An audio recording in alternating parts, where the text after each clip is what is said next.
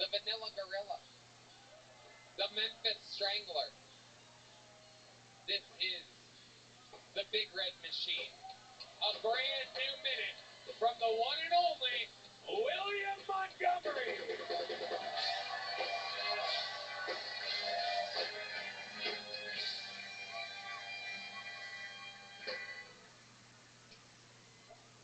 H-O-T-T-O-G-O. Hot to go. Sounds like something Hans Kim's mom would say when she's handing a customer food. My Spotify Wraps is my top song for 2024. It was crop dusting the funeral home during visitations. The guy who shot the United Healthcare CEO in New York City was talking to me at a McDonald's in Pennsylvania. Apparently he was meeting with a Hamburglar to get some tips on poisoning people. I'm planning a bar mitzvah, and at the last minute, the rabbi comes and cancels on me because we're not Jewish and I don't have a son. So, yeah, I'm back on the Hamas train. Okay, that's my time. Thank you, Tony. William Lights Out Montgomery, the vagrant of Vermont. Yeah, How exciting are you going first? it was so exciting because, Tony, I wasn't able to play any Call of Duty this weekend. I was in Buffalo this weekend, so I am about to play some motherfucking Call of Duty, Tony! Whoa, look at this. I currently, and Tony, but here's the problem. I currently only have 20 diamond camouflages for my guns. I need 33, so I need to get 13 more diamond camouflages this week, Tony, before I go to Indianapolis, man! Whoa, this is very exciting. I don't know how many of you know this or have been noticed if you're paying attention to the episodes, but lately, William has been screaming that much because he's been having a sore throat. Your throat isn't sore, right? No, it hurts like a motherfucker, Tony! But I'm just so excited about Call of Duty tonight. I'm not even kidding. I'm about to play for 10 hours. I'm about to pop a little Adderall, drink some espresso. Really? I don't know. I mean, it is kind of late. It will be kind of late, but I might tomorrow. I probably will when I wake up tomorrow. So. Incredible. Great. Would you like to, do you have any questions before we talk about our no, I don't have questions. Yeah, or in case of what is going to happen if there's another, RabbiRothschild people that get Well, I'll tell you what I'm going to force you to do, because I can see by your sunken eyes you don't have enough iron in your blood. You're losing blood. So what I want you to do for me is I want you to save your feces, and I want you to leave it out in the sun. And then I want you to just sprinkle that in your oatmeal in the morning, and you'll thank me. You'll thank me for it. Trust me. And that's so weird you say that because when I was in Buffalo this weekend, I ate a whole bunch of the egg rolls with pizza inside, and I had really bad shit today. My all-brand mud, I'm going to have to do something so it's really bad. I doo-doo twice today, and it's always bad to doo-doo, and then when you get up off the toilet and you get in the shower to clean off, you got to doo-doo again. That's normally I can get all the doo-doo out of me, but today they were still inside of me when I got in the shower. How were your shows in Buffalo? How did they go? Was good. Yeah? Oh my gosh. Yeah, I got Tony, oh my gosh. No, it was wonderful. It was the strangest thing. So I'm talking to this table of people. They're sitting very close to the front. And I'm just this guy and this girl. And I start kind of aggressively, what's that? It's owl. It's fermented owl urine. You know what's tough about it is the owls have what's called a colloquia, which is the vagina and the asshole are one thing.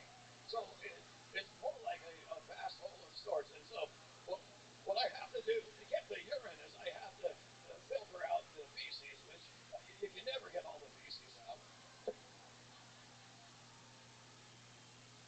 Weirdly enough, that looks very similar to the antifreeze I was feeding to Red Band's fucking mom to keep her ass sick last year when I was living over her house. Wow. Yup, I was giving her fucking dumbass antifreeze at night, dude. Whoa. And she'd get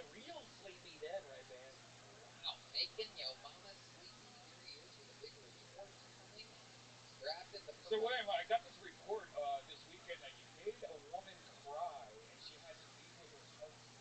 It's true. Is that what you were getting at? at? Strangest thing, and I was telling the guy he needs to divorce the woman. I mean, it was the craziest behavior. I was just kind of aggressively talking towards them, and then I looked back after like 30 seconds, and the woman has her hands in her face. I'm like, "Bitch, are you crying?" And she was fucking crying, and then I kind of went after her stupid fucking act because it just seems like such weird behavior. And then they ended up leaving, and they were trying to steal the drinks as well. They tried to leave without paying for their drinks. It was weird. I don't know. It was very strange. You told the man, "Is this your bitch?" And then she was crying, and then you said, "You need to control your bitch." Yeah, it was fucking out of control, Tony. Yeah. It really did. And then they fucking leave. It was fun though. It really was. And then Sounds like a good time. I mean, we've been getting these reports about these weekends you have, but this is 2 weekends in a row. I know, where somebody's crying or there's a big disaster with somebody in the crowd. I know. Like my mom, you seem very mean to women. Are you gay or something lately? Are you a gay boy? Wow, look at Red Band roasting. I wouldn't tell you. Whoa. Whoa. Secret gay man in the closet. That's an interview. I might get a Netflix special. Real fast, William. Alright. Well, anything else we should know about a crazy weekend in your life?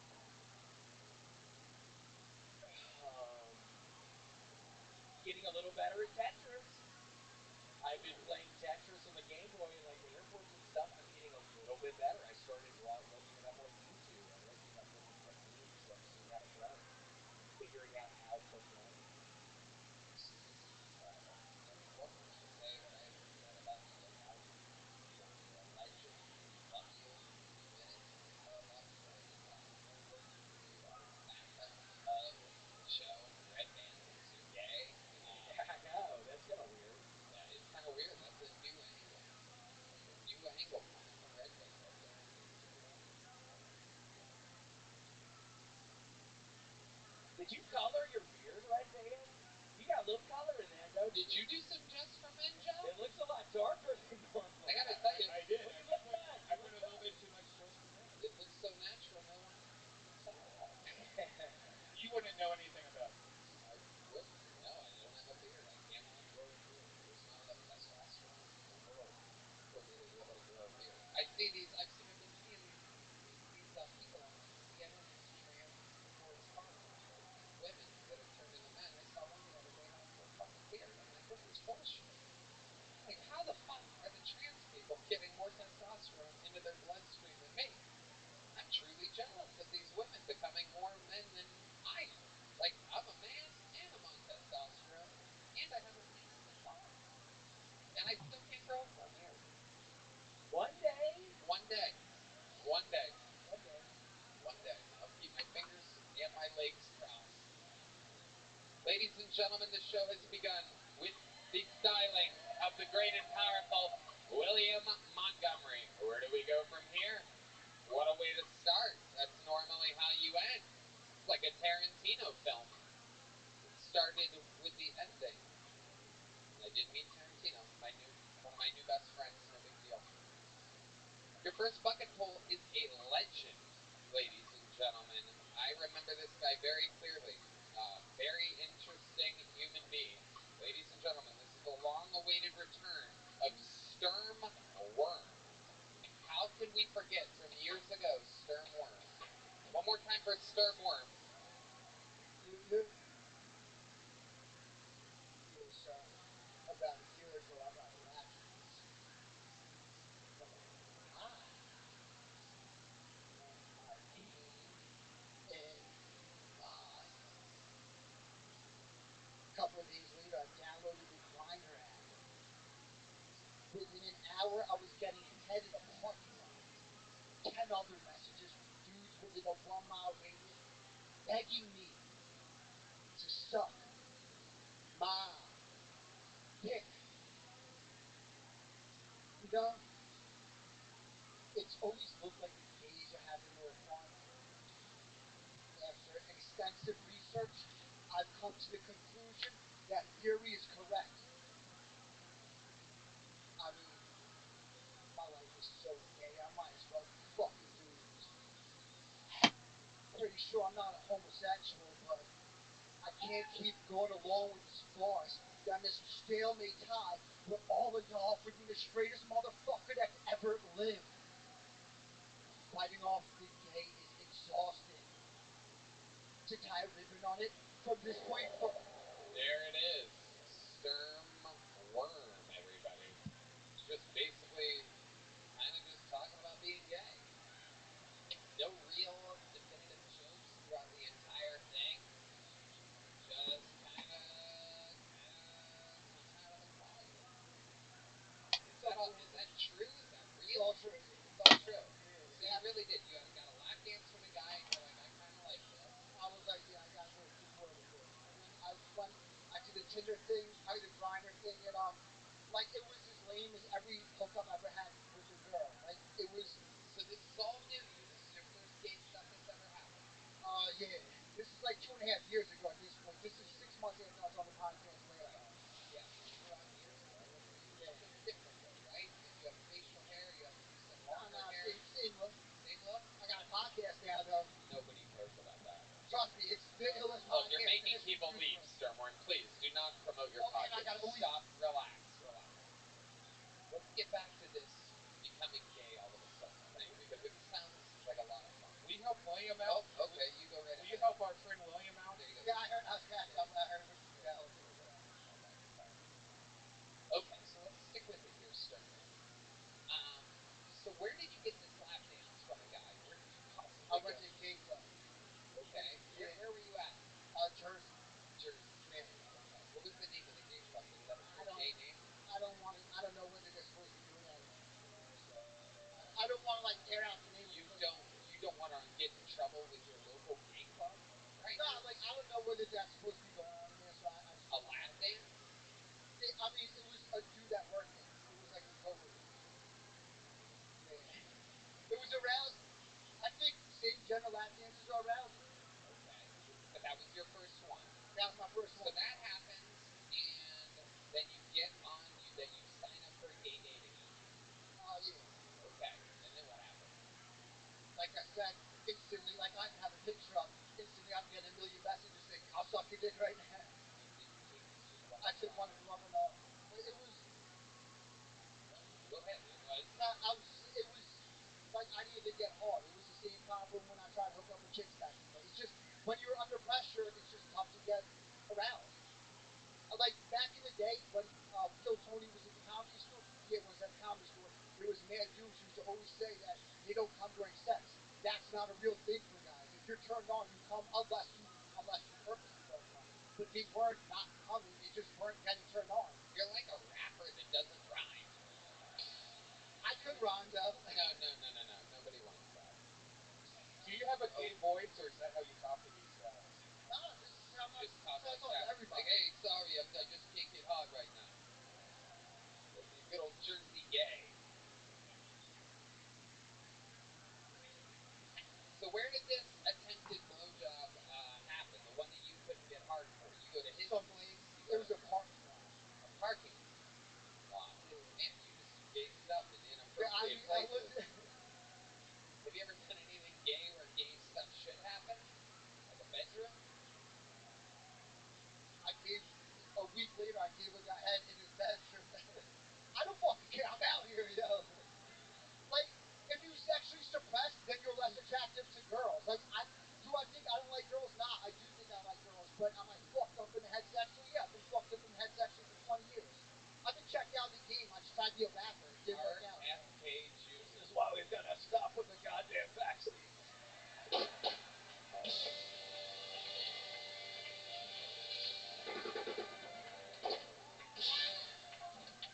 Yeah.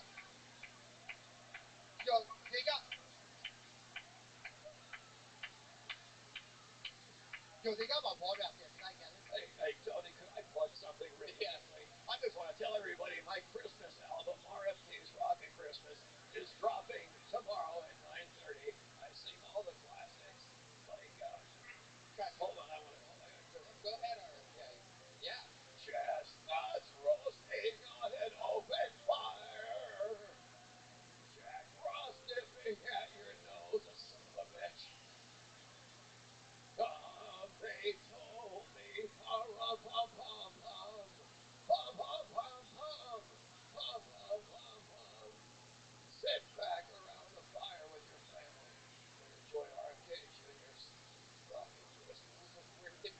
people find this? Where can people find RFK Jr.'s Rockin' Page? Silent night. Holy night. Man. Probably, I don't know, Walmart or something. So, Stormworm, you were going to say something. Two things. I got a water back there. Can I get it? Heidi was wondering too. You need water right now? Yeah, my mouth can't. Okay, yes. Okay. And then the other thing, thanks. And then the other thing is, I have an OnlyFans, free OnlyFans. I started like 2 years ago. What are you doing on this OnlyFans? Who wants to sign up for an OnlyFans where the dude can't even get hard? No, like I show videos now. I could actually get hard when I'm not feeling pressure, and I show videos when it's all shriveled up. I jerk off it. Okay, Stormworm, this is out of control. Have you written any comedy in the years that we haven't seen you? I've been working so hard on my podcast that I have been doing comedy, but I have a zillion comedies. Like I have 15 3-minute. You have a zillion of them, and you came out tonight just talking about whatever the fuck that was.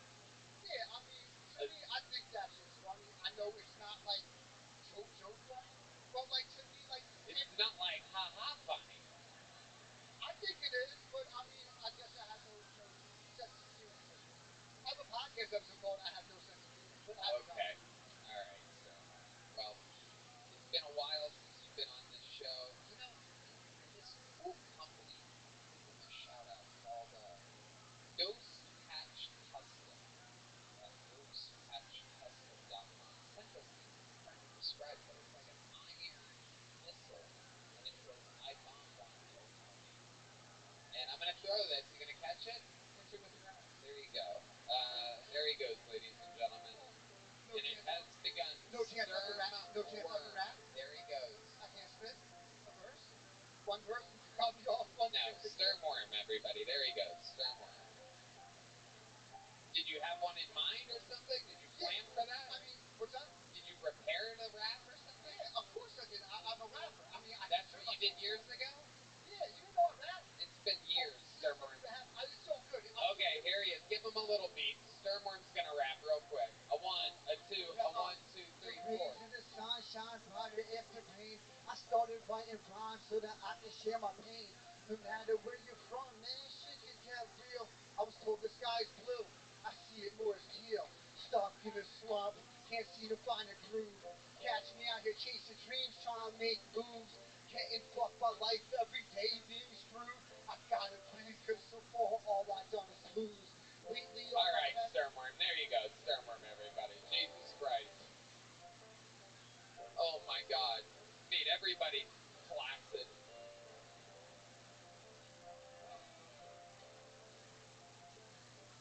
We got another bucket full. You guys ready for another comedian?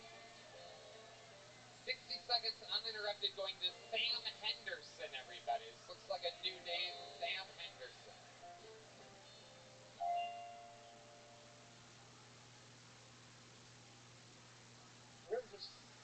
Really miss being a kid just because you were young, you didn't have to have it all figured out.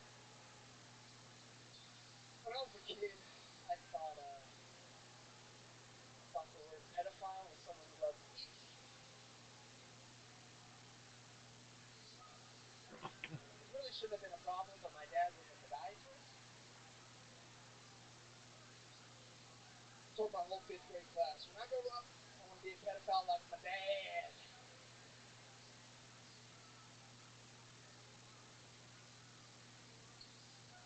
God bless them. I saw a pretty interesting stat online the other day. I don't know if you guys know this. Apparently, conservative men consume the most trans porn.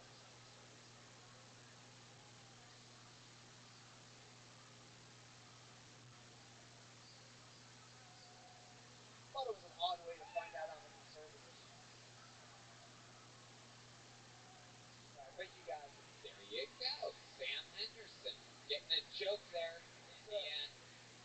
Hello, Sam. How long have you been on stand-up? Pretty new, man, like a year and a half. Lexington, Kentucky.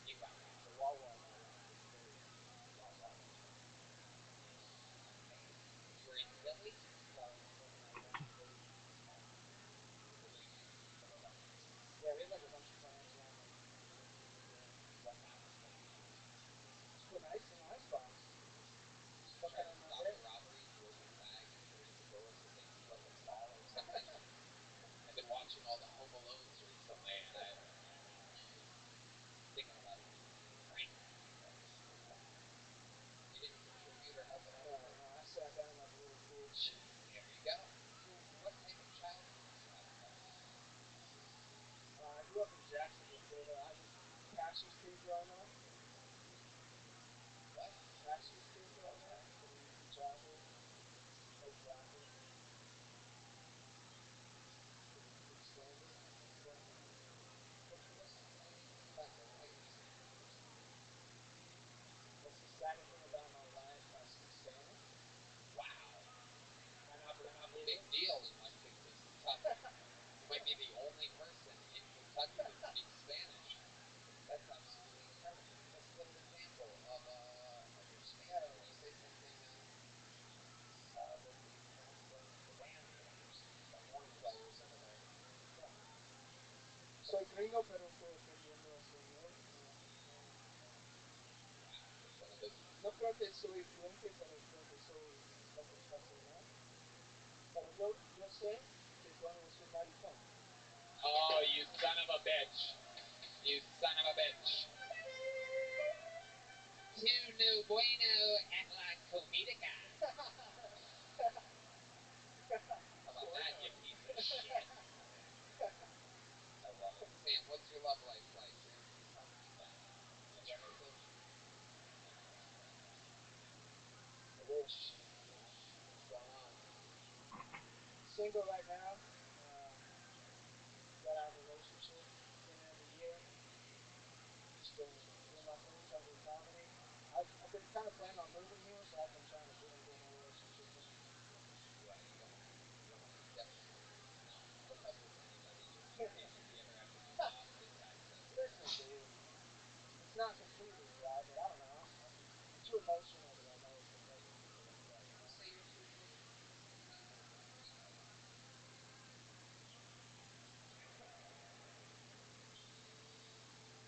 It's just like after I finish immediately, I just feel disgusted. You know, I'm like, or maybe that like the girls aren't hot enough, or maybe that. But it's really, I don't know. Like, don't touch me. I want to leave right now. Like, Do you have any tricks to get away or have them get away from you? Is there anything said or done right after sex to no, dude, I'm not into that. I just need to despair. just feel disgusted? Yeah. Usually it's better like it's at their house. You just can't just get up and leave. I feel you, brother. Fun. When I know Cheryl wants to make love, I have a panic attack. I worry I can't finish. You guys know this. After about 6 months, it's really hard to finish. You gotta find things in your life that take to the bedroom and fantasize. Take, for example, me right now. I've been having some fantasies about this woman in the front row, and I feel horrible about it. But I can take that with me. Hopefully finish later. So try that, my friend. There's a little health advice from the great I love you. RFK Jr. giving you some really good advice there. Sam, I'm going to give you one of these little short clips. Congratulations. You made it on Kill Tony. There he goes. Sam Henderson, everybody. This is fun. You having fun, RFK? Yeah.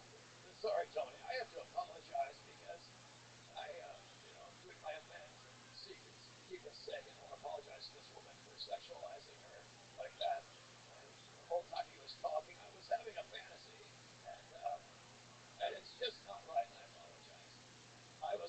She was laying on the bed in my mind, not clothed at all, and I was above her, and I just Louis C.K.'d all over her, and I just want to say I'm sorry. Beautiful. Beautiful. The new Director of Health. Is that the title? Director of Health? Unfortunately, the fantasy didn't stop there, Tony. I then brought her into a tub to clean off my mess, and I was massaging her breasts, of course, and I began to get aroused again. I thought, God damn it, RFK, this is someone's daughter.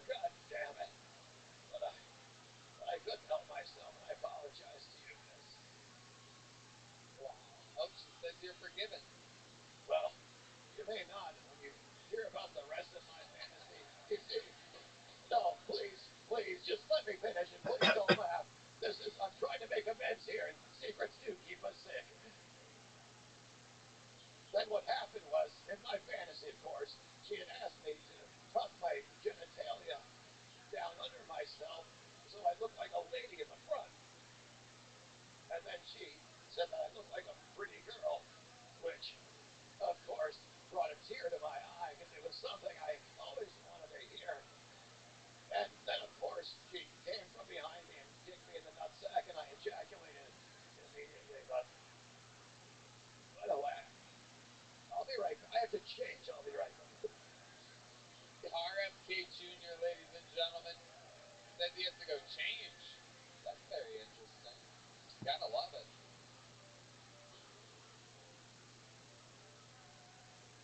Wonder if there's a microphone back there and he's going to keep telling us about the fantasy. All right. Pulled another name out of the bucket. We're going to keep the fun train moving along. This looks like another new name. Make some noise for Joe Barnholt, everybody. Joe Barnholt.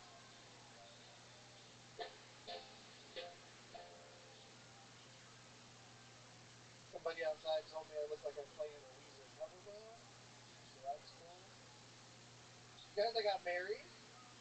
Oh, thank you so much. I appreciate that. Then I got divorced. Hey, there's always a little bigger cheer for that one. Statistically, that makes a lot of sense. So, don't cry for me though. I got the house in Tahoe in the divorce, and by that I mean I live in a shrubbery. My ex and I are actually still good friends. Turns out she's a lesbian. Not saying that like a vindictive man, like she's actually a lesbian. And people ask me, Joe, was there any indications? Anything that would point to she's a lesbian? Aside from the fact that I'm a giant pussy and she ate me alive?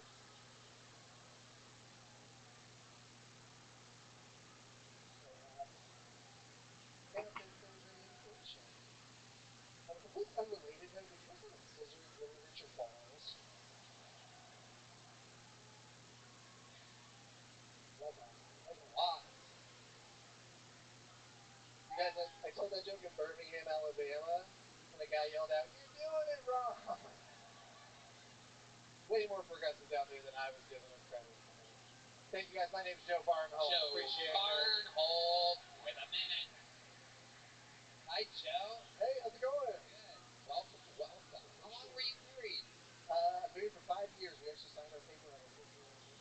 You were surprised when you found out she was a lesbian? She started turning into a witch towards the end of our marriage. What? Self-identified incense and food water was and calling herself a witch. Yes. Wow. Yeah. Absolutely incredible. So, Well, to say I was shocked would be a little bit of an overstatement. you didn't think there was something lesbian-esque about her when she married a Rachel Maddow impressionist? You should see me when I'm clean shaven. Very lesbian. So how did she break the news to you that she was interested in women? She actually came clean to me because she was worried that if later in seeing her new partner coming through, and she wanted it to come from her rather than coming from a boyfriend first. So she reached out to me and was like, "Hey, I need to confess I'm dating someone," and I went, "Oh, it's a woman." She went really decent that one. Did you try to work it out, or did you try to have that? Did you pitch that idea? No, we were kind of at the friend zone at that point in time. Our marriage had, just developed into friendship. Right. So no kids. No kids. No. Kids free. And she slowly became a witch. Yes. Did that bother you at all? Witch sound effect. Great example. Right. The rarely used witch sound effect. Yeah. Red Man has been lingering his finger over that button for 13 and a half years, just waiting for an opportunity. That's not the sound they make when you finger a witch. So that's a goblin laugh. I know a goblin laugh when I hear it. Okay. So, what do you do for work? I do comedy and music full time. What kind of music do you do? Comedy. And I'm in a band that does full band hip hop. In a band that does what? Full band hip hop. Full band hip hop. Yeah. What do you do in hip hop? I play guitar. I do rhythm and a little bit of vocals. A little bit of vocals? Yeah. Comedy, hip hop. No, so my comedy songs are all over the place. I do songs about Jesus. I wrote a song about fucking Santa. Okay, so can we hear some of your fucking Santa song? Do it and tell the band what to do? Sure, yeah.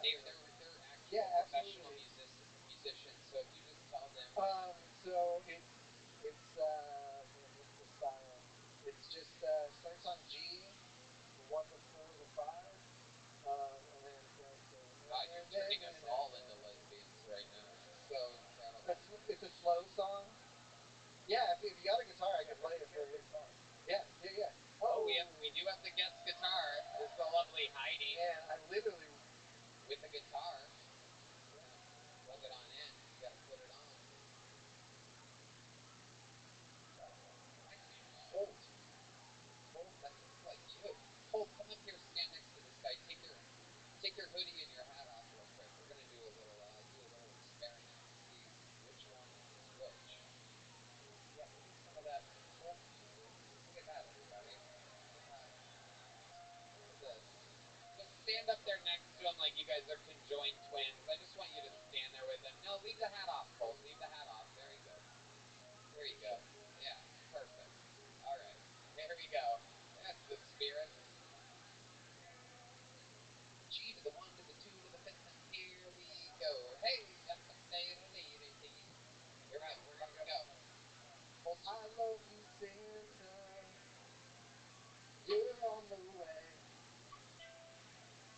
It's almost Christmas, and you're dressed in a sleigh. Put me on the nice list, you're a good little boy. But we could be naughty if you bring me toys. Oh, Santa, come fill me with joy.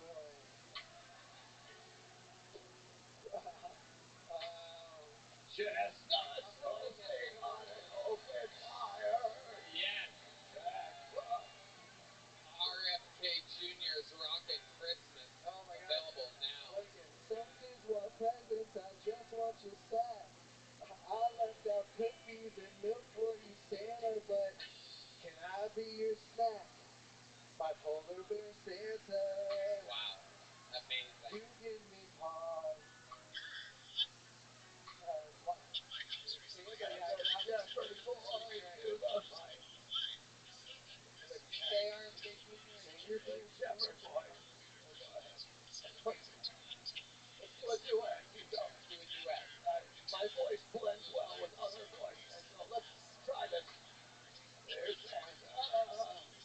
You're a polar bear. You're nothing here. Right. I'll follow the changes. I'll try to. This is your big break. Do it. Show us what you got. You can do it, Rachel. Shave your beard, Santa. Shave your beard, you son of a Your bitch. name's Mrs. Claus. Hungry old whore. Slide down my chimney, it's my fantasy. Oh no, step Santa, I'm stuck in the tree. Santa, come bring it to me, yeah. Get RFK's Rockin' Christmas tomorrow afternoon. Joe Barnhole with a little music. With a lovely Colt backing him up. Twin brother. Thank you, Colt. And amazing harmonies by the great RFK Jr. Amazing stuff. You are a demented alpha. I forgot. I thought it was Mountain Dew, and you really gotta prepare before you put owl urine in your mouth.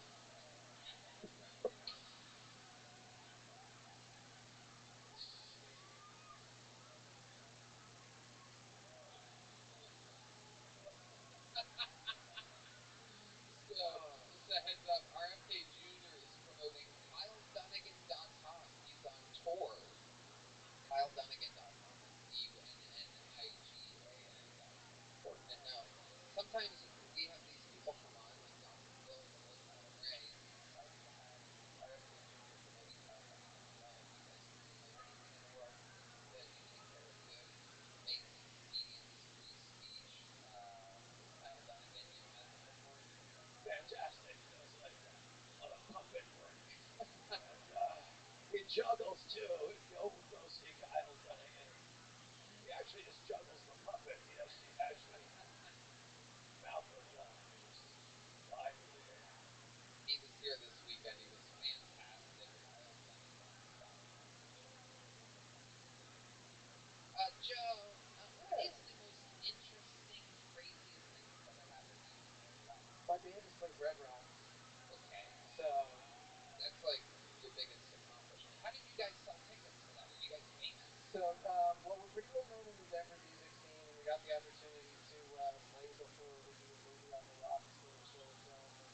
And What was the movie? Top Gun Maverick. Open for Tom Cruise, Wow. which is sweet. A lot of people open for Tom Cruise. Yeah. All right, Joe. Well, sorry. Take a piece. Right? Good, right? Here's a big joke bug. Take one of these. There he goes, Joe Barnholt. Thank you. Let's get one more bucket full up here. Then we'll get a regular. All right, ladies and gentlemen, this looks like another new name. Exciting stuff. 60 seconds uninterrupted for Simon Kirkovich. Simon Kirkovich. How you feeling, guys? Are you feeling, guys? No, Tony is. Anyway, I am 11 months sober from marijuana. Yeah, look at that. Nobody's happy for me anymore. People are like, boo. That's only because you hear the good stuff, you know? They never talk about the negatives. Like, you notice that it makes you stop dreaming? Have you noticed this? Of course not. You're toasted right now. Big dreamer right here. Guys, I'm from Colorado. What if, like my whole state isn't dreaming? What if Martin Luther King Jr. was from Colorado? He would have never had that dream, dude. We would be peeing in different bathrooms. In marches, it would have never happened. Would he ever hit the doobie and say, guys, let's go on a hunger strike? All right, everyone, shut up. Thank you. And no, seriously, don't. Yay, Simon Kirkovich, ladies and gentlemen. Hi, Simon. Welcome. Hi, How long you been doing stand-up? I've been dabbling for 2 years, but I'd say I've been doing it for like 10. Okay, and that's in Colorado? Yeah, Telluride. Okay, what do you do for a living? I was a bartender, and I'm trying to be a farmer. Um, yeah, I wish. What? No, you can do that where I'm from, but you can't really do that here. Unless you're doing that weird Delta 8 stuff, right? So you don't need to shoot up. Okay. Buy it, smoke it. No, but I was like organic stuff. Like I worked on a mushroom farm, apple farm, that kind of stuff. Sounds very healthy. Are you a healthy guy? I try to be healthy. It's kind of tough when you move to a new city and you're not connected to farm stuff. Most seasons need to be healthy. Yeah, So live what organic. else do you like to do that's healthy? Cookies. I love donuts. Like eating donuts down the road. Kind of freshens me up a little. Yeah, how's it been freshening you up? Um, well, so I live in a van, and I gotta find a. But Nobody laughed. um,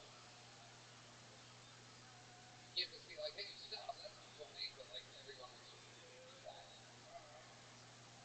Just dreaming. I wish they would laugh. Nobody will. But no, like I gotta find a place to piss in the morning, so I'm walking around and I always eat donuts, and like I'm trying to eat healthy, like you said, but I feel guilty just going in and asking to use the bathroom, so I gotta get. You need 3 or 4 donuts daily. Yeah. RFK Jr. only eats like 3 or 4 daily donuts. Well, depends what kind you're talking. What sort of a donut are you talking about? That's a good question. Are there certain donuts? Oh yeah, there's definitely they make actually a delicious spicy donut by man. Those are actually quite healthy. By the way, here I have some kangaroo meat. If you want to take a bite off that. You actually have kangaroo meat? Kangaroo meat. It's really high in vitamin Q. If anybody's interested in trying. Something about RFK Jr. I don't even laugh. I go directly to cracking the fuck up. Pretty special. Can't be my hero, RFK Jr. You ever think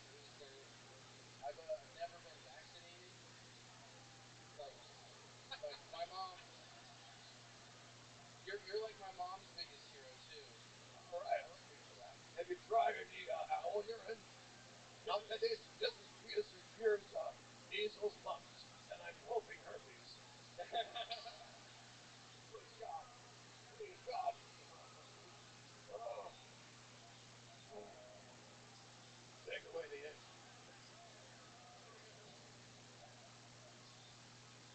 Holy shit. So Simon, what do you do for fun? What side of Telluride do you work on? Well, in Telluride, it's skiing, snowboarding, whitewater rafts. Is that what you do? Yeah, I do all this stuff. But here I've been two-stepping. Oh, really? Yeah. You just never see glass. Right. I mean, when are you? They come for one festival in Telluride. It's called Booze and Brews, and they're all on stage.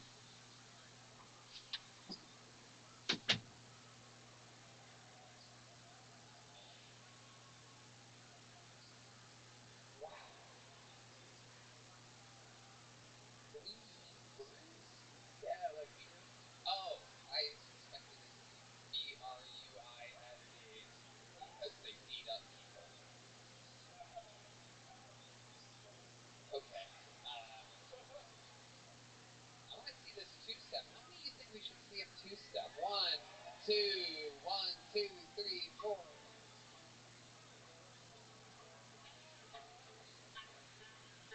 That's a giant woman you're dancing with. Whoa.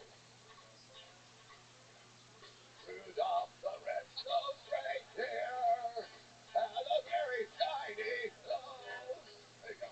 And if you ever saw it, you would even say it glows. All of the other reindeer used to laugh and call him names. God damn it! They never let that son of a bitch play any goddamn games. A lot of bullies and assholes out there. You see a reindeer, I'm gonna kick him in the goddamn head. I am having I am having so much fun right now. Oh my god. Yeah, it's real hard two-stepping alone. Yeah. Yeah. All right. Obviously, it's also hard doing comedy alone when you're you. Simon. What's your love life like up in Telluride? Telluride, girlfriends. Here, I had a girlfriend, and she. So wait, you moved here? Yeah. Okay. How long ago? Like a month ago. Okay. How you got a girlfriend here already? Yeah, I jump into these things real quick. Yeah. How'd that go? Not great. She two-stepped right out of my life, and yeah, actually, I was gonna call her today and kind of say, hey, because Did she tell you why she left you? no. No. Can you tell why? Yeah, Why? it's basically how I am. I'm like awkward, like too attached still. Can you give an example of how you got too attached with this woman, and how soon after you guys started hanging out, did you get over it? Oh, instantly. But I Instantly? was What trying to happened? play it off. Yeah, so you Well, play it.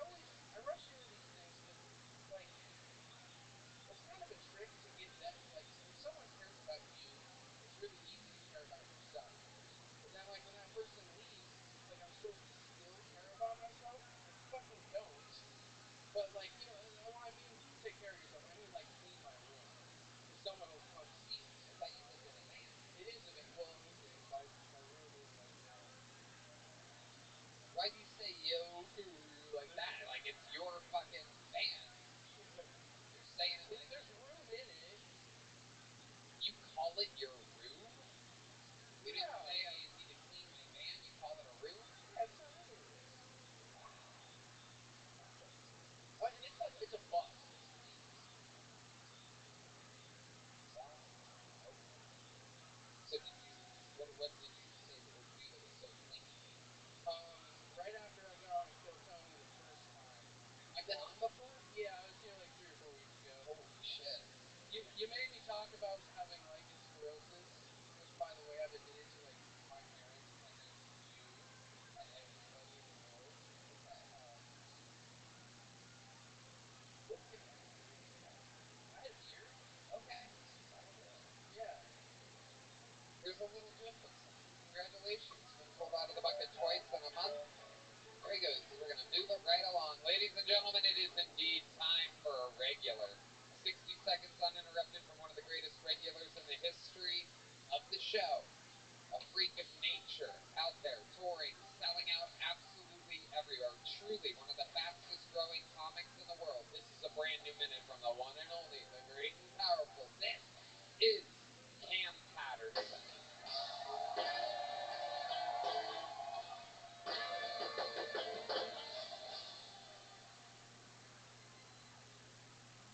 So I'm still trying to do like the acting thing or whatnot, and I had like an audition for a role a couple of weeks ago, and it was for a drug dealer, so right on time, right? So I thought I had it in the bag, and then I got there, and there was a lady with a camera and a gay dude, right? And we was reading our lines and shit, and we was reading the lines to our girlfriend. That's crazy, right? So I'm saying my lines and whatnot. I'm like, hey bitch, here go the drugs, and then his line is, oh my god, I love you so much. Because every time he said that, I laugh because that's funny, right? Like, what the fuck? And he'll be like, you gotta be more serious. I'm like, no problem, just stand here. I laugh again. And I'm gonna tell you something. I should get that role, man, because that was fucking great acting, dog. He had no idea I was homophobic. You know what I'm saying? And if you think I'm dead ass, I'm not homophobic. I have no problem with gay people. I have gays in my family. I don't talk to them, but they in my family. I tell you that much. Hammer time. There you go. There it is, exactly a minute. RFK Jr. Tony, I haven't looked to my right yet. Is it a black guy? Oh my god. Oh, that would be so racist. My god. Who you thought it was? I don't know. I just want to look at the shit. You the dude with the health shit? You be doing health and shit? The health shit. Hell yeah. Good. That is his official title. The health shit. The health shit. Hell yeah. Yeah. That's hard, man. By the way,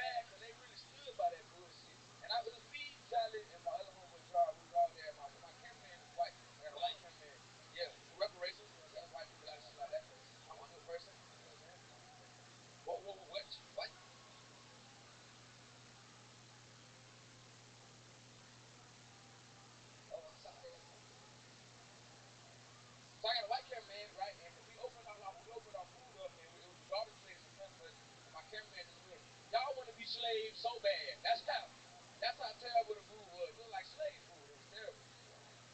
It was god awful. It made me upset. I wanted to kill those people. People was cool though. The food was god awful, dog. Freezing cold, I bet. It was cold as shit. Yeah. It was cool. I like the cold now, man. I'm a real tropical person. You know what I'm saying?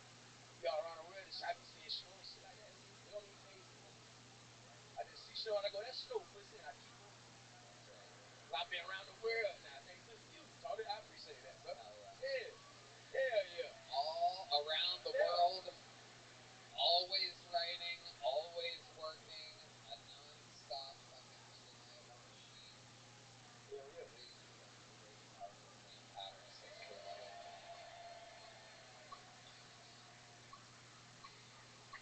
Another new minute. Amazing sometimes how the people that do it every week, you know. It's been a real sausage fest. Come on. Yeah, we're gonna see what happens next. This is a one-word name. Anything could happen. Could be a boy, could be a girl. Ladies and gentlemen, make some noise for Law. L-A-W. It's Law, everybody. So when I was in high school, girls would play this game called Fuck, Marry, Kill. And it's like where you make a list on who you rather fuck, marry, or kill. And one time this girl made a list of me, Shrek, and the donkey from Shrek. Yeah, guess who got killed? The girl who made the list.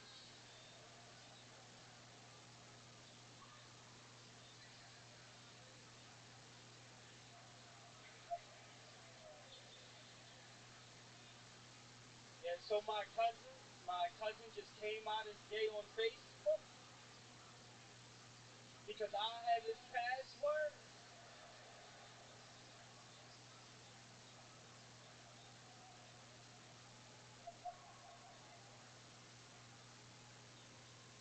Remember one time my girlfriend and I were having sex, and she kept saying, "Is it in yet?" And as a man, that's not something you want to hear when you're fisting your girlfriend.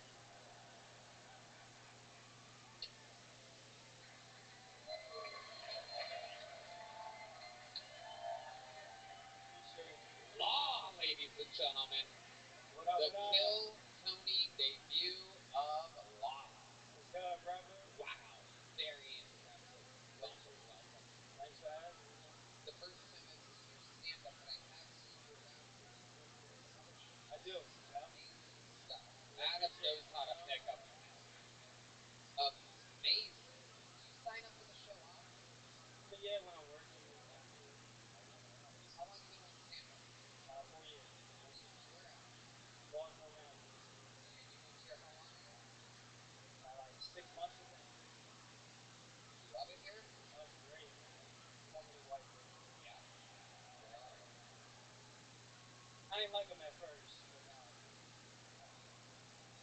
Why didn't you like them at first? What do you prefer? What's the pluses and minuses of the white bitches? Racism.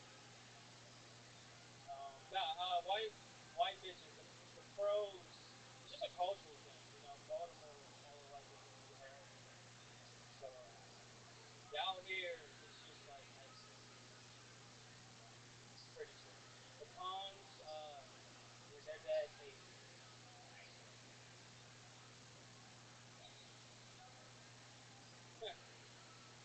Feel like I'm a lovable guy.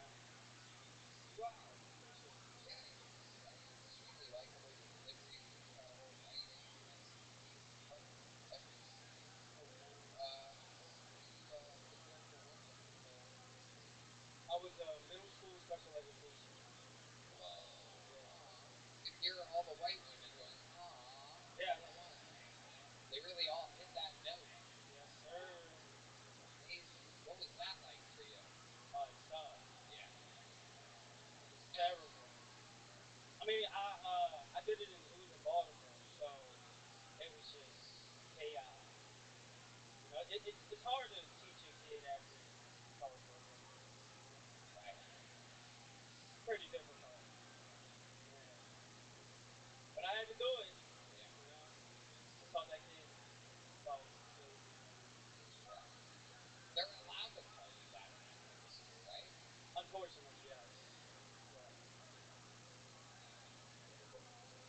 but you yeah.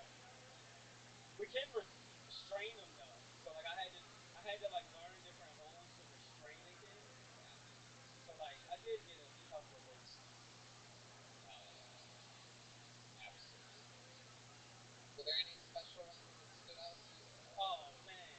Oh yeah. I mean I'm not gonna say his name, but Okay. his name was Wayne, and there was this chunky ass white kid, and I mean obviously he was racist, but he like loved me. So all of the racists would come towards me. So he would get into these things called like crises, where like he would just flip the tables and hit all the kids, throw the daddies, just say the N word, and he'd be like, "See, you're making me racist." I don't think this guy had any mental problems whatsoever. Yeah, it was tough, you know. By the end of the day, I mean he loved like cops, like police officers. Yeah, they all do. Yeah, Yeah, it's just the lights on the car. Yeah. yeah. So we would just bring in a police officer at the end of the day, and he would just be chilling with Wayne. That was the deal.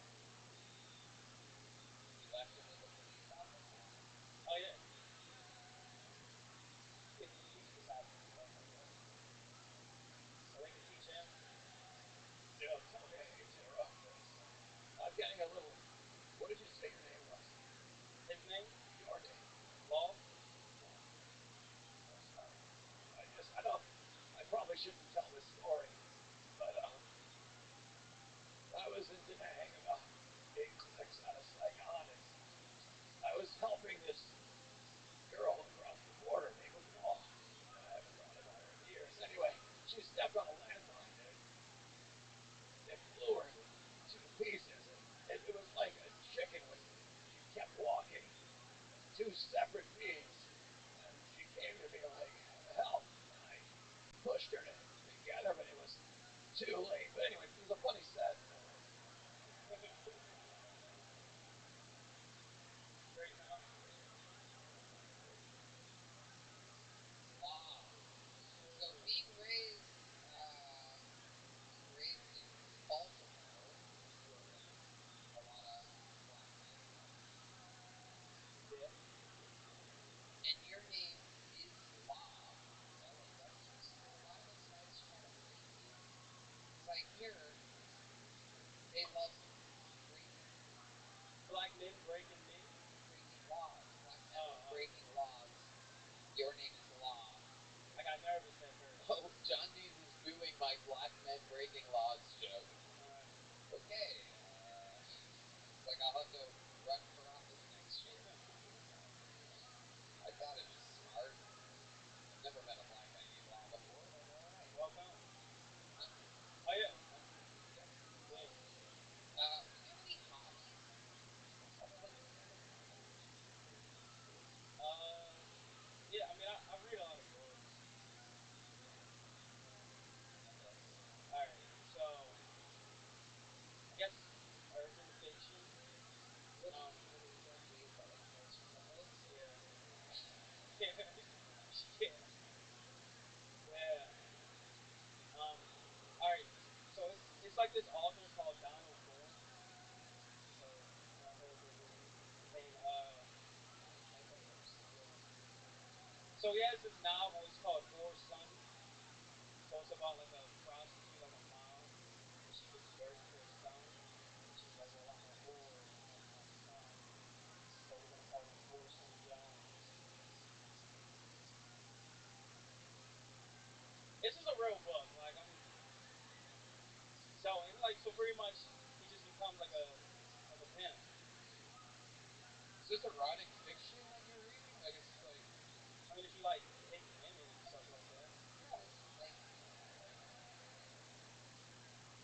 and it's about black people. Yeah, he's like a pimp. Is there a special like black library that you go to or something? Somewhere where you just take the books and don't check them out, you just leave with them or something?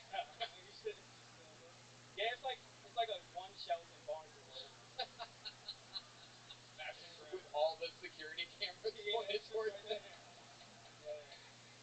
Lies and positive. You're so funny. I just know it. Adam is like the best guy for doing you, and you have no clue anything about anything. What's the longest time you've ever had a dog? 25 years. What's the biggest dog you've ever had? Biggest dog? About how many pounds? Probably like 500. Okay. Would you like views in something completely live from the HEB Center in Arena? Sold out already. It'll be the new biggest audience you've performed in front of by absolutely thousands of people. Appreciate And I would love to have you on the Secret Show Thursday if we can. I'm in there. And of course, you're getting a big joke book. That's it, the total package. He's performing in an arena. Appreciate it. Law, ladies and gentlemen. Be on the lookout for this guy. That's funny. That guy's funny. All right, we're moving back to the bucket. Everybody, you guys still having fun out there? Oh, shit. One of Kid Rock's ex-girlfriends is going to the bathroom. There she goes. All right. Another one-word name, back to back. Make some noise for Taija, or Taija. Taija.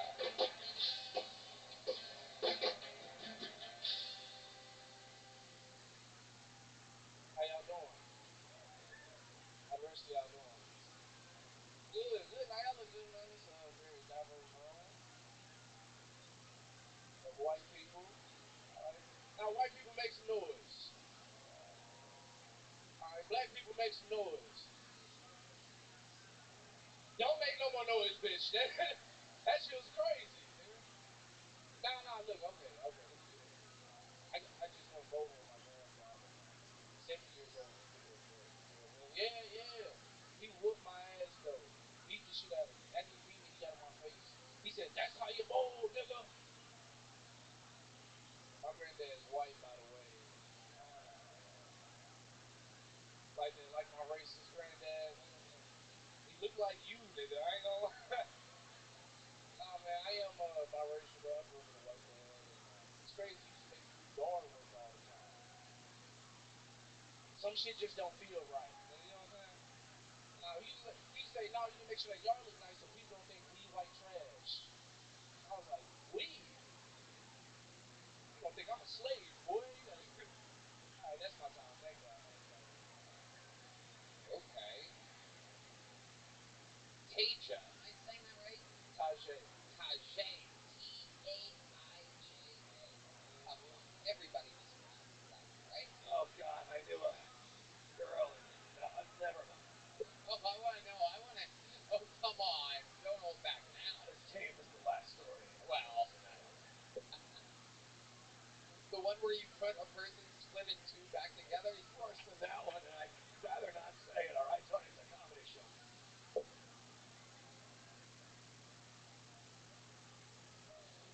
Tajay. Well, so you're half white. What's the other half exactly? Black as hell. Just straight up black. Yeah, straight black.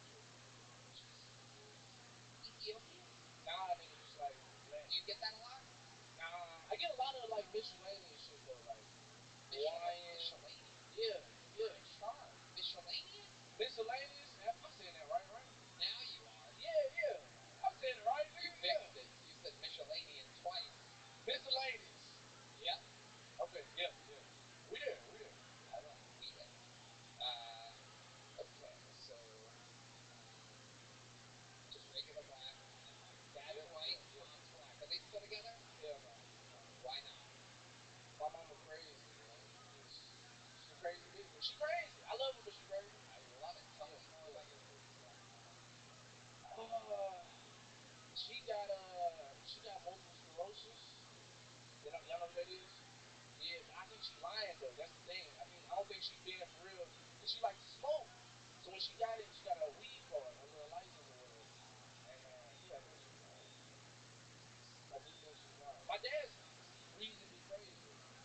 Hey, tell us about your crazy stuff. He got 3 baby mamas. Whoa.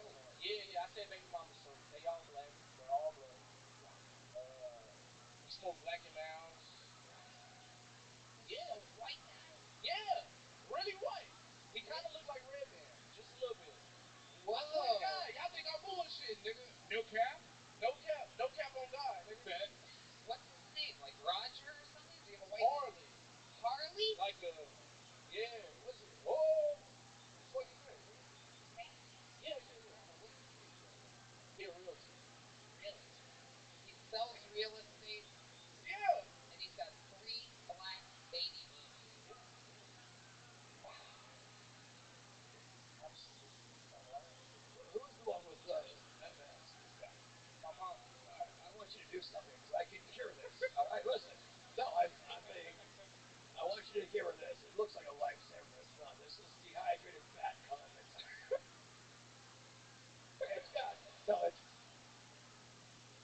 all you need to do is just have it. She'll be as good as gold in the morning. Real nigga. Yep. So, what do you do for a living? I'm an electrician, but I ain't working right now. You know how to run a church? Yeah, I do. I know how to do that shit. Yeah. You know, Where'd you learn that at? school, Trade school. trade school. Yeah, yeah. What do you do for fun? Or some hobbies other than stand-up comedy? No, yeah. I've been eating a lot of pussy with my shoes on. Okay, that makes sense. You look Yeah, like Brittany yeah. Griner, so Yeah. that makes sense. Eating pussy with your shoes on is the reason why you leave your shoes on. Nigga, because if it tastes bad, I can walk right out of that motherfucker. I ain't bullshitting. Right. And if it smells bad, it's definitely not your feet. Yeah. I guess, yeah. Indeed, sometimes the taste of pussy is so terrible that I cannot even take the time to put my shoes on. I must have them on already. I'm just like you, Tajay. Tajay, yeah. Tajay.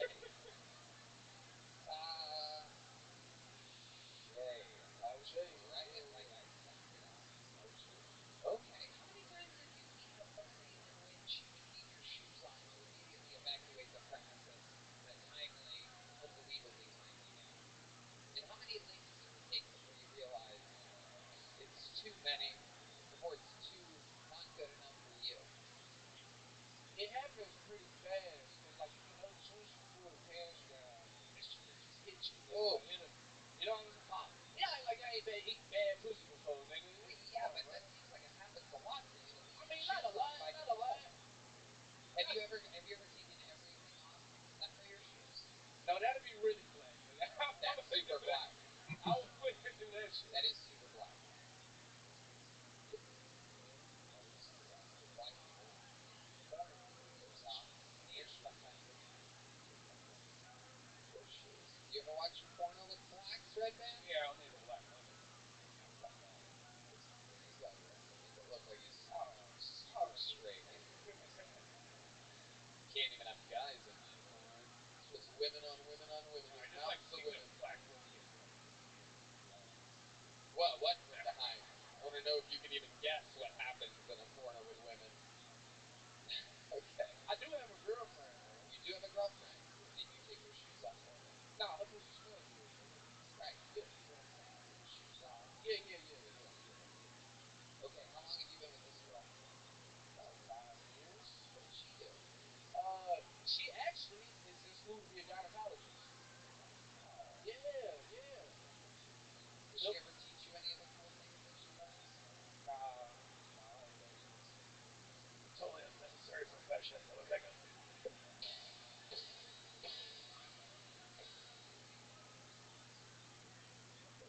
You just need to eat wheatgrass, ladies. Just have wheatgrass every 3 days. You're fine.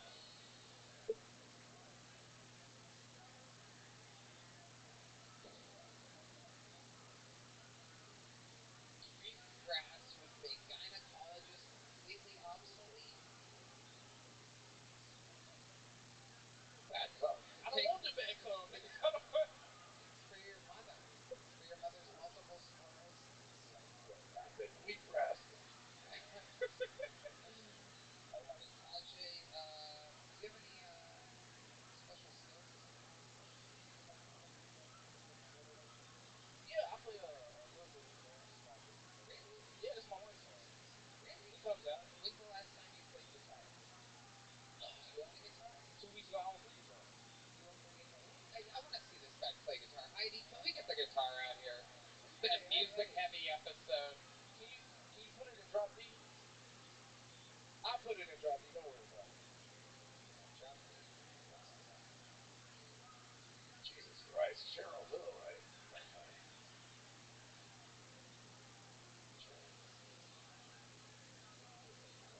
I'm a hairpin. How does that not get a bigger... Do you guys have any black friends out there? Can I get a pin? A hairpin? That's what I'm using. Like, why would he need a hairpin? Why would they possibly ever want a hairpin? Jingle bells, jingle all the way. Jingle right into rock, the whole summer play. Hey, jingle bells.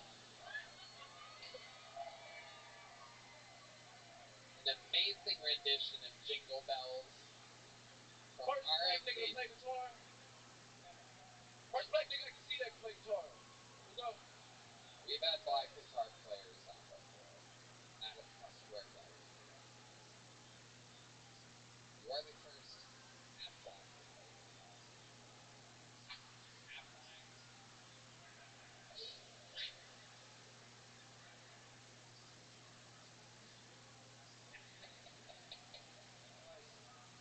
I'm gonna tell you, my girlfriend is Puerto Rican now. Oh, okay. Yeah. All right. Yeah, Did she vote this way? No, but she heard about the incident. Yeah, what did she have to say? She wasn't even mad, nigga. She wasn't mad at all. She didn't accuse. Told you the N-word like 5 times. Yeah, I think we're probably You want me to good. do something about it? Alright. Just give me the word, Tony. I'll take care of it. She wasn't mad. She's got a good sense of humor. Yeah, she said she loves gay guys. You know, She loves them. there you go. You know who? Hey, watch it, pal. All the Puerto Ricans have a great sense of humor until it comes to us. And they call us French. What's the word? I don't know what it is, but it's not the best. She has a good sense of humor, though. Yeah, she's a good girl. She got me down to college. Yeah. Getting dirty pussy all day. You gotta be able to keep your spirits high. She keeps her shoes on. Here and there. All right, gotcha. Very fun stuff. We got through it. It took me 30 seconds from start to finish to go catch the whole diapers thing. But keep signing up. We want you to do it again. Let's see.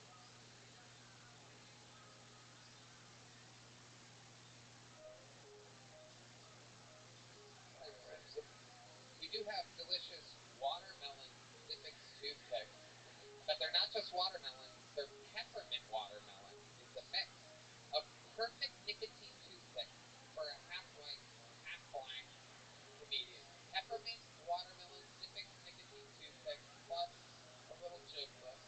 There he goes, ladies and gentlemen, the Kill Tony debut of Tajay. Peppermint watermelon, you can't even make it up. Brought to you by Zippix. Zip more, smoke less. All right, another name out of the bucket. Make some noise for Rick Schnoyer. Rick Schnoyer, everybody. Rick Schnoyer. Oh my God! Wait a second. Hold on, Rick. Hold on a second. There's chaos amongst us, ladies and gentlemen. Kill Tony legend. Let the bodies hit the floor. One of the biggest legends in the history of the show. We haven't seen him since Skankfest. This is Ari Shaffir, everybody. Oh my God. Oh, he has the rivets. More evil than ever. Holy shit. Holy shit. Holy shit. Shut the fuck up! I was in the back for a while, and I just see ethnic comic after ethnic comic, or whoever the fuck you are, probably another one. Put no goddamn Jew on this show, Tony. It's been 16 months since that fateful day on October 7th, and they still haven't brought the hostages home. You guys aren't doing a goddamn thing about it. You're looking at RFK Jr. right now. Robbie, what's your plan? Good to see you. Yeah, good to see you too. What do you think about fentanyl, buddy? I'm really worried about it. Nah, it's not a big deal.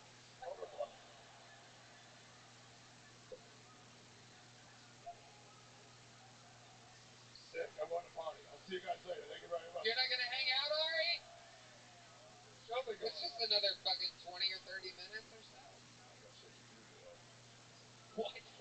Today it's 10 p.m., Ari. I mean, you're wearing the perfect shirt.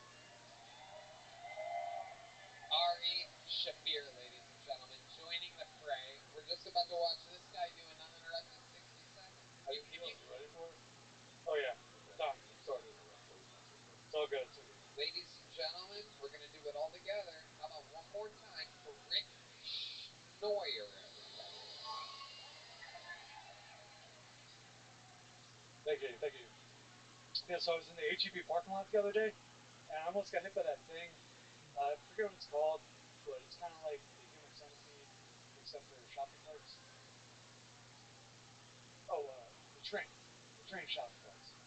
Yeah, I'm just minding my own business, and almost had a train ran over me. Pain in my ass, you know.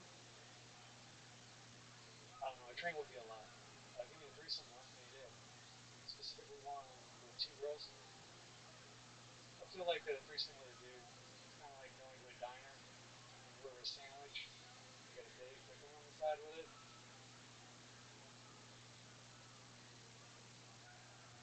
It's like I didn't ask for the pickle.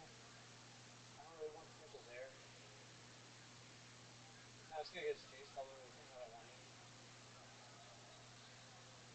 All right, thanks everybody. Rick Schnoyer. Hello, Rick. Welcome. How are you? Why did you lead with HEB? Yeah, you know where we are, right?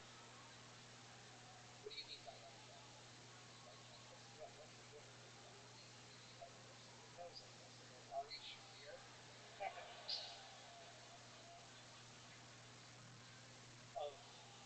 I'm actually German and Greek. Oh, wow. That was the opposite of what I would have thought. Okay. What made you do that? How long you been on stand-up? Back off and on 4 years. When you say off and on, mostly off, I'm guessing? Yeah, Right, most Yeah, likely. yeah. right away that pen went? Why off so much? Everything's fun. I don't know. And I don't know what others tell me to do when I do this. I don't like to be on stage, so I've been doing it for years, so I don't know. What do you mean by that others tell me to do? Well, I would go to like open mics maybe once a month. Okay. So, So that's like practicing guitar once a month. sure, sure. Okay. Do you love it? Like, Uh, it's pretty fun. if you are very passionate? What, Black Parade or something? Uh, National Stereo? yeah, yeah. I'm looking forward to it probably once every 4 weeks. I'm kind of confused. I'm trying to understand. Why would you only do it once a month if you're passionate about it? Oh, it was just always like a dream of mine. I would love to have like my own venue or something like that. Oh, I thought you were going to get an hour special just out of Well, nowhere. How do you? no, that was like my opportunity. That was my story. Oh, okay. What do you do for work? I actually that's why I work because I want to lose my weight. Okay. You didn't want to do comedy. You didn't want to do an interview. Fucking No, I'll incredible. talk to you about anything else. What That's not field what of I'm. work do you pursue? Um, uh, I don't know. Are you good at it? Um, I have specific. What do you mean? Are you a child's wrestler? Wow. Okay. Tell us anything interesting about your entire life before I get you on to a record-setting length interview. Yeah, sure.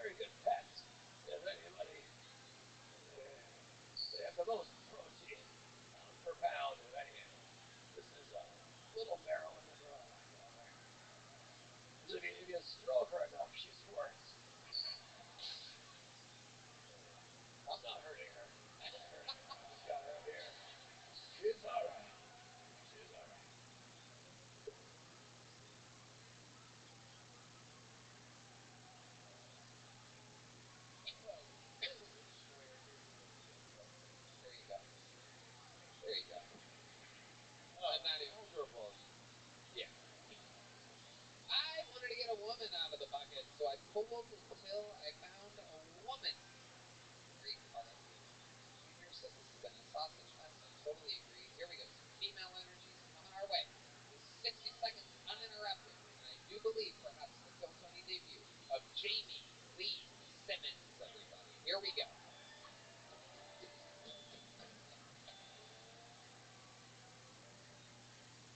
What's up? Hi, Jamie. I feel like I look like Ariel if she collected vibrators instead of farts. Thanks, guys. Despite how I look, I do love my dad. No, I love my dad so much we share one bedroom apartment together. I hear some of your reactions. I see your faces. You're like, how did she do that? Tell my dad that. No, that's crazy. Perverts, all of you. No, it's easy. I stay in the master bedroom. My dad stays on the mantle. Yeah, I'll let that sink in. Oh, you guys thought I had red hair and a dad? Come on. No, I have an OnlyFans. R.I.P. He's proud. I would sell my voice just to hear my dad say I love you one last time. All right, thanks, guys, and Jamie. Jamie Lee Simmons. Welcome, welcome, Jamie. Thanks for having me. How long you been with stand-up? 2.5 years. Where at? I started in Boston, then went to Miami, and now I'm here. Very nice. Podcast, right? Yes, I have a podcast, Two Girls, One Blonde. Full time. Real time. 2 girls, 1 blonde. What we do. Yeah. Cool. Good observation.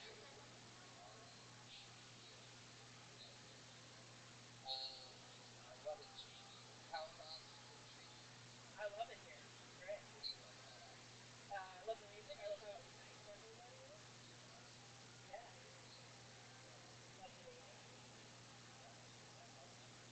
It's going great. Yeah, men are actually responding back. It's a good thing. Must how so? Because of the fact that you're a woman.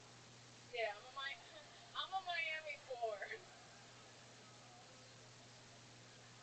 He's not wrong. He's not wrong. I'm the one they don't let in the club. That is so Ari. It's okay. He'll hit on me after the show. It's fine. That is true. He definitely will. Or he'll look up my OnlyFans. I don't know. What's your OnlyFans name? Don't. Oh, You'll have to find it. It's a topless comic. do comedy topless? That's how I started. Yeah, I would do like topless open mics on the airport when I was fat. And somehow I made a lot of money doing it. So here we are, living the dream. It's amazing. My dad is proud. It's so cool to think guys would tell you their OnlyFans is to watch you stand up topless. Did anybody not do it? You know, I didn't ask. I love it. Jamie, what do you do?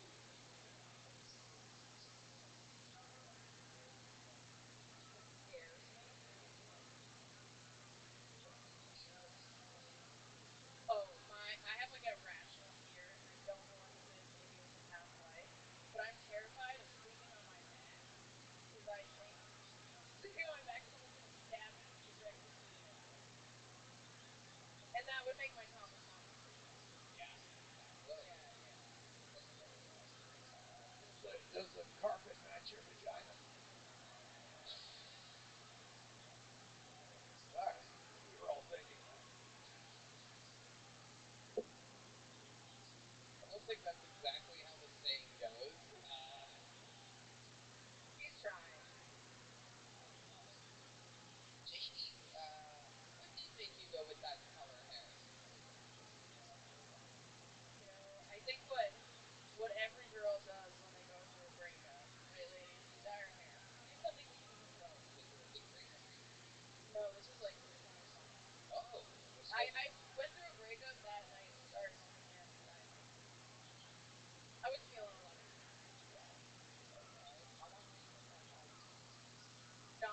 I didn't say it was mentally well, guys, okay?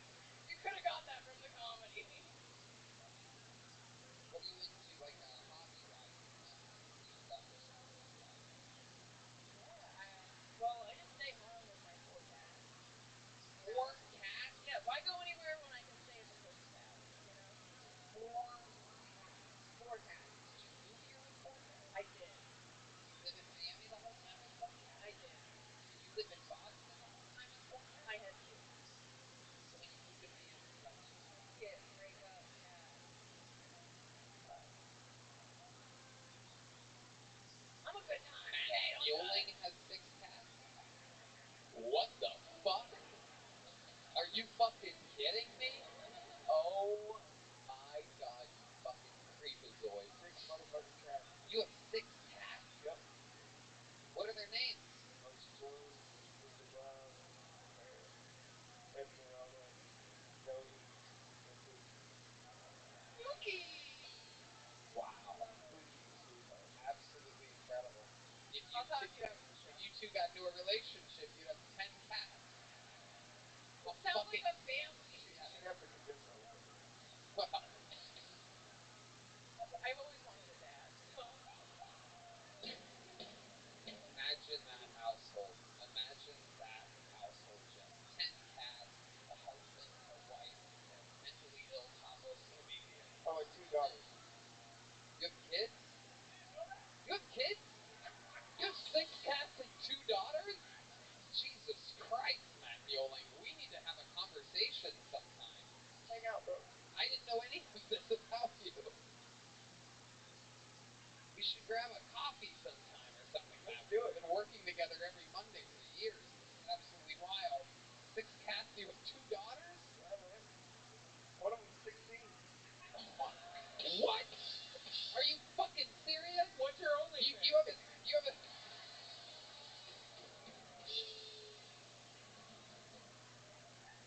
Where's your sound effect? Hey, man. Where's your victory sound there, man?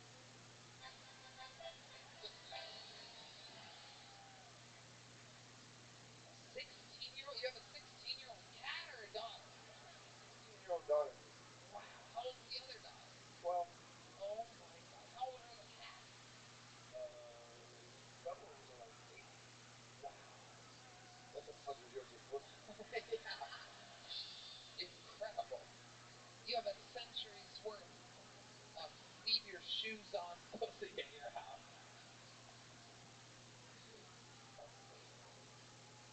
Jamie, please. You've been sexually active all day. Not really. No, still looking. I need those papers. What's the most fun position you've taken? That knee one. Oh. You know? Yeah. Makes me feel good. How do you tell her to breathe? Swan a day. Yeah, I go, you want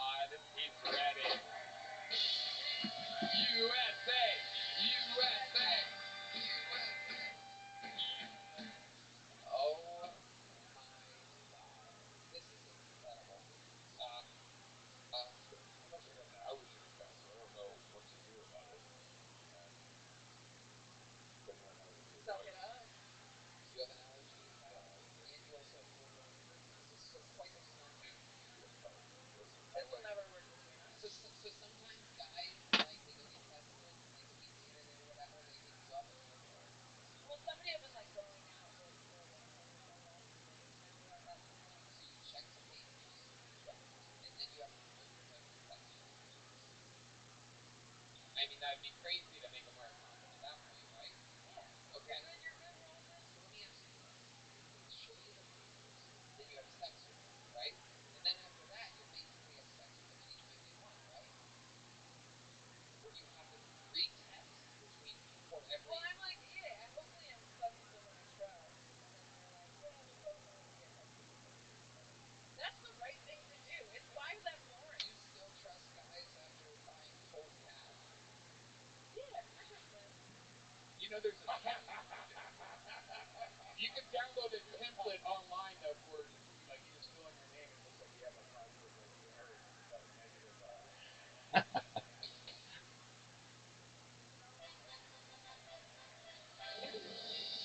Red band. That's what he does. I know who's making my next clean STD test.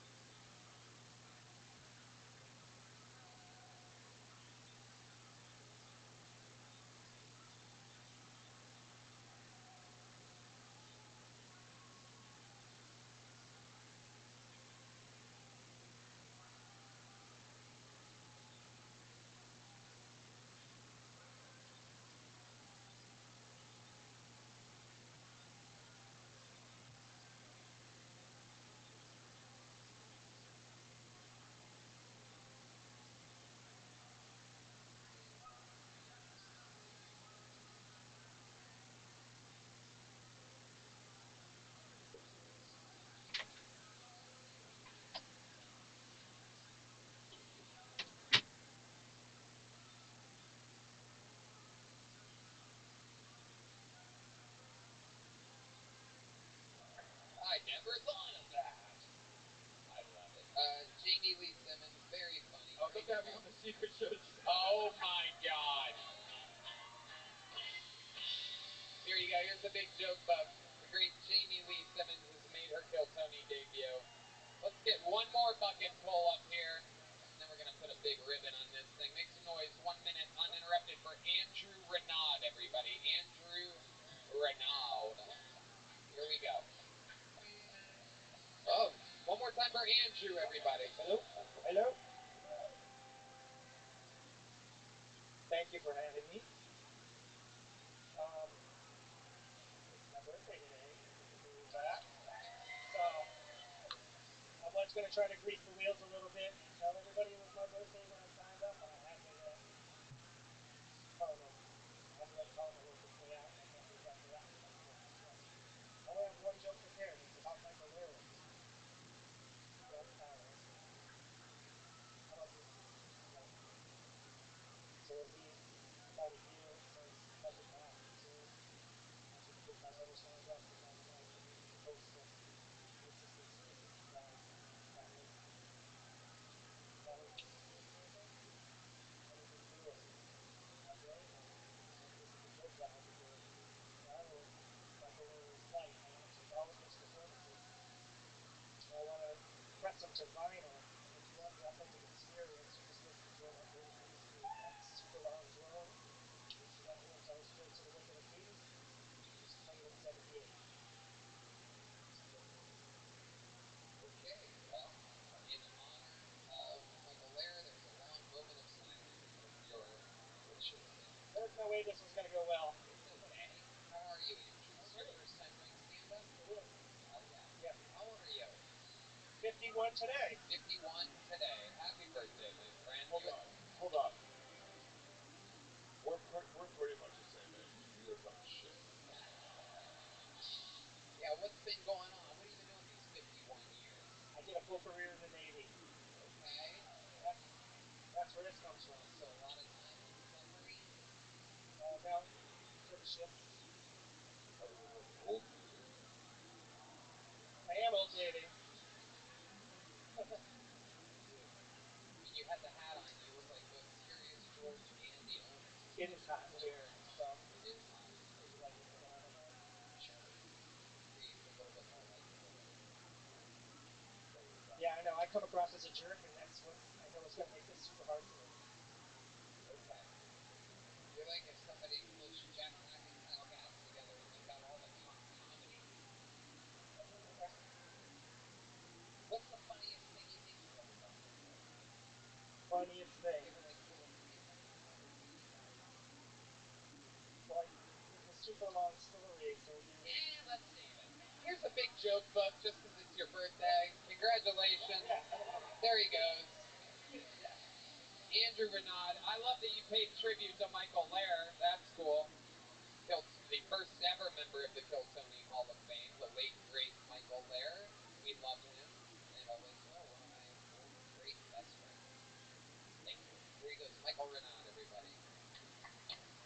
And now, with that said, it's time to get back to comedy, ladies and gentlemen. And with a show that started with William Montgomery, I think there's only one way to end an episode like this. Ladies and gentlemen, I'm glad that there is one of the members of the new presidential administration on this panel, because this young man, RFK, this young man is a guy who I'm really hoping we could speed up the citizenship process for. We need this guy to become an American. But right now, he is simply an Estonian assassin. Ladies and gentlemen, this is a new minute from the great Ari Matti.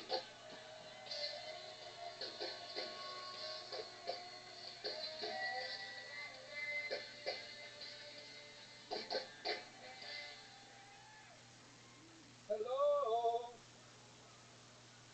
I have a confession to make. I eat ass. I'm tired of hiding it, ladies. Don't hide your asshole. My tongue is going up that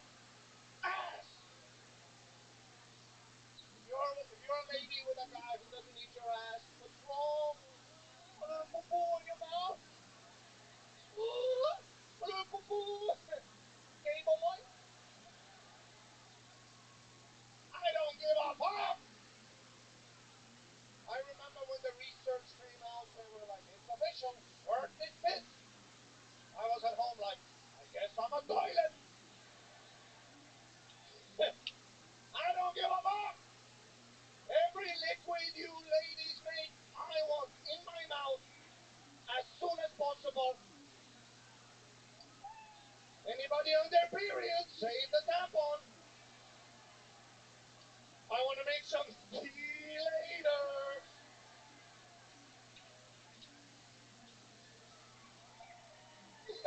Thank you.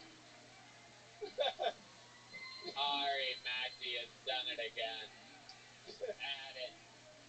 Add it to the compilation, ladies and gentlemen. Absolutely incredible. You have done it again. Every liquid a lady makes. How about tears? Tears in your mouth. What is it? Tony, when I die, it's in my will. When I die, mummify me in used panties.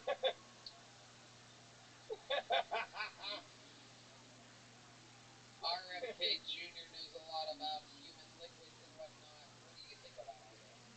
You, sir, are never getting into this country. And you do it. Doesn't eating ass have some kind of vitamin or nutrient or something? I mean, you do bring up a pretty good point there, Tony, but the way he's eating ass, I can tell by how he's doing it all wrong. I noticed you've been squeezing your cricket while saying all this. Marilyn Monroe? You named it Marilyn Monroe? To that. Over your ears, jackass. This is no Marilyn Monroe. And when you stroke her, she squirts. That's why I called her Marilyn Monroe. My father had a story like that.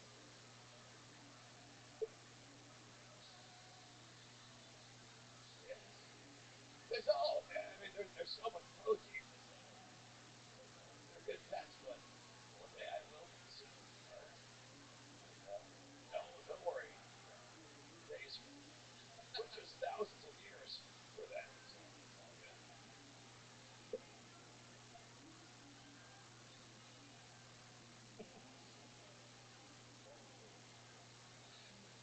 Oh, Ari, how's life been? What have you been up to? Easy. Chilling. Oh, I did a great show. I was so nervous before, but it worked out. Yeah, you really do. I did the next night in San Diego. You were in Phoenix, Arizona. Yeah, nobody had a funk though in my set. Yeah, it was perhaps the dumbest thing I've ever witnessed in my entire life. I was in San Diego complimenting how great burritos are in San Diego. I don't know what Phoenix does necessarily at Coachella lately.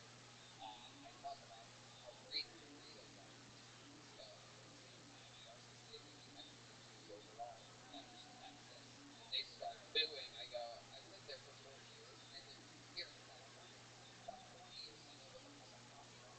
They used to be booing business as soon as our car went out of business, and now we've never seen anything like it. Your parents, like when you were raised here, they all laugh, but that's true. And then one guy in the front goes, there's this little guy who's like, no, excuse me, and we wanted to, me and Adam wanted to hear what he had, Dr. Phil wanted to hear what he had to say, so he was actually like San Francisco, so 1975 was like the most amazing thing ever humanly possible. And a crowd was just erupting. There was something about this guy saying San Francisco's like a burrito, me saying that Mexico's like Mexican food. All the Latinos were having so much fun. There was one angry, fat white woman, as always, right on cue. Just a simple case of psychology. This is a woman that eats, right? Consumes, and then just blather dumb shit out of her face because, it's got to be an opposite reaction. Well, And so she started a fist fight with women coming out they were like, shut up, bitch, stop yelling. Yelling just killed her. she went for a joke instead of real. Yeah, it was absolutely nuts. Fat women have got a power. Oh, this country. Yeah. Yeah. So it's so obvious you haven't picked women in a while. It's unbelievable. It's unbelievable. As the only person that caused any ruckus during my political thing was a fat white woman. I mean, it is just right on cue. Who says I didn't white women pick my women? I didn't murder her. Yeah. Classic.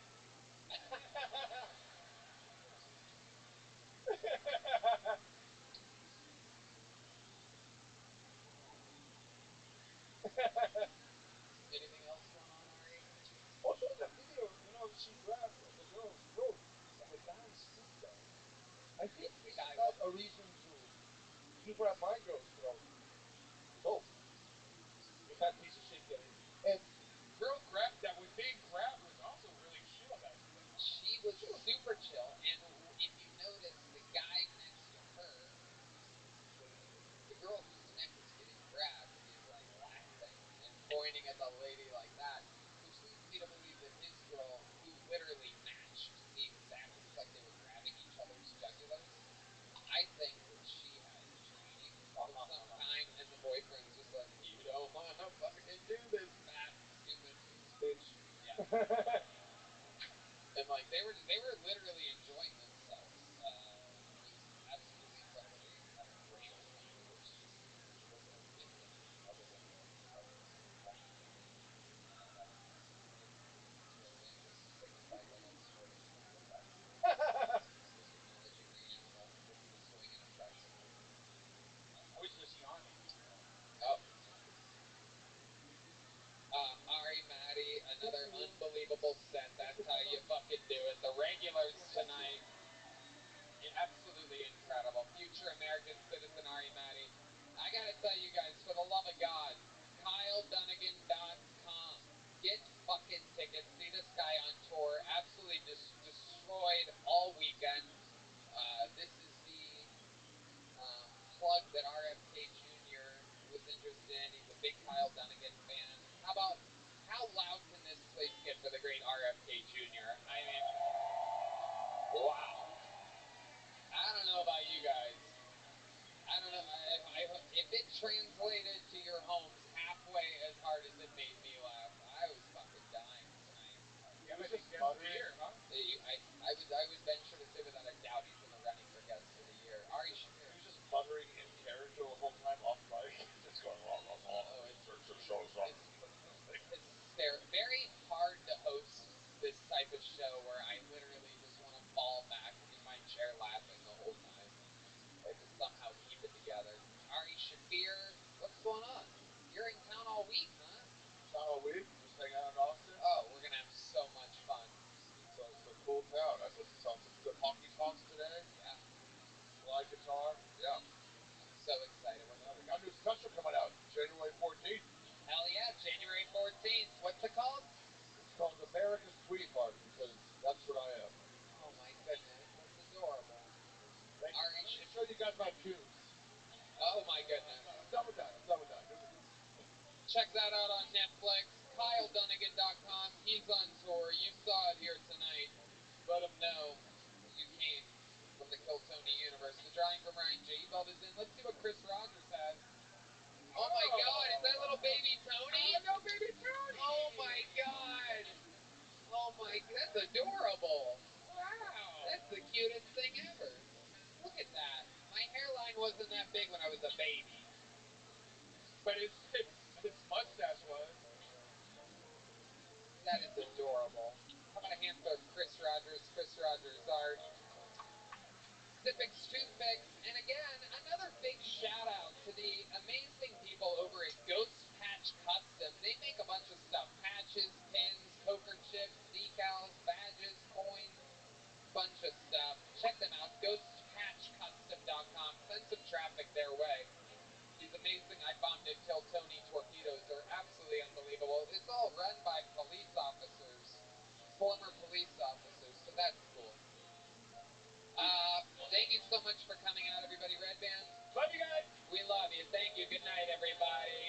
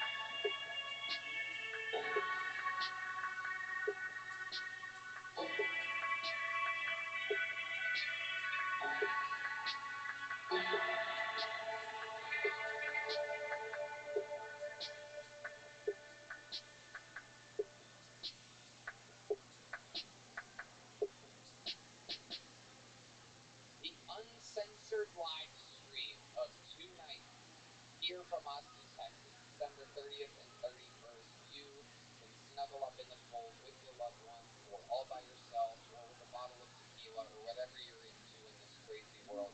Snuggle up, stay warm. December 30th and 31st is completely uncensored Kill Tony's Live from the HEB Center in Austin, Texas. This is a new super annual amazing event. It is our biggest two-night event of the year, and we're super excited about it. It is on sale now. KillTonyLive.com. Get it for your loved ones. Get it for yourself. Love it or hate it.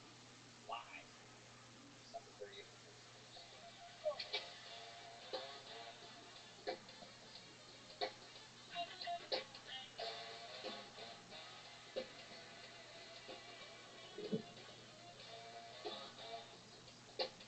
We are done.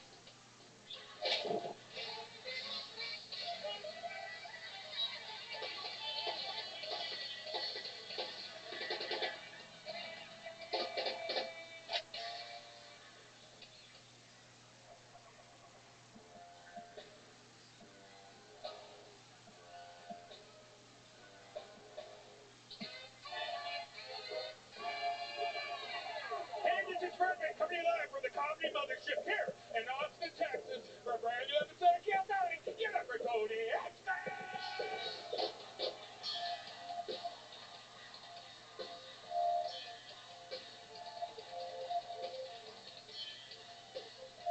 Who's ready for the best fucking night of their life, huh?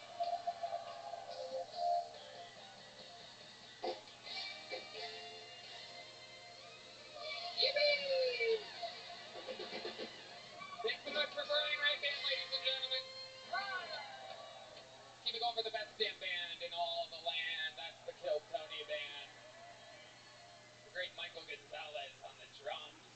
Fernando Castillo, Raul Vallejo, and Carlos Sosa on the horns. Matt Euling on the electric guitar. John Dees on the keys. And the great and powerful D Madness on the bass guitar, everybody. Having fun in here tonight. Feels electric. Before we get started, here's a little bit more from the amazing sponsors that make it all possible. The Sunset Strip Comedy Club in Austin, Texas is now open. Check out Red Band's secret show every Thursday. Go to sunsetstripatx.com for tickets.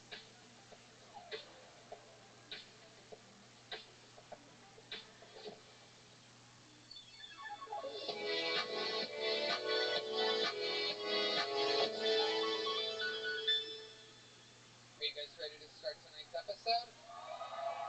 Well, here we go. This is going to be fun. Ladies and gentlemen, we have one guest tonight and one guest only, and I couldn't be more excited about it. One of my favorite human beings on planet Earth, one of the funniest people I know. Ladies and gentlemen, make some noise for the great, the powerful. This is RFK Jr.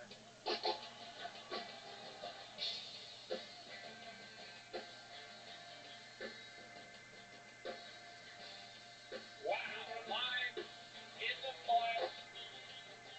Good to see you again. The great. Great to see you too. I'm so glad you're here, RFK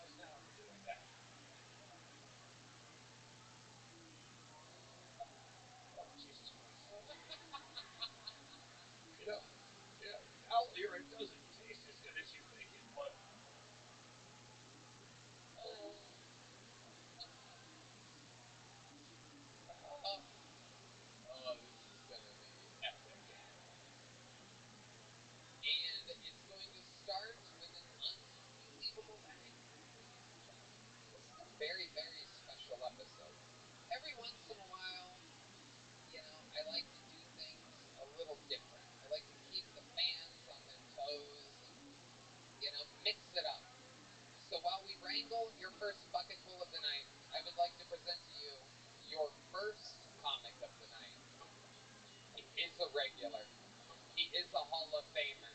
He is the record holder for all-time appearances on this show, all-time interviews on this show. Some people call him the Tyrant of Temecula, the Vermont Vascular Vagrant, the Vanilla Gorilla, the Memphis Strangler. This is the Big Red Machine. A brand new minute from the one and only William Montgomery.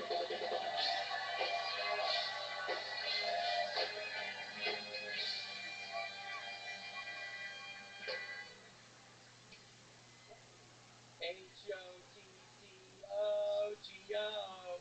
Hot to go. Sound.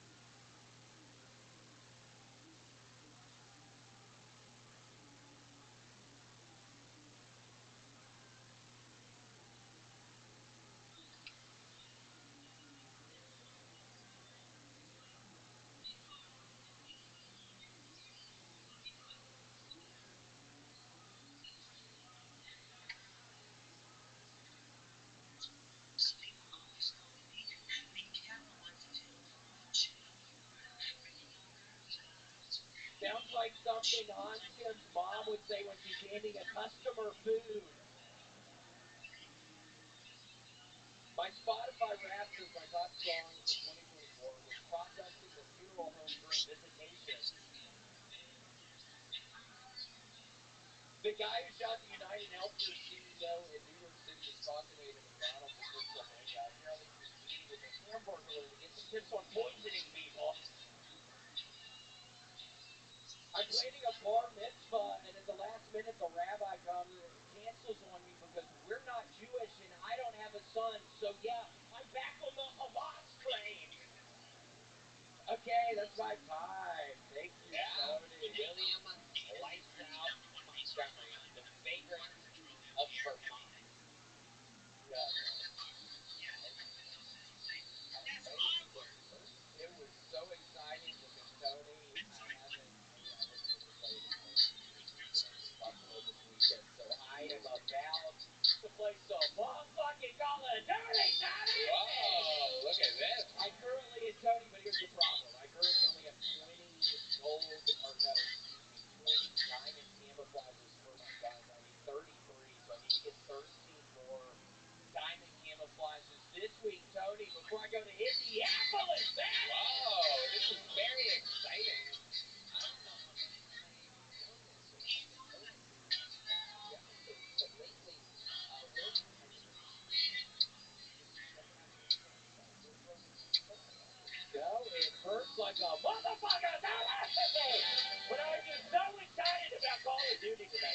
kidding. I'm about to play for 10 hours. I'm about to pop a little Adderall, drink some espresso. Really? I don't know. I mean, it is kind of late. It will be kind of late, but I might tomorrow. I probably will when I wake up tomorrow. So. Yeah, I don't know if you're eating. Get into like RFK No, I haven't had that. What RFKs are what? Just an app, or is this another? Is this RabbiRothschild Rabbi Well, I'll tell you what I'm going to force you to do because I can see by your sunken eyes you don't have enough iron in your blood. You're losing blood, and so what I want you to do for me is I want you to save your feces, and I want you to leave it out in the sun for me, and then I want you to just sprinkle that in your oatmeal tomorrow, and you'll thank me. You'll thank me, boy. Trust me. And that's so weird you say that because when I was in Buffalo this weekend, I ate a whole bunch of the egg rolls with pizza inside, and I had really bad shits today. My all brand bud, they're gonna have to do something to try to get this really bad. I doo-dooed twice today and heavy bad with doo-doo, and then when you get up off the toilet and you get in the shower to clean off, you gotta doo-doo again. And you know that normally I can get all the doo-doo out of me, but today it was still inside of me when I got in the shower. How were your shows in Buffalo? How'd they go? Was good. Yeah. Oh my god. Yeah, Oh, I got you. oh Yeah. my gosh, so it was wonderful. It was insane. So I'm walking with this table of people. They're sitting very close to the front, and I'm going, this guy, this girl, and I start kind of aggressively. What's that? Just fermented owl urine. You know what's tough about it is the owl have what's called a fallopian, which is the vagina and the asshole are one thing. So it's more like a bad hole of sorts. And so what I have to do to get the urine is I have to filter out the feces, which you can never get all the feces out. Weirdly enough, that looks very similar to the antifreeze I was feeding to Red Band's fucking mom to keep her ass sick last year when I was living over at her house. Wow. Yo, I was giving her fucking dumbass antifreeze at night, dude. Whoa. And she'd get real sleepy then, right there. Wow, making your mama sleepy with your report coming? Grabbed at the So whatever, I got this report this weekend. I made a woman cry. This week was Is that what you were getting at? Craziest thing, and I was telling the guy he needs to divorce the woman. I mean, it was the craziest behavior. I was just kind of aggressively talking towards them, and then I look back after like 30 seconds, and the woman has her hands in her face. I'm like, bitch, are you crying? And she was fucking crying, and then I kind of went after her stupid fucking ass because it just seems like such weird behavior. And then they ended up leaving, and they were trying to steal the drinks as well. They tried to leave without paying for their drinks. I don't know. You told the man, "Is this your bitch?" And then she was crying, and then you said, "You need to control your bitch." Yeah, it was fucking out of control, Tony. It really did. And then they fucking leave, and it was fun though. It really was. And then I was Sounds like a good time. I mean, we've been getting these reports about these weekends you have, and this is 2 weekends in a row. I know, where somebody's crying, or there's a big disaster with somebody in the crowd. I know. And you, like my mom, you seem very mean to women. Are you gay or something, maybe? Are you a gay boy? Wow, look at Red Band roasting. I wouldn't tell you. Whoa. Whoa. You're a gay man.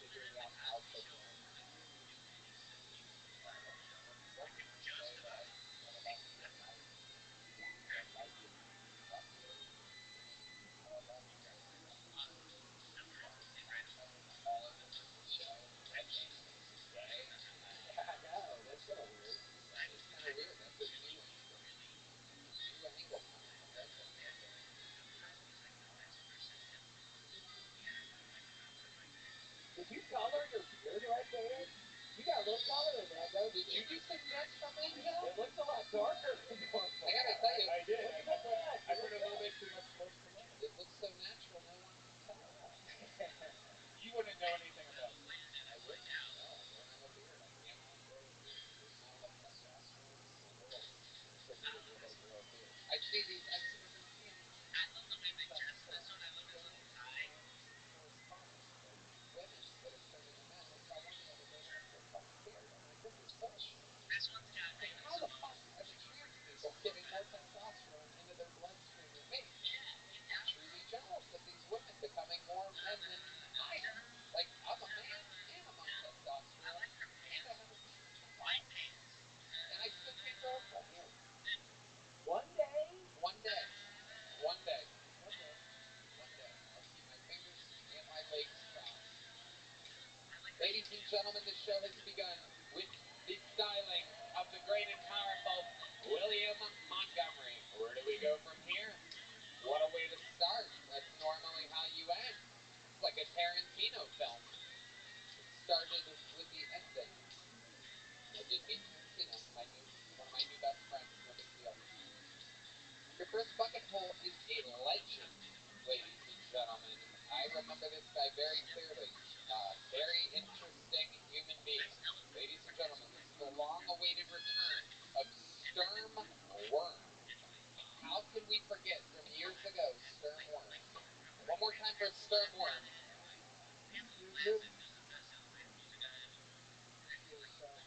About a year ago, I got a lap from a guy. And a couple of days later, I downloaded the grinder. Within an hour, I was getting 10 in a parking lot. 10 other messages from dudes within a 1 mile radius begging me to suck my dick. You know, it's always looked like the gays are having more fun. After extensive research, I've come to the conclusion that theory is correct. I mean, my life is so gay, I might as well fuck dudes.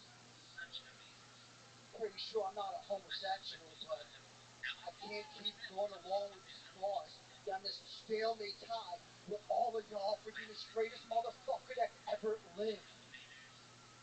Fighting off the gay is exhausting. To tie a ribbon on it from this point forward.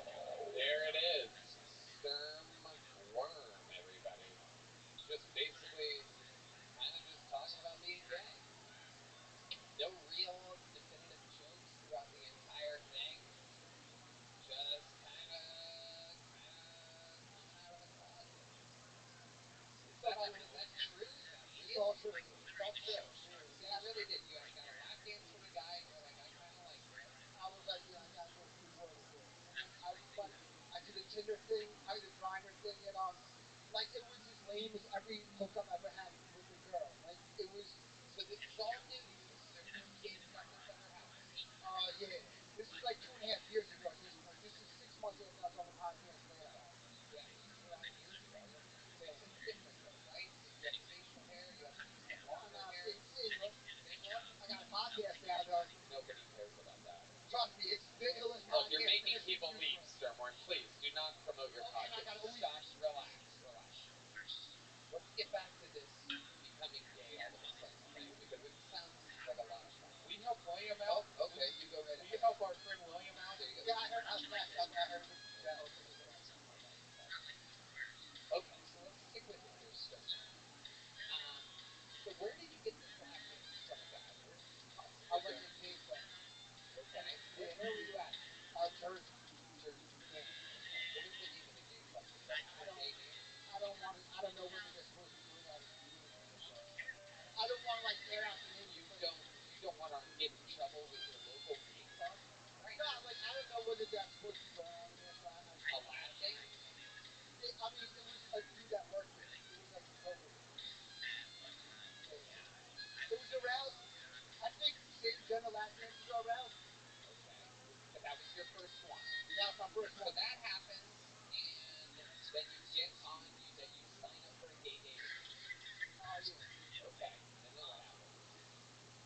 that instantly, like I have a picture of, instantly I'm getting a million messages saying, I'll suck your dick right now.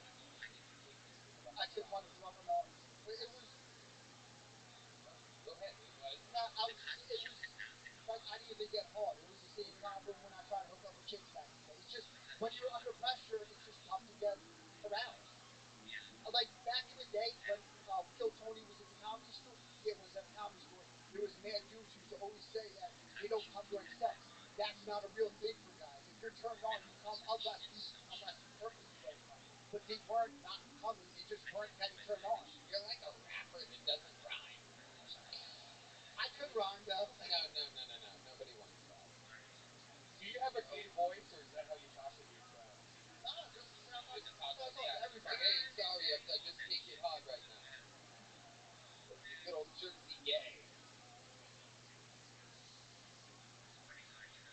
So where did this attempted blowjob happen? The one that you couldn't get hard for? You go to Hidden Blade? It was a parking lot. A parking lot? Yeah. Man, you do some gay stuff in Yeah, inappropriate I places. was. Have you ever done anything gay where gay stuff should happen? Like a bedroom? I gave a week later. I gave a guy head in his bedroom. I don't fucking care. I'm out here, yo. Like, if you sexually suppress, then you're less attractive to girls. Like, do I think I don't like girls? Nah, I do think I like girls. But am I fucked up in the head sexually? Yeah, I've been fucked up in the head sexually for 20 years. I've been checked out of the game. I just tried to be a rapper. It didn't work out. RFK This is why we've got to stop with the goddamn vaccines.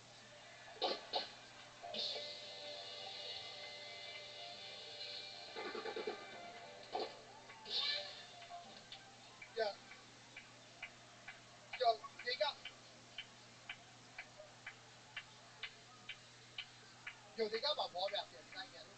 Hey, Tony, could I plug something really quickly? I just want to tell everybody my Christmas album, RFK's Rockin' Christmas, is dropping tomorrow. I don't think at that 9:30. it's cool to make fun of people for their disabilities, Guys, hold on. I want to but play it first. this Get guy on does a it. very good RFK impression. Chestnuts roasting on an open fire.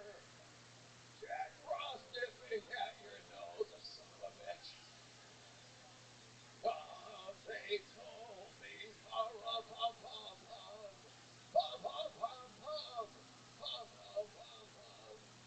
Sit back around the fire with your family and enjoy RFK's Christmas. Rockin' Christmas. where can people find this? Where can people find RFK's Rockin' Christmas? Silent night. Holy night. Oh, damn it. Probably, I don't know, Walmart or something. So, Starmore, you were going to say something Two here. things. I got a water back there. Can I get it? A Heine. Heine was no good too. Need water right Yeah, now? yeah, my mouth is all dry. Okay, yes. Okay. And then the other thing, thanks. And then the other thing is, I have an OnlyFans. It's free OnlyFans. I started like 2 years ago. What are you doing on this OnlyFans? Who wants to sign up for an OnlyFans where the dude can't even get hard? No, like I show videos now. I could actually get hard when I'm not feeling pressure, and I show videos when it's all shriveled up. I jerk off it. I jerk off it. Okay, Starmore, this is out of control. Have you written any comedy in the years that we haven't seen you? I've been working so hard on my podcast that I haven't been doing comedy, but I have a zillion comedy releases. Like I have 15 pre-mixed. You have a zillion of them, and you came out tonight just talking about whatever the fuck that was. Yeah, I mean, to me, I think that shit's funny. I know it's not like joke funny, but like to me, like it's not like ha funny. I think it is, but I mean, I guess I have no sense of humor. I have a podcast episode called "I Have No Sense of Humor." Okay, all right, Starmore. Well, it's been a while since you've been on this show. You know, this cool company called Ghost Touch Custom. GhostTouchCustom.com. One of their pieces describes it as like an iron missile, and it says "I bombed on Pearl Harbor." And I'm gonna throw this. You gonna catch it? Catch it with the gun. There you go. There he goes, ladies and gentlemen. No Gonna chance. catch the gun. No chance under that. No chance under that. There he goes. I can't spit. A burst. One burst. Cut me off. One No, spit. Sturmworm, everybody. There he goes. Sturmworm. Did you have one in mind or something? Did you plan for that? I mean, was That's what you did years ago? Yeah, you didn't know that? It's been years, Sturmworm. It's so good. Okay, here he is. Give him a little beat. Sturmworm's gonna rap real quick. A one, a two, a one, two, three, four. And the sun shine brighter if it rains. I started writing rhymes so that I could share my pain. No matter where you're from, man, shit can get real. I was told the sky's blue. I see it more as real. Stuck in a slump, can't seem to find a groove.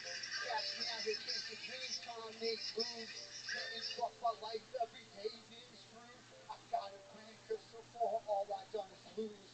Lately, All right, Sturmworm. There you go. Sturmworm, everybody. Jesus Christ. Oh my God. Made everybody flaccid.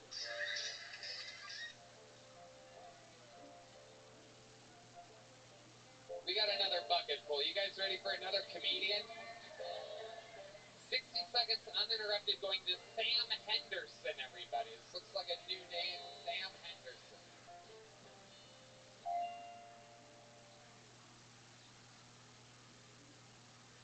Really just really miss being a kid. Just he was young and dumb. You didn't have to have it all figured out. When I was a kid, I thought the word pedophile was someone who loves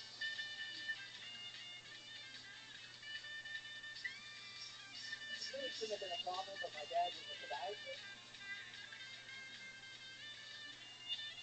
Told my whole fifth grade class, when I grow up, I want to be a pedophile like my dad.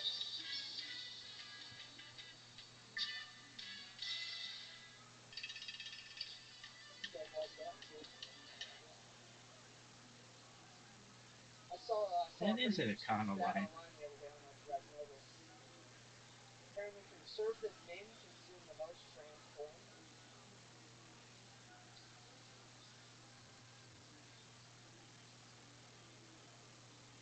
I thought it was an odd way to find out I'm a conservative. I bet you guys. There you go. Sam Henderson. Getting a joke there in the end. Hello, Sam. How long you been on Sam's? Pretty new, man, like a year and a half. Lexington, Kentucky. Okay. Is that where you live now? I live in Mississippi. You're like the north side version of the mayor of Munchkin. Remember that guy? I don't know. You ever seen him? Look him up on your safari there where I'm at. You're gonna see what I mean. He's actually quite incredible. Mayor of Munchkin Land. That's what I was thinking of. Munchkin. Okay. Simple guy. Pretty spot on. Anyway, doesn't matter. We're a big fan of Munchkin Land. Yes. How old are you, Sam? 27. What do you do for work? I work for an ice cream. I like love doing it. Wow. Selling some cheese. Wow. How long you been delivering ice cream? About 8 years. Wow. What's the most exciting thing that's happened to you while delivering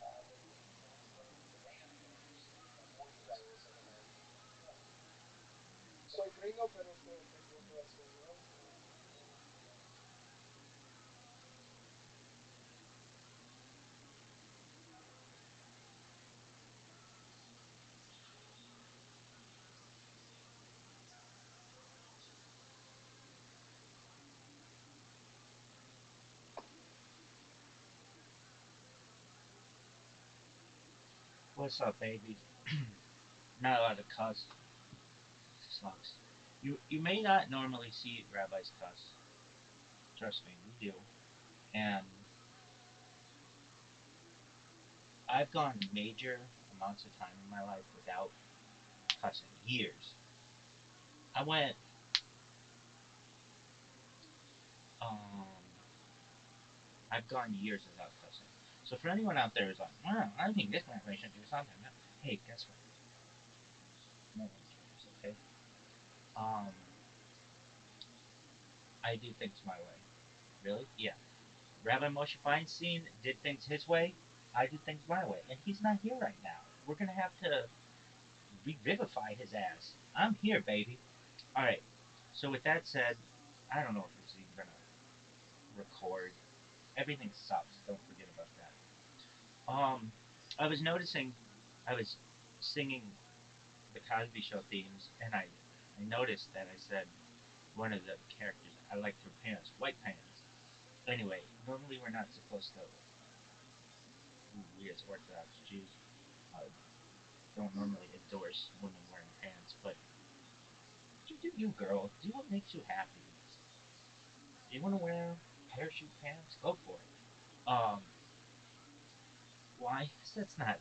No one sees that as being immodest nowadays. Or no, but got a hair on my tongue. Um, nobody's gonna see that as immodest or confuse you for being a dude or any of the other antiquated things that we do. Now, is everybody going to agree with me? Perhaps no. And guess what? You can tell all of those jackasses that they don't have the world's most amount of content on the internet. And when they do, then what they say goes. But until then, it's Rabbi's way or it's the highway. We're bringing world peace, we're bringing love to everybody, and you can tell them that times change, people change, great TV doesn't. If you're like, what is that? That used to be the TV Land motto. And if you're like, what is TV Land? Dog, there's the door because we got a lot to teach you. All right. So the Cosby Show, if I didn't say it before, I'll say it again, is absolutely amazing. I love it. Are there any Cosby shows you don't like? Yeah, I mean, but there are some that are just so amazing. And I was, I was looking on Instagram and it was like, tag your favorite part of a black sitcom. I never saw it as that.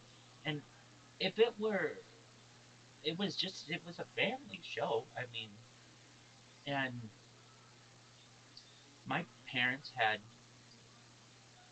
black friends, and they were my favorite friends of my parents. And I really mean that. Um, I mean, I like my parents' other friends too, but what is this bullshit, Zuckerberg? Anyway, but I really mean that. I I just loved my parents' friends. They're wonderful people, but I don't want to say I especially love the black friends of my parents, but um, I love them.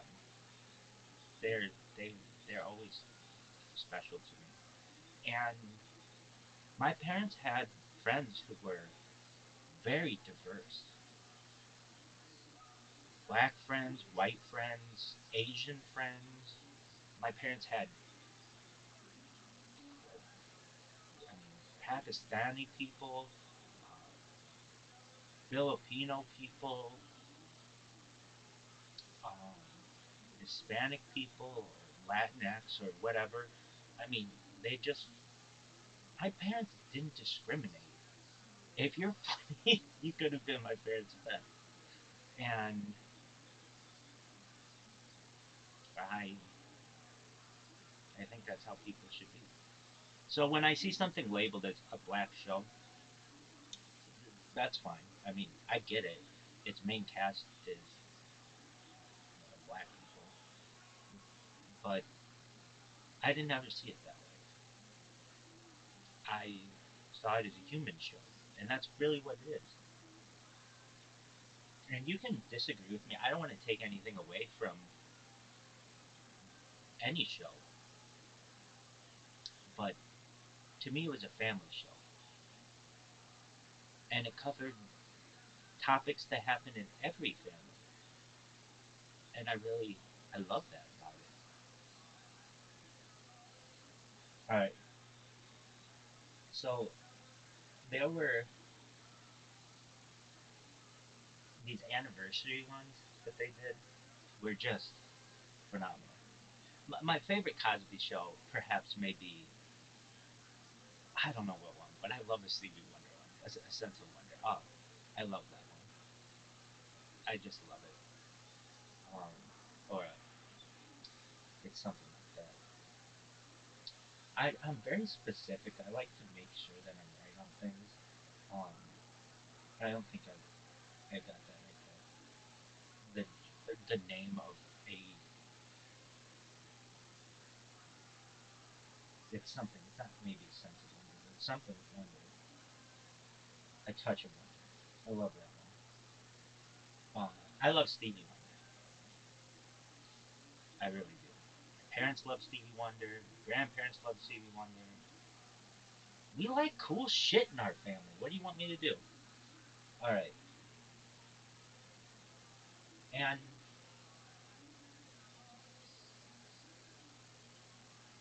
I, I,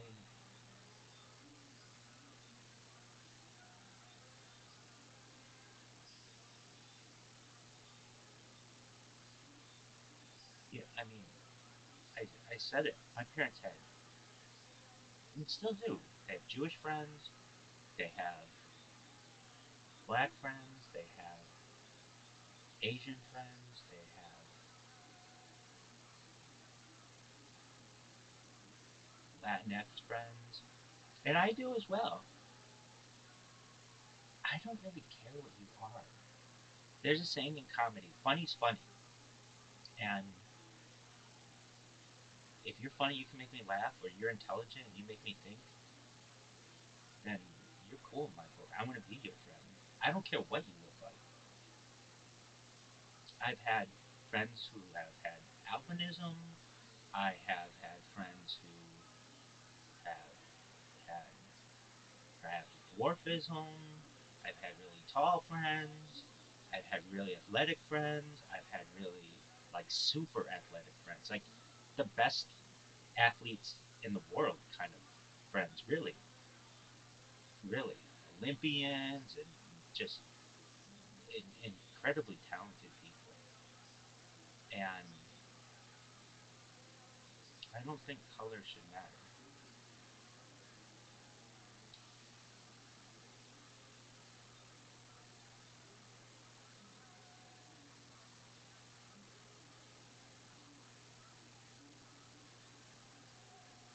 This is the best.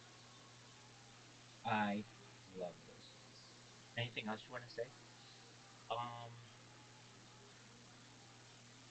Specifically about the Cosby Show. The Cosby Show was filmed before a live studio audience, and I just really love the Cosby Show. Is it your favorite show of all time? And if you're wondering, do you normally talk to yourself back and forth like this? No, these are normally things that I have like an internal monologue. I have gut instincts. No one talks to me. I don't hear voices or anything like that. But I do.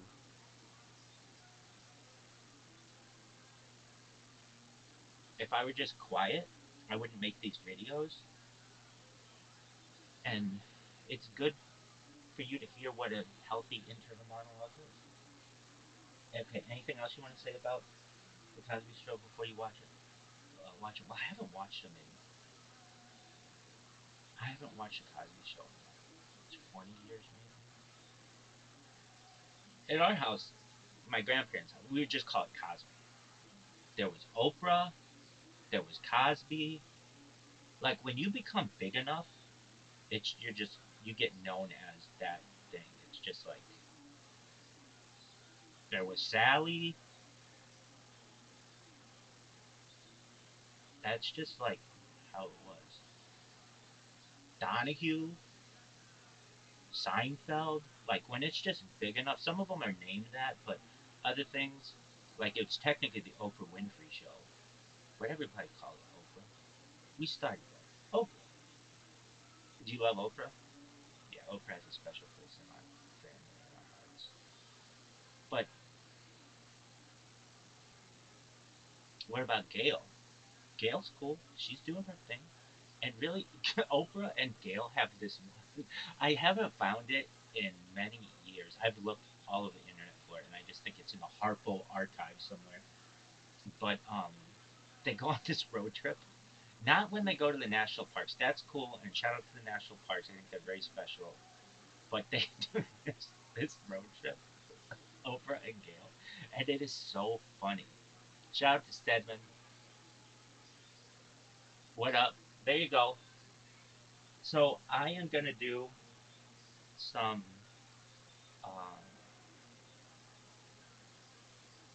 I'm gonna show you some of the best clips of Cosby, and I just love these. So they used to do this thing with the grandparents and anniversaries. And if you didn't know, I'm recording something right now. That's why I'm not paying as much attention as I normally would. So here is Night and Day of the Cosby Show. It's just amazing.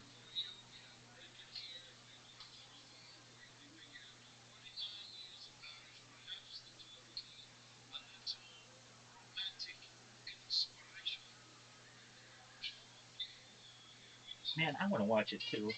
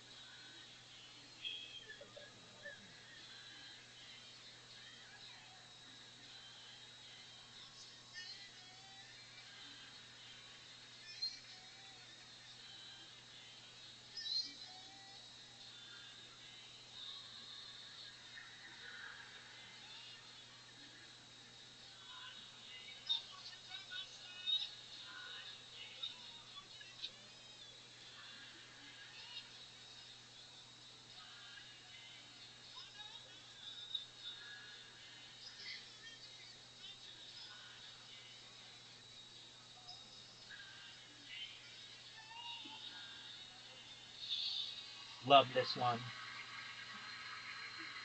It's phenomenal. The next one we're gonna do is the Huxtables doing James Brown. These were so good. I don't know why shows don't do this anymore. I think it's because of the licensing, but I've said it before, I'll say it again. It's in their best interest. These shows are going to be seen by generations to come, and to get your music into a show gives it a future. It gives it, people will not forget about it. I mean, that's Ray Charles. No one's really talking about Ray Charles right now, but they are because I'm talking about it and because it lives on in other art. Here's James Brown. The Godfather.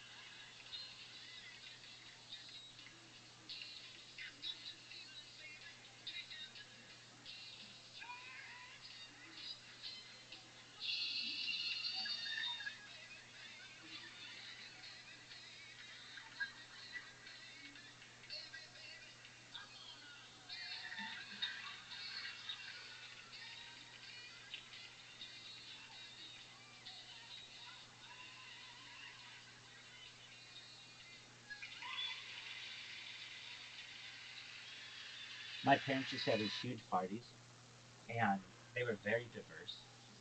And at no point was anybody ever like they just naturally were diverse. My parents had very diverse friends, and at no point, I don't know. I see the way that the corporatocracy forces people to do certain things, and there's an cool people just naturally congregate to each other, and I think that, oh man, the dance floor would be lit. People doing the electric slide. It was a big deal, and I just really I love those parties. They were, ask anybody. My parents could throw bashes. All right,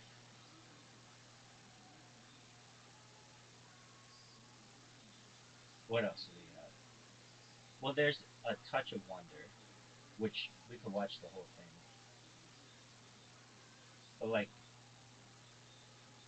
people don't understand that to be able to just record something like that is a gift. I mean, I remember the first time I saw someone who was able to do it like in a portable way. It was like Macaulay Culkin in, I think it was like Home Alone 2 or something.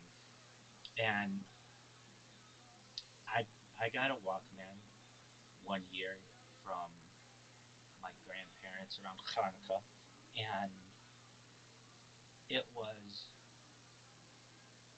amazing. Like you could slow it down, you could change all kinds of things. And I have to say that like that, one of the reasons why I'm so inspired to make all these videos and make all this content is that I know that these are gifts. That I live in a special time. That we live in a special time. All right, and so I say that because back in the day, you couldn't just record something like so easily, and I mean, you didn't necessarily have to go to Stevie Wonder to be able to do it, but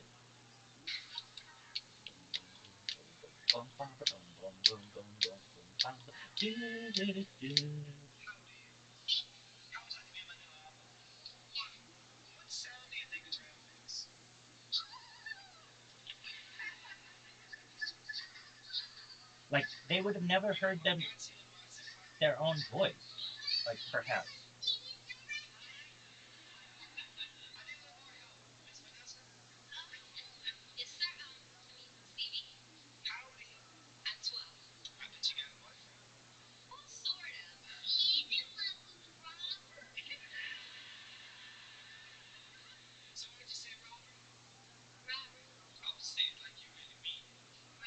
Stevie Wonder is fucking amazing.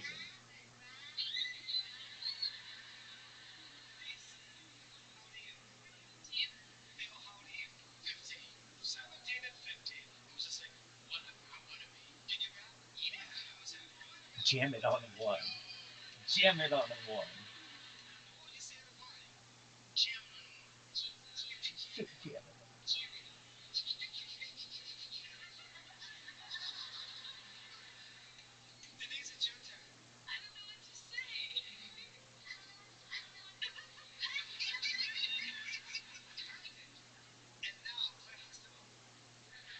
Dog, let me just say this.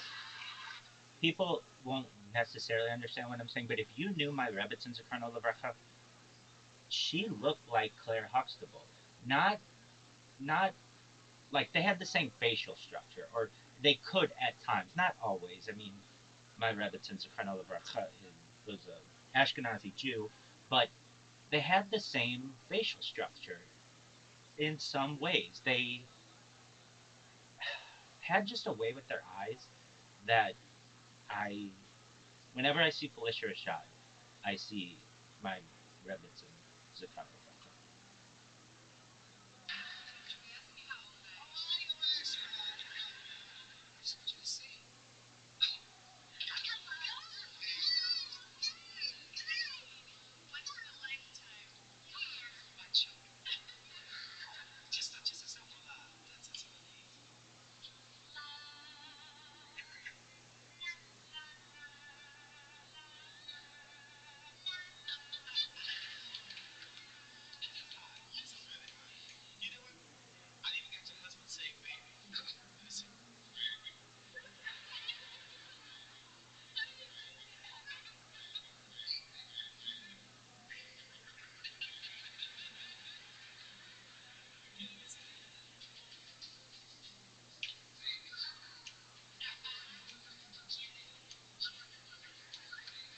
Like, this was unheard of to just create all this content.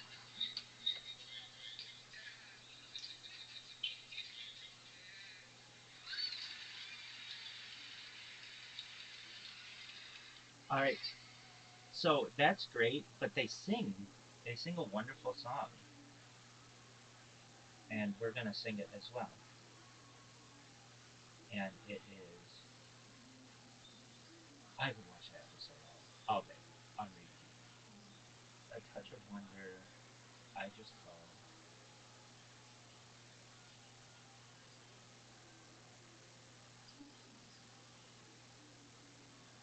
All right, here we go. You gonna sing along with them? All right. This is for the Rebetza note. New Year's Day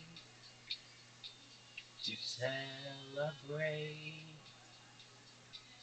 No chocolate covered candy hearts to give away. No first of spring, no song to sing.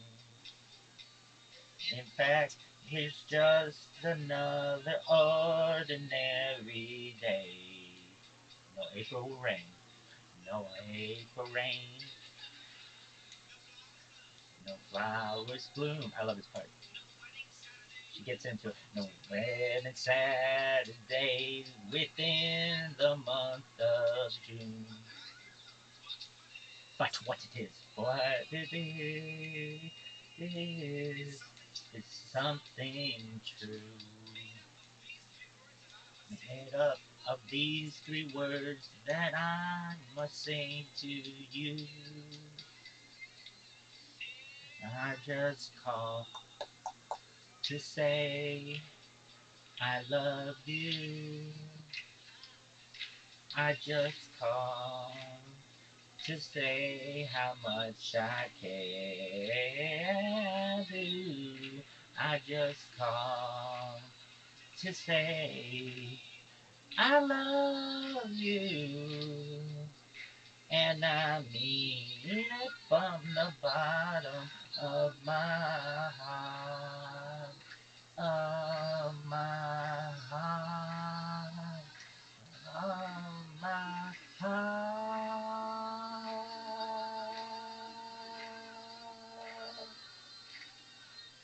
Cha cha. Love this one.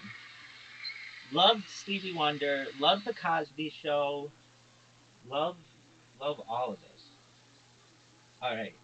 Anything else you want to talk about in the Cosby Show? Um. Well, there's just this hilarious line. Maybe we'll close with this, where Theo gets this Gordon Gartrell shirt. It's so funny.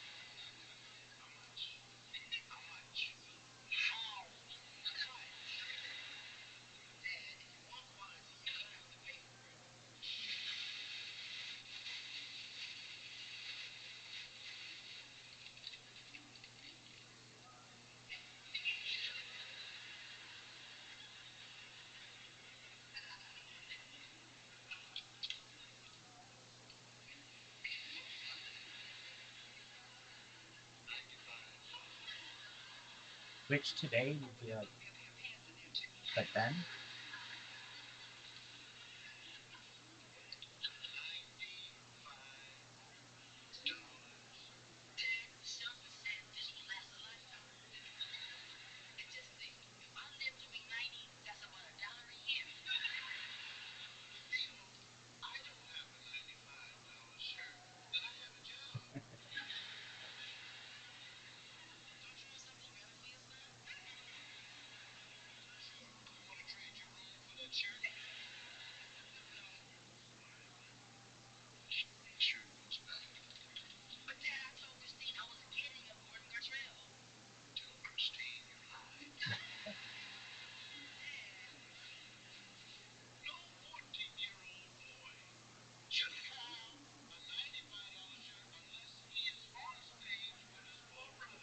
love it, love it. All right, friends. I don't know if this is gonna record because you know how it is, but I hope you enjoyed a little blast from the past. Times change, people change. Great TV doesn't. Goodbye. Well, that person.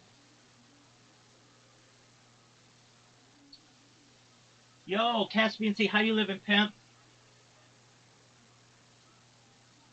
I don't know if you can hear me. Yo, Rabbi, How you doing? Apologies, I couldn't talk. I was, No, don't trip. I understand. You- You had something going on. I saw that. That's why I was getting quiet. you're It's good. all good. Absolutely. Did you ever watch the Cosby Show? Of course, man. I heard you talking about the obstacles and stuff a second ago. Yeah. I mean, who didn't watch the Cosby Show? It like, I mean, we're of that age where everybody watched the Cosby Show. yeah. I mean, it's almost like, I mean, I mean, cable existed, Yeah. but it wasn't like they were phenomenons. Cosby, I mean, well, like they're like big shows. I Love Lucy, the Honeymooners, I Love Lucy, like get into Gilligan's Island and Bewitched and all that. You get into MASH and Mary Tyler Moore and like I don't know. I guess it's just like Nick at Night, but I was about to say, you and me are Nick and Night kids. yeah. Taxi was my show. Oh, Taxi, big time, man. Taxi's huge. Taxi is my all-time favorite Nick at Night show. There you go. So I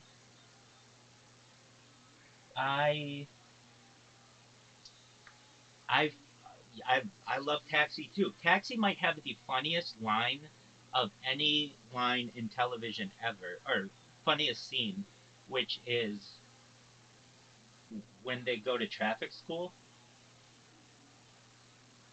And okay, so there's this bit where Christopher Lloyd has to go to traffic school, and he's cheating on the test, and he asks the one guy, "What does a yellow light mean?" And the guy goes, "Slow down." And he goes, "What does yellow light mean?" And yeah.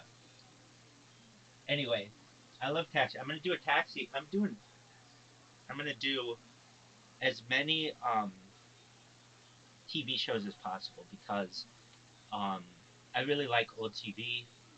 I think TV today is too watered down. I don't want to say too watered down. There are a bunch of things I have issues with, where they force messages on people and force uh, plots to work in certain ways, and I don't like that. I like simple, like I really think that there could be in the future like a play, like Taxi could be a play, or The Cosby Show could be a play, or like a musical even, or Seinfeld could be plays. Like they could be live action plays because they're just small little sets, and like in the 70s and 80s and 90s you didn't have the ability to change up sets like you do now, but it's really not that difficult, and they're like short little 22-minute plays each one of them. um and I think in the future television will have a much more of a connection to people than even movies do, and here's why. Movies are 2 hours long, 3 hours long. That's it. But television shows like Game of Thrones is like, I don't know, 60 hours worth of footage, or it's like a whole. There are characters and all kinds of shit that go on in there, and I think that people in the future, when they're binging things, they don't really see a big difference between whether it came out in theaters or whether it came out as a television show. They're able to binge it, and so it's just content. And like basically, movies are 2 or 3 hours worth of content. Television shows are hundreds of hours worth of content, and that's why I think television has the opportunity in the future, long term, to be bigger than even movies.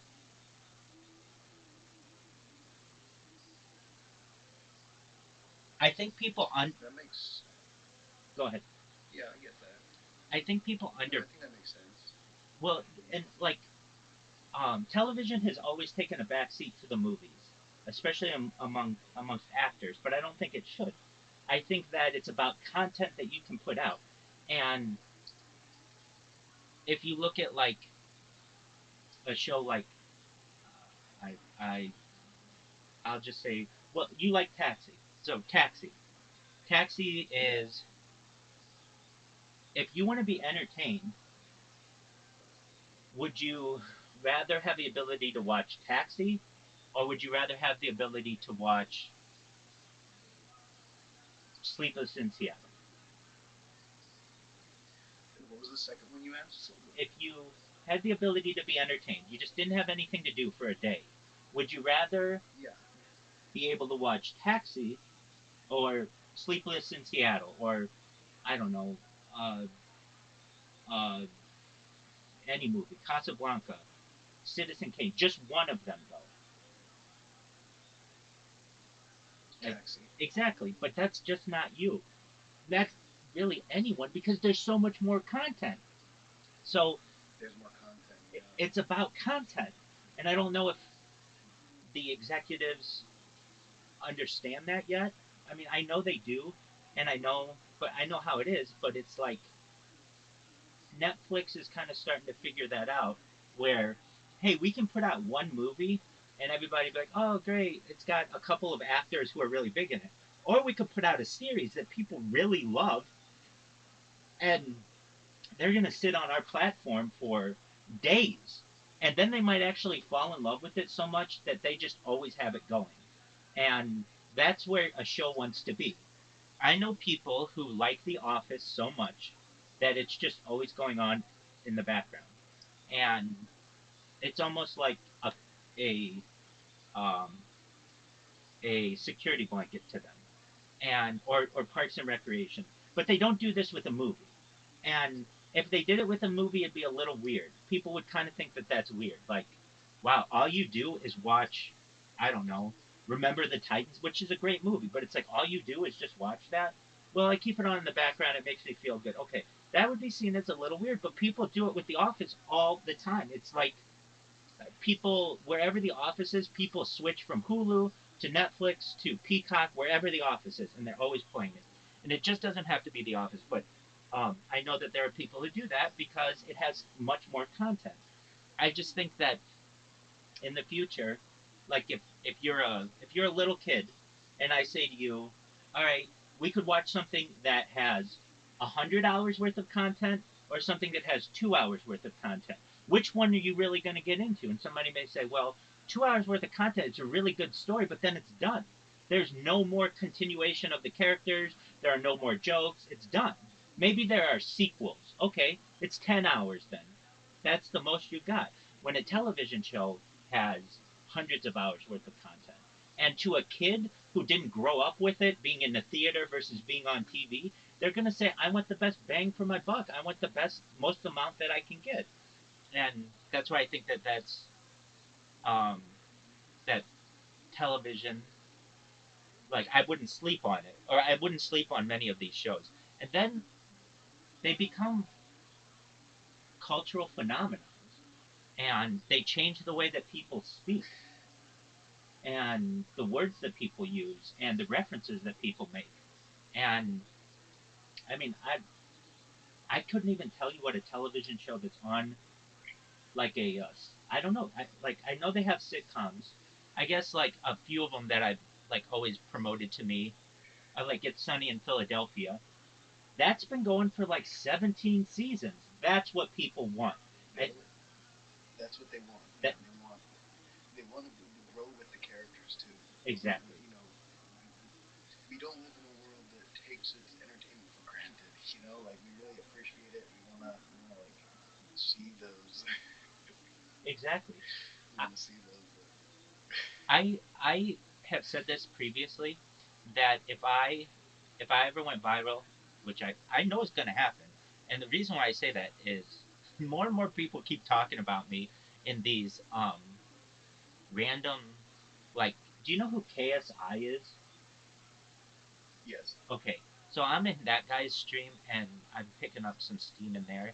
And Wall Street Bets, they're talking about me. They even talk about my robot. They're like, they're asking their moderators to give them privileges so that they can kick me from the stream just to see me come right back. Like I've become like a game to them, which is phenomenal. Um, uh, so when it comes to um, content, I have always thought this: if I ever had the ability, I would have if somebody said to me, Rabbi, we want you to have a show, I don't think this is going to happen because I'm not really into doing this. I don't want to be an actor or anything like that. But if it were going to be something, someone was like, please do this, I would say the way that I would want to do it is to have a show that airs 52 times a year and doesn't have an ending point. I basically would say, like, I want to just do the show so that you always know you're coming to something new every single week. I think That makes sense. it would move from regular TV show to potentially religious movement where people after the show's been on the air for like 15 or 20 or 30 years, people would become so dedicated to it that every single Sunday or Monday or whatever it is that they Well, now you're reminding me of again. We're going back to the Truman Show. Remember how the movie wasn't just about his life.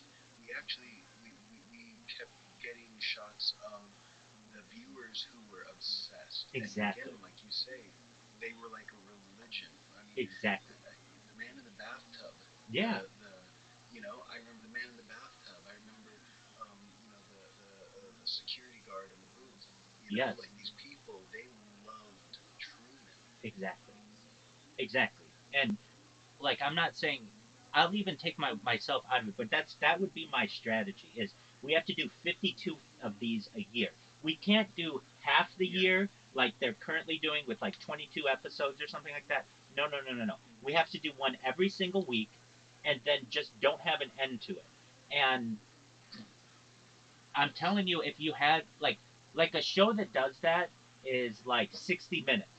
60 minutes is like a religion to some people. I don't want to say like a religion. No one worships at the the the foot The altar of of Tom Brokaw. yeah, exactly, of 60 minutes, but it has become an American tradition, especially for older people, that if it's Sunday, it's Sunday evening, it's 60 minutes.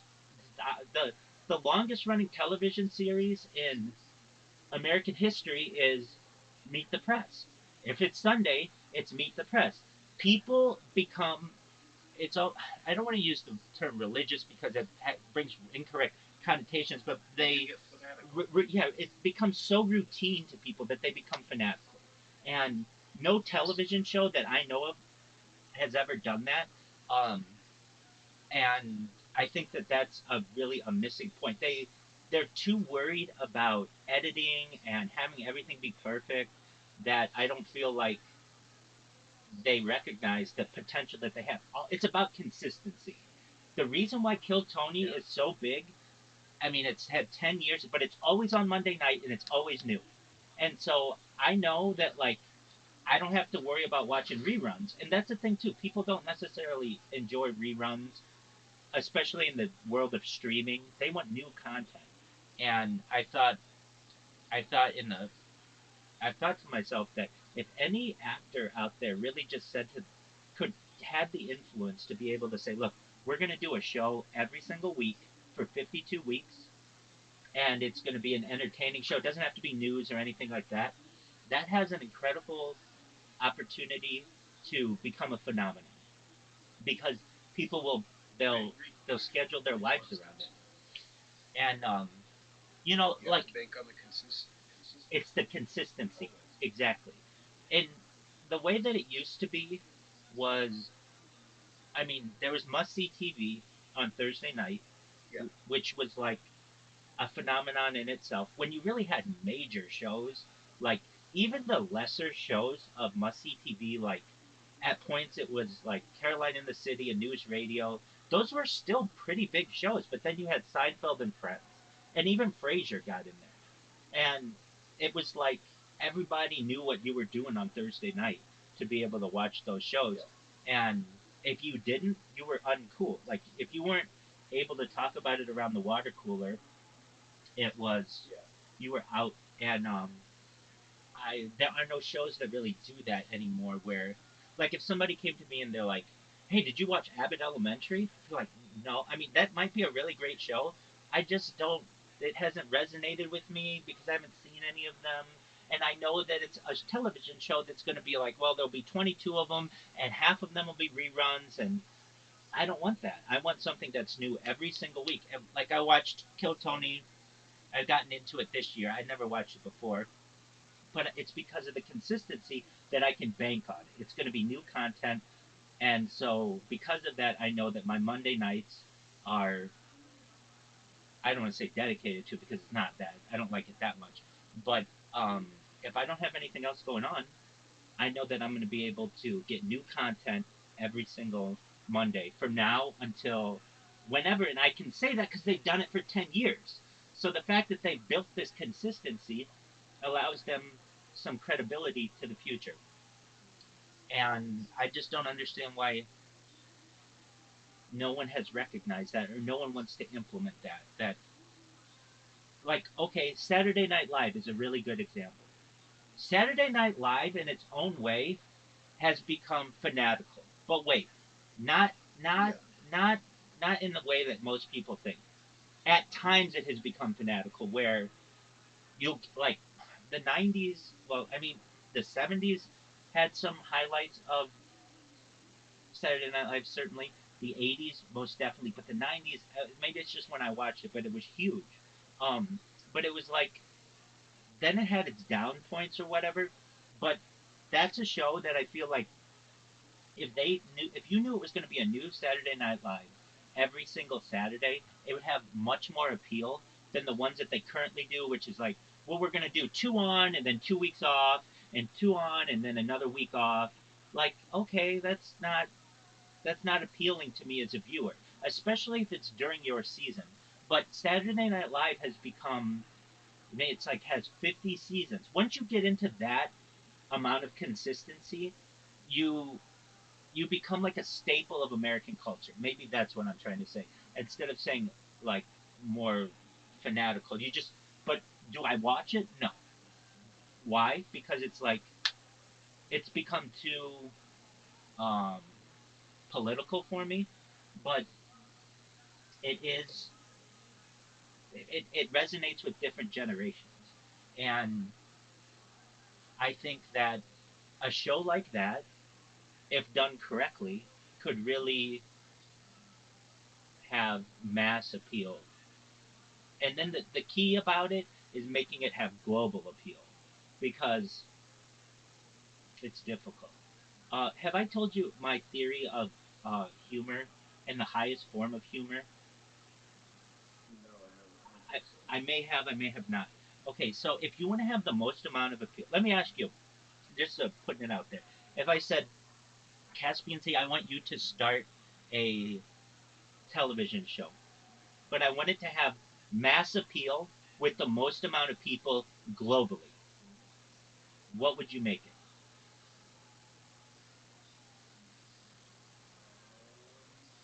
Mass appeal. Right. And I'm saying that let's say people in China can watch it, and India can watch it, and Russia, and everyone in Africa, and everyone in South America. If you want to make people laugh or entertain them the most in a mass appeal, how would you do it? The guy getting kicked in the balls, I guess. Perfect. That's right. That's right. It's mime. It's it's physical humor that uses no words. That is the funniest Mr. thing Bean. to the most amount of people. And It's Mr. Bean. exactly, it is. It's Mr. Bean. Um, and that kind of humor, because it doesn't need to be translated, translates no It's pun transcendent. exactly. And I'm not saying that I want to watch that every single week, but if you want to have mass appeal, children can watch that and understand what's going on just due to physical comedy. People in different globally can see that. So you're exactly right. Those kinds of things resonate with people. Okay, so aside from mime, which a lot of people don't think is funny or don't take seriously in the comedy world because it doesn't make people always laugh that much, but it has massive appeal. Okay, so then this is at least what I feel, and feel free to correct me or debate me on these. The next highest level of comedy is pun, is wordplay. So then if you have to get into someone's language, that's fine, and you can tell jokes or whatever. But the funniest jokes are the ones that have like double entendres. We've even gotten into it, triple entendres, quadruple entendres. Those that they have like different layers of humor resonate very well with audiences. And then from there, it is rhyme. Rhyme is very funny to people. Hickory dickory dock, all that shit. And then um, alliteration.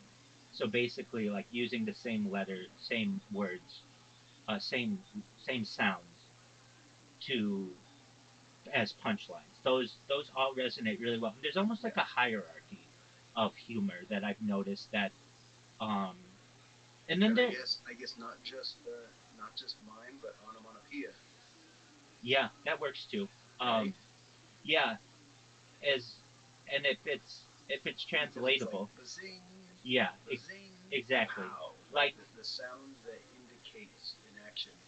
yes, So onomatopoeia with mime exactly. are the quintessential height of humor, which is really funny because a lot of people don't appreciate mimery.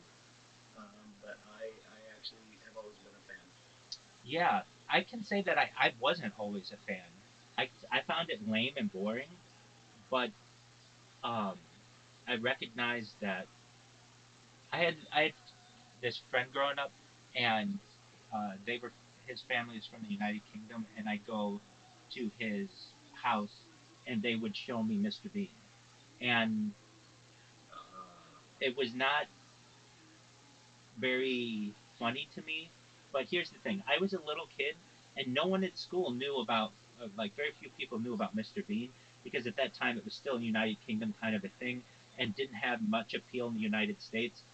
And I would kind of be waiting for him to say something because I was so used to art saying something, and it never did, or he never did, and so that caught me by surprise to some extent.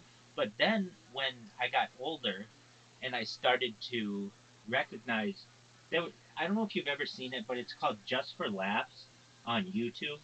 Well, it's not just YouTube, but it's from the Montreal Comedy Festival, and they make comedy videos that are just miming the whole time, and it's like a hidden camera show, and but you don't hear any words. And when I watch that, it can be very, very funny. And so when I started to get into it a little bit more, I recognized that you could show this in China, and it would be very funny to Chinese people. You show it in Australia, you can show it anywhere, and that I think is a very, very interesting. Um, I also think that shows that are like okay, a show like America's Got Talent. If you did one of those shows every single, I'll just take Sunday because it doesn't interfere with generally people like Sunday nights. Usually people are is a people are usually home, and I know you have to compete with football and things like that. But if there was a show that was like America's Got Talent, but you just knew it was always going to be on Sunday, I think it would have huge appeal, just absolute huge appeal, because it wouldn't be like in seasons. It would be like it never stops. It's just like it's like America's talent show. I think that is would have major appeal. I guess as I talk this out, I don't like shows that end. I don't like endings to shows. I want them to continue for indefinitely. And I think that while I don't watch Saturday Night Live, there's something about me that likes that it's still on. That it's like of all the bad I shit, agree. you know what I mean? Like of all the bad shit that we've gone Yeah. through in the last 50 years, there's been one staple on Saturday night that you can turn on, and if that's what you want, that's you're gonna get what you want. You're gonna think it's funny, and I get clips from it, so I see some things are still funny. Um, the thing that was really funny is Weekend Update, which was like the Daily Show before the Daily Show, and the different, just making fun of the news. That to me was a very, it still has a lot of appeal. Um, anyway, I think that maybe it might be a decent show again now that Jon Stewart's back, but I'm not sure. right, I know. We had that discussion, and yeah, and it just, I don't know. I think a big thing is cable's very expensive. And like if you just there is no way currently and there hasn't been to do like a la carte cable. Like I don't have the money right now to be signing up for cable and all kinds of things, but in the past I have. But the reason why I never got it and I just went with Netflix and Hulu and all that other shit is because I could it was like $5 or $10 or $15 or something, and I could basically get everything that I wanted. And I would say that if I want to watch ESPN, I can easily just bootleg it. But let's just say that wasn't an option. You're gonna pay like $200 a month just to get one channel, basically, and you have to get all this other garbage. There's no a la carte where you can just be like, I want ESPN, I want CNN, and I want Comedy Central and the Food Network. Those are the ones that I want, and they're like, all right, it's gonna be $22 a month. There is none of that. You have to get this huge fucking package, and it has a bunch of things that you don't necessarily want. And then you've got a major bill every single month. I mean, major to some people, but I'm looking at minor to some people, but I'm looking at like your average American who has less and less money every month, and they just don't have the money for that kind of stuff. So thus these things don't get this massive amount of appeal, and and now they have streaming in which to compete, and I I kind of just wanted I have thought to myself, why is it that we don't have shows like let me ask this, when's the last show that you remember it being a big deal that it was the finale?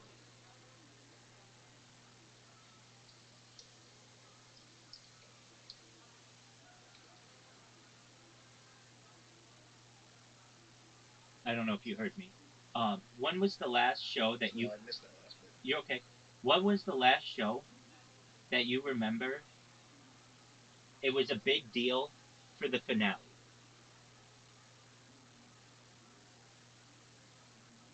I don't know.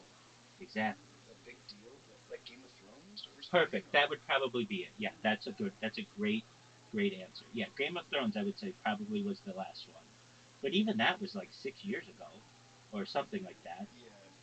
Um, I mean, there are some like Last of Us, or there's little there's like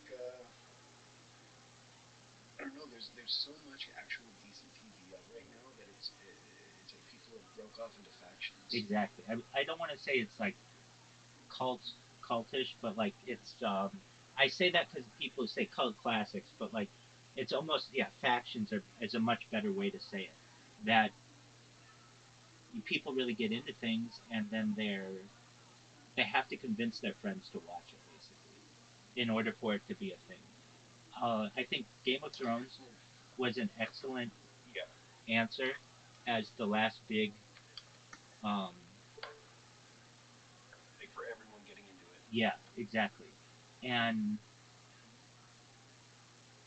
I can't think of one that's happened since the pandemic.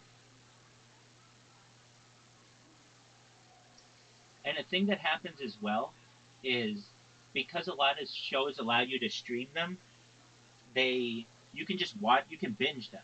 So it's not like everybody has to be available Thursday night at 8 p.m. to be able to watch it. You just watch it all on a Sunday if you want. And so people don't have that connection. I talked about this in an earlier video that I did. Um, you know, like you're not a sports fan, and I know that, but you know what the Super Bowl commercials are, right? Yeah. You know that they're like a phenomenon. Like there are commercials. Nobody gets excited for commercials any time of the year except for that one period of time, and then people don't mind them so much. And I was trying to understand why that phenomenon was, and I think it has. I could be wrong, but I think it has to do with you're around. A lot of times you're at parties and things. You're around people you love, people who care about you, and there's something that enhances a consumer good or whatever they're promoting when you're with people, when you're laughing with people who you know. And in order for that to happen, you have to. It has to be like in a group setting or something like that. And I just I kind of just think that that's pretty accurate. That there's something that's heightened when you're with someone about whom you care, and then somebody wants to advertise to you. You not only do you remember the advertisement, but you remember who you were with when it was being advertised, and that's an important aspect.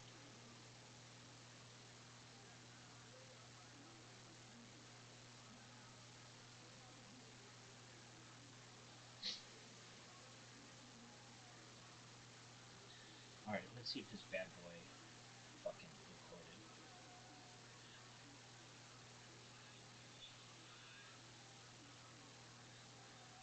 You know something that I find really interesting too? Well, just with inflation, when you watch an old show and how cheap everything is,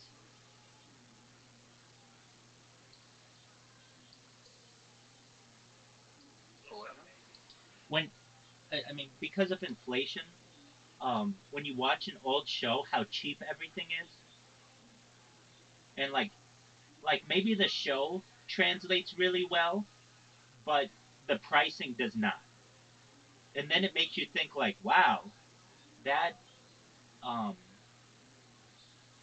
it makes inflation come into your mind. So like um, like if you watch, I don't know, I Love Lucy, and they start like saying like, oh, it's 10 cents to take the subway or something like that. That's like nothing now, but back then it meant something. Well, I have gotten the idea Yeah. that executives don't like their writers to include prices because when you watch these things in the future, it doesn't translate very well, and it makes people recognize how inflation erodes their paycheck.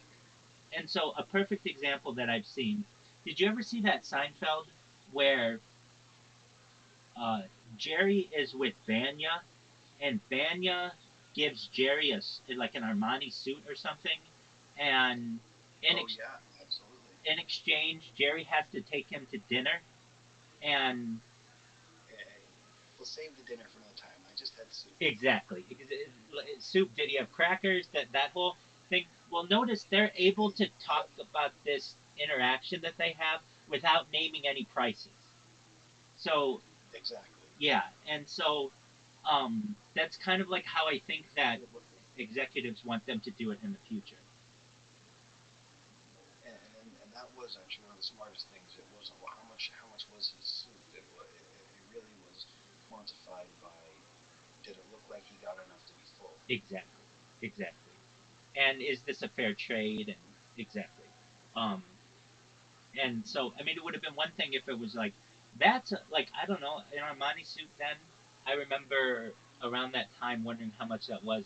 My uncle had an Armani suit. I remember, and it was like $1,000, and that was like in like Yeah. a long time ago. It's much more than that now, a tailored Armani suit. But I remember it was like like if they would have said like probably then they would have been like, I gave you $1,000 suit, and here you want to give me take me out for dinner, and that's like probably then a bowl of soup. That's probably like I don't know, maximum going to be like a $15 meal. It wouldn't translate that well in today's for today's audiences. So instead of naming prices, they just name something that's equivalent to it because they know both will go up in price, and then it allows for the show to be more relatable. That makes sense. It also makes it timeless. It also makes it timeless. Exactly. You know, Exactly. yeah. Like I know there's one podcast that I listen to, and there's a couple. Well, I used to listen to it, and there's a couple guys on there, and the guy who was basically like the main producer, if someone else would be like, oh yeah. Because of the pandemic, he'd be like, come on, don't do that. And so they've said that they try not to talk about any topical events in the world Yes. because they don't want the podcast to be like they want anyone to be able to listen to it whenever Right. and not like be brought into a certain mindset. Like if they're talking about werewolves or vampires or something, there's no point in trying to mix up the fact that you know this podcast was recorded during a weird time in history. You know what I mean? Right. That's exactly right. Um, I've been listening to this podcast every night recently on pirates, and since all of those are like historical events, they don't have to come and talk about the pandemic or 9/11 or something like that. It doesn't because it immediately when you say something like that, it ages it. I even know Yeah. like I notice this a lot with the Joey Diaz's podcasts. At least in the like I like when a show does that because I want to know everything that was going on in their minds at the time. So if they say it's June 22nd, I like when they say the year because then I can be like, oh, they wouldn't have known about this yet. But I understand that doesn't make it as timeless. So if you notice, and I notice this with comedians as well, when comedians put out a like where they're going to be in the future cities, they don't put the years. It'll just be like I'll be in Denver June 21st. I'll be in Miami August 15th.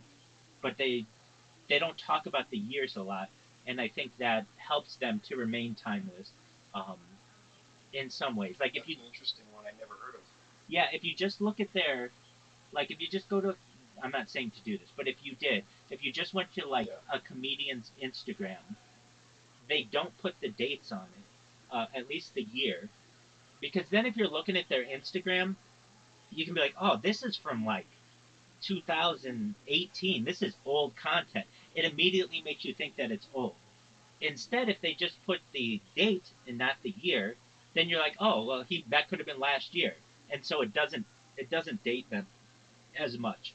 I noticed that they do that a lot, and then in podcasting, like what you said, I'm glad somebody else notices that, and I'm sure that people do, um, because And I actually the podcaster that I was talking about, I've heard them specifically bring up that their methodology, their modus operandi, basically of how to accomplish that.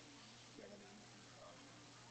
And again, they don't have like a topical show, so well, right, that's not true. Everything is topical sure, if you break it down, but I don't mean like current world events. right, When I say topical, I meant current world events. And so if they're talking about, they'll talk about really in depth, not just Bigfoot as like the whole concept, but like a particular Bigfoot case from Mississippi in the 70s.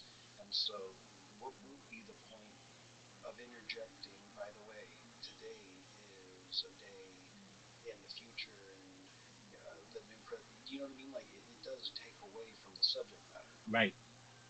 You're exactly right. I now that I say now that I we have that discussion, I do the same thing. Um like I'm always streaming, obviously, but sometimes I make videos just where I comment on them, and I do my best never to mention current events because I want them to be Yeah. timeless. I want somebody to be able to watch this in 100 years and have at least some idea of what was going on, and not have to go to a history book or whatever we have then to be able to find some things. Um, it's Yeah. yeah, and but yet then there's the other part of me that wants people to know every single moment of every single day, and that's why I keep the radio on so that you always know what's going on in the world because I think it's important to have a time capsule of society. So I try to actually utilize both methods. Um, hey, amazing! I Caspian Sea. If I had to make a prediction of how I'm going to go viral, it's going to be from this Wall Street bets to come right back. That to me is well, it's a pretty um, yeah.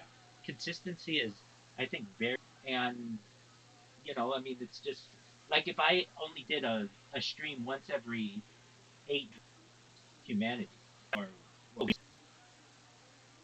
I am gonna do. So they used to do this thing that's pretty silly right now. That's why I'm not saying it.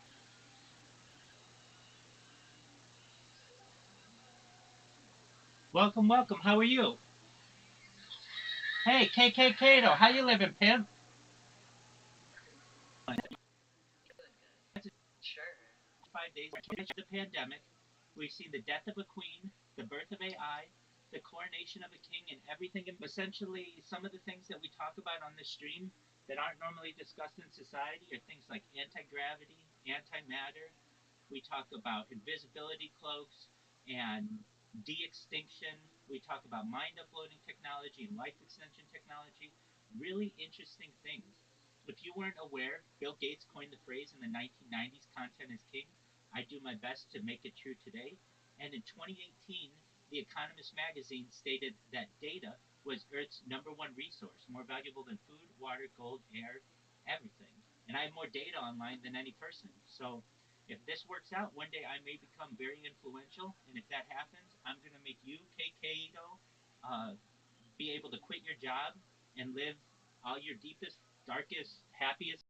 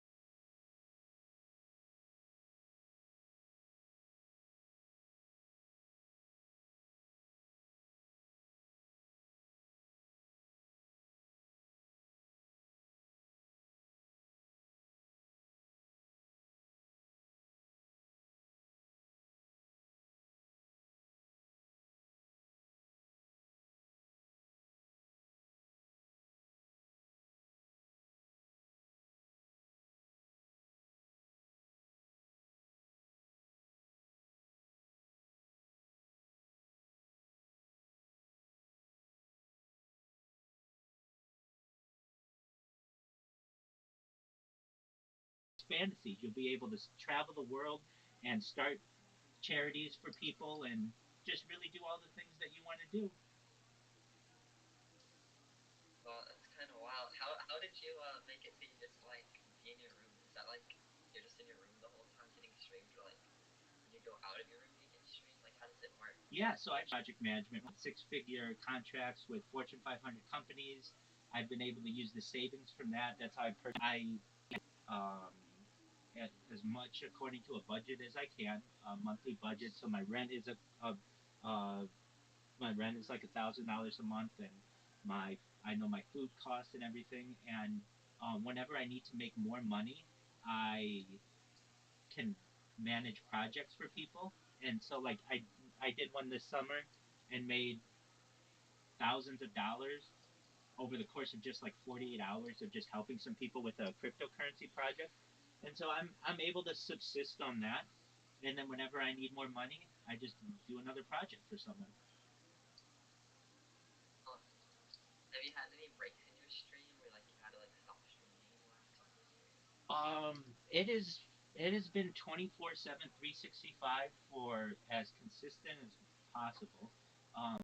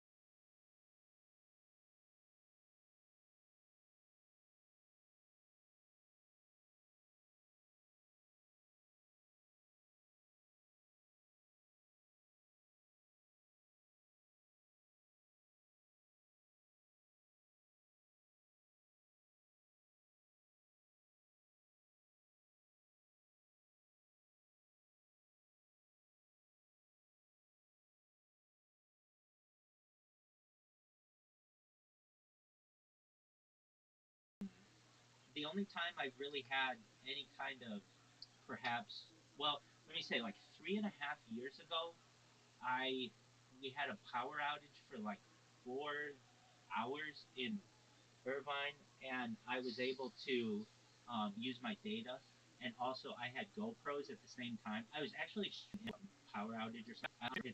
Oh, there we go. That happens. I'm so sorry. I didn't mean to leave the call. I'm so sorry. Apologize at all. No need to apologize at all. But yeah, generally, I mean, people run into internet outages every once in a while, but it's only like maybe 10 seconds. And of the like, I have 10 different YouTubes going right now. So maybe if I get an internet outage of like 10 seconds, maybe three of them will go down, but the other seven will continue. So, and then I've also created robots, Kato, that automatically post for me. So I'm actually always streaming on Instagram as well. And I'll send you my streams so you can see. I've got a ceiling cam. I've got uh, side cams. Yeah, absolutely. You can watch me from above. You can see this conversation from above right now. If you would, take a look at the message I just sent you, and you'll see. You've never seen anybody with more live streams than I have. How do you store all this data? It's all stored essentially Yeah, on servers of Alphabet and Amazon and Meta. I see. I see. I like all the Sonic uh Oh, yeah, let me explain what that is. symbols. Hold on a second. I'm not a big Sonic the Hedgehog fan, though it's fine. It's a cryptocurrency that sponsors me.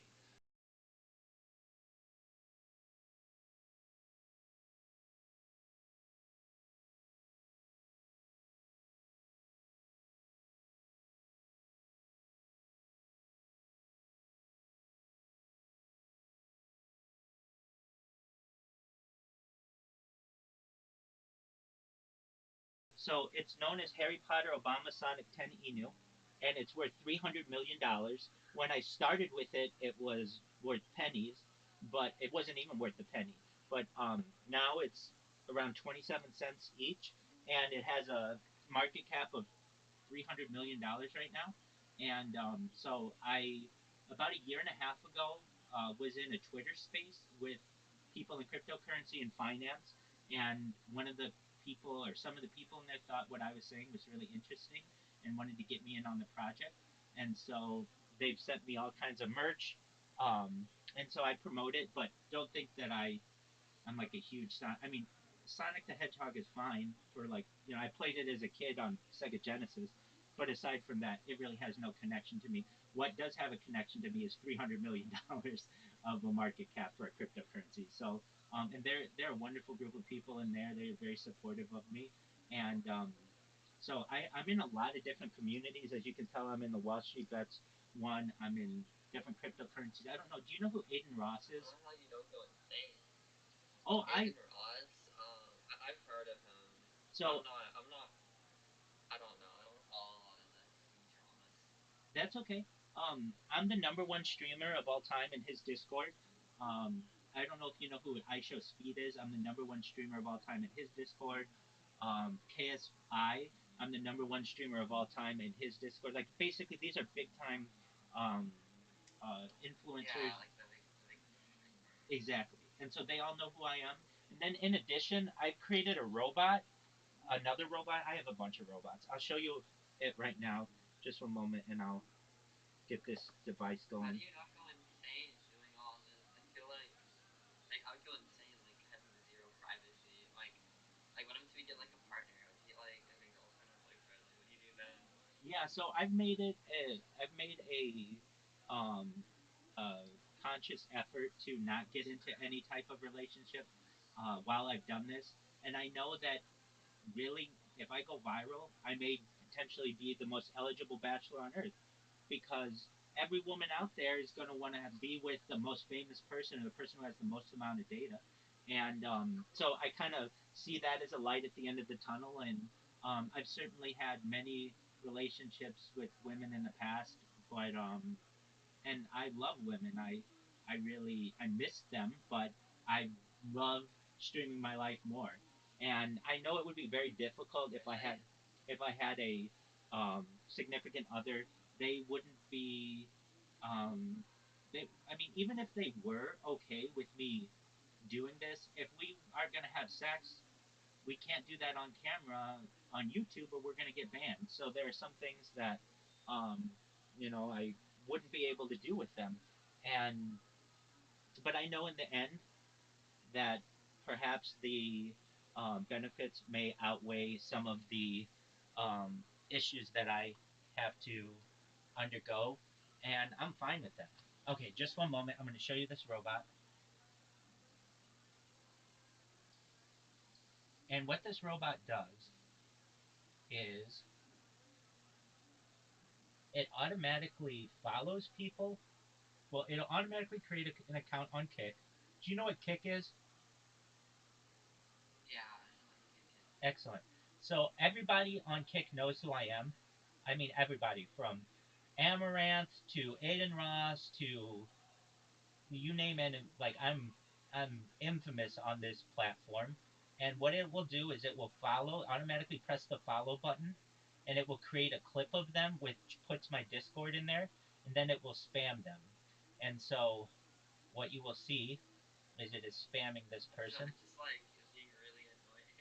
Yeah, super annoying. But I do it for But world. I can't imagine these people like you that much. Well, you know what? Here's the Oh, fun. Here's the funny thing is German's awesome. I wear them down to the point where they do like me and they do allow me to spam them. And the thing is, they get paid based on how much people are chatting in their chat. And so my spam actually makes them money. So it's not that bad for them. And they know that I do it so consistently that it's extra money in their pocket. I don't know if you probably don't know who the owner of Kick is, but his name is Eddie Craven, and he and I are friends on Discord.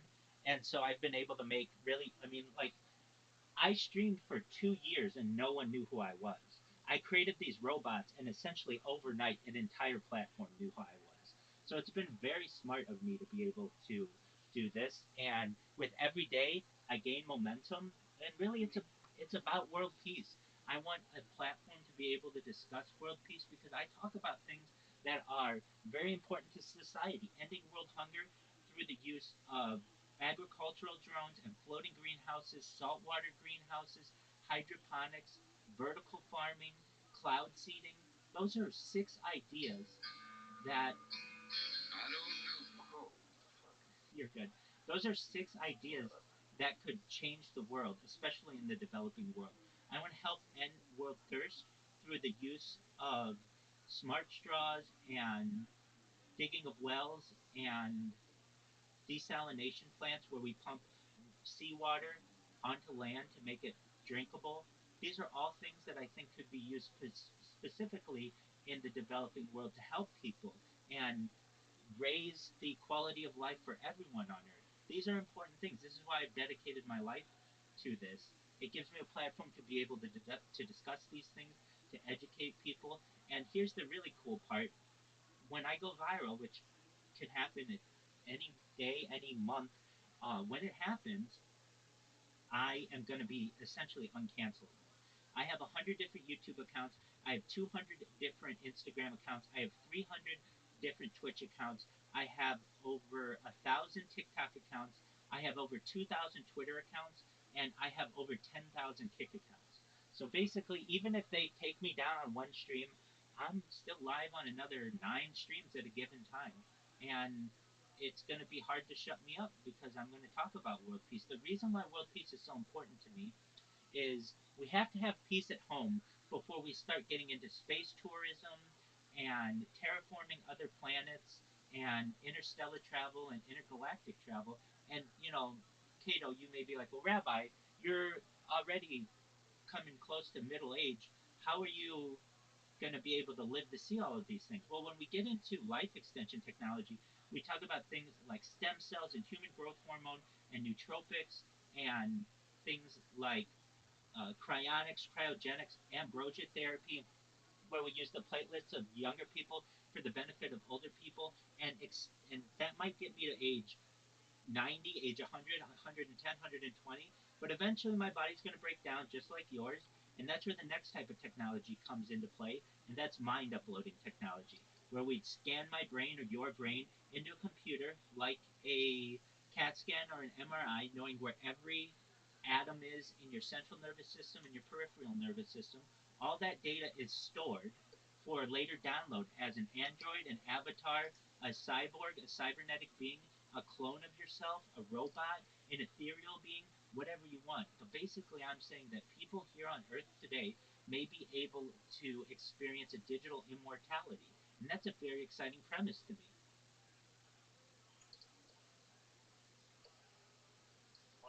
I feel like there's a lot of tricky stuff that I feel like the rich and powerful and the governments would very much so control that You're 100% in right, a Kato. scary way. It is scary, and you're right. They are and they will. Essentially, what I'm saying, and I talk to people every single day who say, "Rabbi, I don't want to. I don't want that. I want to just die at age 80 like a normal person." And I think that's certainly your prerogative. 80's kind of long.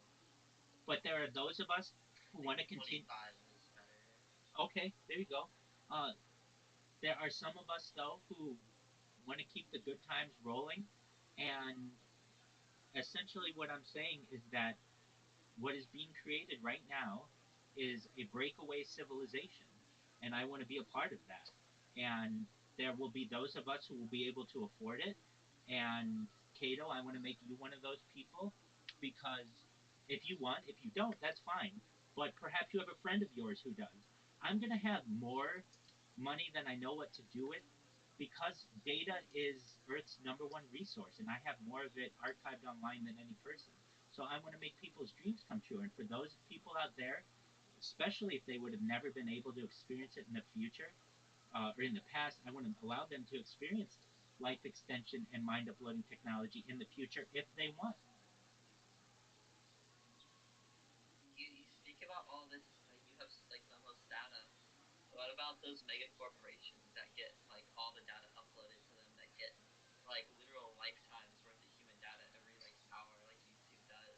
doesn't like Alphabet own all of your data? Like you own none of it.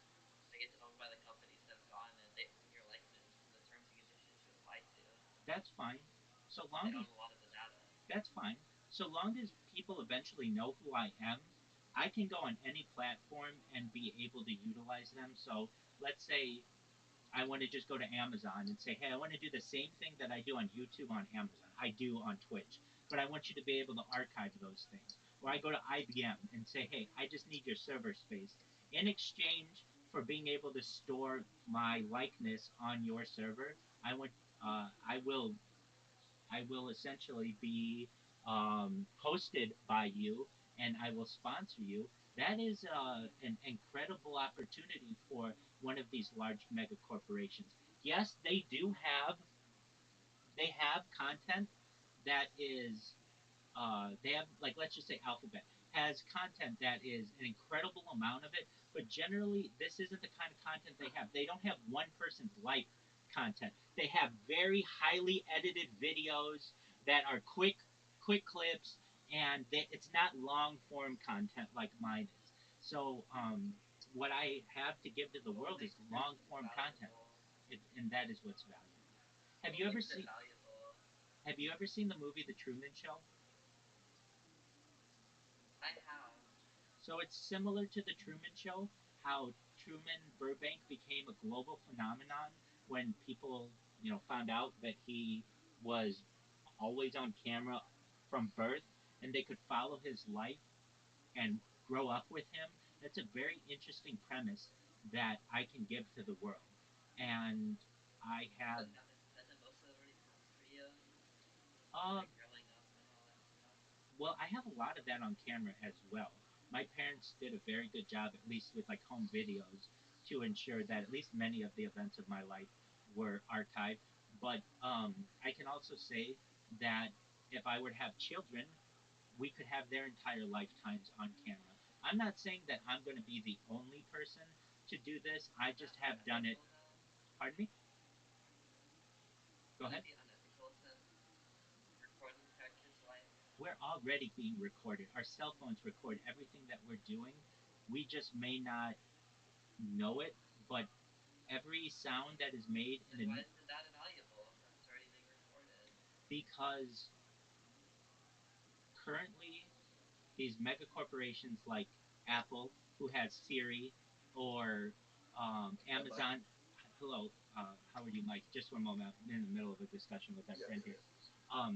Or Amazon that has Alexa do not have someone's consent to be able to share that data with the world. The fact that you can go to any given day of the last 3.5 years and know exactly what was going on in my life and in the news is a very exciting premise to people. Now, even though these mega corporations have that data, it's not shareable with other people, and mine is. That's what makes mine different. But isn't what makes that data valuable is the way you train algorithms off of it?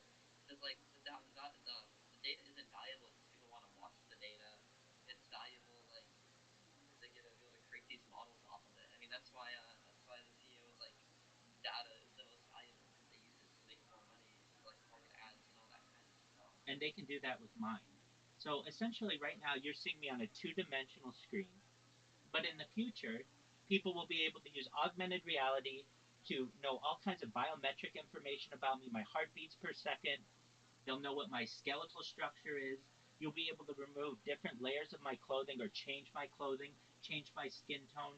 You'll be able to even remove different layers of my epidermis and my muscular uh, layers and see into my brain and actually see what I'm thinking at a given time. And because I have so much data, I will be the perfect example for people to be able to train these algorithms. You're exactly right. The reason why that data is important is because of its value in with AI and algorithm training. And I have the largest data set of any person on earth, which makes it very valuable. Well, I think other people have that data. They just can't legally show it to other people. Doesn't mean they can't like use it to train illegally or like in the legal gray area. Like if the phone's recording everything you do. I mean,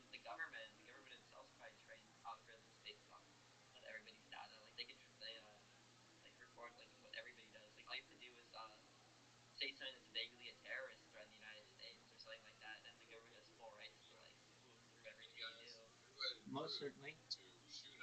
Caspian T, can you turn that down? Appreciate that. Sorry about that. You're good. Uh, yeah, and that's definitely a good point. You can watch me from 33 different devices, though. So if they are recording all of this, I have more devices on me that are transmitting this. So I still have the largest data set of any person. I just don't know how. I just don't think. Well, I I question like the value of having all that. Like I feel like it'd be diminished returns having all that data. I don't know. I'm a little skeptical. Hey, you're Well, entitled. it's an investment. You're It's just it's a long-term investment. If you I think it's a really cool experiment. I would never do it, and I'm like skeptical. Hey, you're allowed to have your opinion on it. If anything, it would allow me to make a lot of money just by doing endorsements for people. If somebody knows that someone's always streaming and they have an audience that will watch them, then I can wear anybody's shirt. I can look like a NASCAR driver with the amount of endorsements that I can get, and people will just want to associate their brand with me because there'll be a lot of eyeballs on it. Nevertheless, the fact that I have all this data in the past that can perhaps be monetized, it's the fact that I am always consistently on the internet is gives gives my stream a value in itself.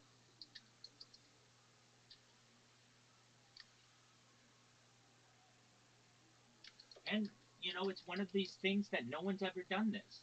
So it's essentially I'm an explorer for the digital age.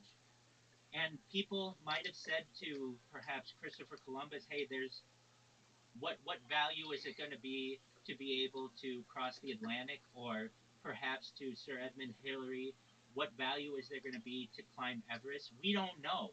That's the exciting thing. We don't know. Cato, you could be completely right, and this has absolutely no value. Okay, nothing, nothing ventured, nothing gained. Basically, uh, I have made um, the investment to be able to allow the world to be able to watch my life in the past. I mean, if we just were to say, look at video that we have from like old video now, currently. When I say old video now, like video from the 20s, the 30s, the 40s, they're of very high value, and people learn a lot from that old footage. Who's to say that people can't do the same in 100 years, or 500 years, or 1,000 years with my stream? And one other thing, if I may add, where this becomes extremely valuable is when AI gets involved. So you don't have to watch a 24-hour stream of mine to understand what I did in a given day. It can automatically be edited for you to give you a 1 minute wrap of what my daily activities are. And we can grow up together. And you know that at any given time, if you're bored, you can watch somebody and they're doing something really cool. What am I doing? We've watched every major podcast that's available, every major movie, including every Oscar nominee since every Oscar winner since 1929. Listen to every major music album. I sing karaoke on here. Every major artist, we've featured their music. Listen to every major audiobook. And I've really made it just like a world's compilation of art. So people will be able to connect to this perhaps from many different ways. It doesn't just have to be my life, it's all of the other art that complements it. What do you do when the like I guess the copyright on it like expires kind of stuff? Like in 25 years, people will be able to use any of like the recordings you have for any of their own purposes. I want them to. I'll be a very famous person by then. And I never want to charge for this. It's a gift to the world. I want people to be able to learn from it and utilize it in their own way. There perhaps will be a phenomenon by that point, and I don't ever want to copyright this. If I ever am going to make money, I'll be able to do it through endorsements, much easier than I will be by just a YouTube algorithm.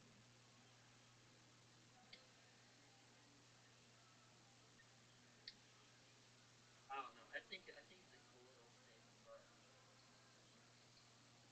I don't know. I think you should do you, man. Hey, and I am, If and I you have have. fun doing it and it's your life project, go for it. hey, and I have been for more than 3.5 years, and I don't plan on stopping. So essentially, people will be able to watch my life going back to 2021 and when we were in the pandemic, and even before then, I have footage from GoPros and things, long-term stored footage, and lots of it. I have an entire bag of just SD cards, and I have terabytes. I have over 10 terabytes of stored footage. So essentially, the way that I see this is like home movies. There are people who we learn a lot from their home movies and what life was like and what society was like and what uh, people's interests were. And in the same way, people will perhaps be able to do that from this. Now, like we said earlier, if this never amounts to anything, okay, nothing ventured, nothing gained. But imagine if it does turn out to be something. It has the opportunity to have a lot more, has the opportunity to change the world. I mean, you should understand as well, Cato, some of the things that we talk about on this stream are not normally discussed in society, and they're very important for the future of the world. Like what? Like things like uh, a launch loop, a proposed transportation system that uses long loop structure to launch vehicles into orbit through magnetic acceleration, Lightcraft, a spacecraft propelled by laser beams directed at light absorbing surface, creating a thrust through energy absorption, Lunarcrete, a building material made from lunar regolith envisioned for constructing habitats in moon-like areas, a lunar space elevator, a structure extending from the moon's surface into space, facilitating transport to orbit without traditional rocket launches, a magnetic sail, a spacecraft propulsion method that uses a large magnetic field to interact with solar winds or magnetic fields. I mean, I have a huge list of these things that we talk about with people and that I've been interviewed about. These are all really good ideas, and no one's talking about them now. People talk about right now, it's just about rizzing people and getting laid and all this other stuff, and that's cool. And I talk about that kind of stuff too. But when we're talking about things like cold fusion and computorium and electrogravitics and faster than light communication, people are going to say, this is what I want to watch. This is really interesting. Tell me about faster than light communication. It's a communication methods that would allow for information travel, transfer faster than the speed of light. Oh, that would break a lot of laws and physics. And I mean, even spooky action at a distance can't do that. Well, I mean, I guess if you didn't space time, you could. Hey, Rabbi, I have a, after you're done with this conversation, I have one more question for you. okay. Yeah, let's hear it, Mike. What's your question? So, you know what who Chris Chan, World of T-shirts, you know all those people. Enlighten me. Okay, so these are people who live stream their lives. They every second of their lives they're recording, uploading it on social media. Well, they're really popular, but they have a fan base that are dedicated to fuck with them. They are dedicated to swatting them. They are dedicated to do all this stuff to them. Rabbi invites them. Rabbi invites that. I'll be honest. Well, yeah, but then you got those fucked up people. Like you, Chris Chan molested his mother because someone convinced him to do it. You got those crazy people. Rabbi is not. Wait, hold on. What if you meet up with one of those crazy people that are willing to fuck you over in any way, swatting you repetitively every day, you having to go talk to the cops, you having to call the sheriff's department? What if you put in a situation like that? Would that end everything for you, like what you're doing? No, it'd just be another day in my life. Yeah, but like these people are dedicated. These people are dedicated to get a reaction off of you. These people are dedicated to do it. These people spend all day thinking of a plan to fuck you over. Okay, You know? and then we'll have them arrested. These are illegal techniques that people want to use, and we will trace their calls and ensure that charges are perhaps pressed on them if needed. Yeah, I guess the difference is like these people don't have money. They don't have the resources to do that. They just have the internet and to scream at a phone. I guess you have the resources to do that. I guess yeah. So let's say someone wants to swap me. Okay, well the essentially the Orange County Sheriff or Irvine Police will either take it seriously or not, and they will they get these kinds of calls every single day, not just to me, but to other people in the area. And if they think that it's realistic, then they can act on it. If they don't think it's realistic, then they will press charges. Irvine is, according to the FBI, the safest city in the United States. And it, You know, well, well, yeah, but like people hire Russians to do this, like the swatting and shit. People hire Russians to do it.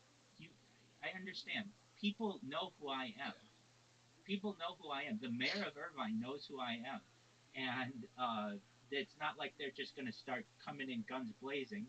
They are certainly aware that I'm on the internet, and all they would have to do is say, just go to my stream and see if any of it is legitimate. And if it's not, then they press charges against the people. And if necessary, they can contact the authorities in other countries to be able to report these people. No, I guess that's the main because that really does like come across my mind a lot when it comes to like thinking of you. That does come across my mind a lot. Is mainly for that safety. I don't want you to end up like just being rapidly swatted, just all this bad shit happening to you, packages coming to you, like I just don't want that to happen to you. I recognize I'm that. just hoping. I'll say, I come from groups online, and that is what we do. We find people who all it takes is telling them something that makes them want. We like to spend low effort, make someone mad, and let them be mad for a few months, and then try to just poke them just enough to keep them mad. That's how I found Rabbi, and when I mean, there are servers. Every group of trolls I've seen in the last year plus now, I've been hanging out with Rabbi. I got interested because one night we were looking for somebody new to play with, and someone said, "Check out this Rabbi Rothschild guy." And the main guy in the server, he was looking after about an hour, and everyone just kind of was like, "There's not really anything going on." And the main guy said, "I don't think I got anything to work with," and he moved on. And nothing sparked my interest in Rabbi more than 1,000 trolls at one time looking at him, picking him apart, trying to find how to get under his skin, how to turn him into a lolcow, and it's just not possible. I When don't know what to say. There's something about Michael Rothschild here that is different. That, when and even what was it? Was it like 3 months ago? You said to me like, "Wait, are you still in that server? Go tell those." And you fucking stream in there. I'm live in Rabbi there is right now. in. Rabbi streams 24 hours a day in a troll server. That's right. And if other people, I've been there. I have screenshots of people, and I told him, I was like, "You really want me to go remind the trolls that you exist?" And he's just like, "Fuck yeah, go do it." Absolutely. And so I went, The, and as soon as I did that, it was like what the next day, and then I was taking screenshots of people in a troll server saying, "Yo, some people are trying to fuck with Rabbi. Let's hop in there." that's And absolutely now, I don't want to say anyone is. There's got to be something that gets under Rabbi's skin for sure, but he won't engage with it continually. If it's something negative and not positive, then he has that mental ability. Unlike people, Chris Chan is autistic, and if you tell him something, it's going to be in his head forever. Rabbi is a regular fucking dude, and that's I don't right. know. I We've been hanging out with him for like a year now. I and wouldn't say he's a regular dude. I'm unique. I don't think a regular dude can live with that. Well, I'm I don't unique. know. I would have I don't know. I liked think to we do live in a it. time where the concept of normalcy, or whatever is regular, is definitely changing.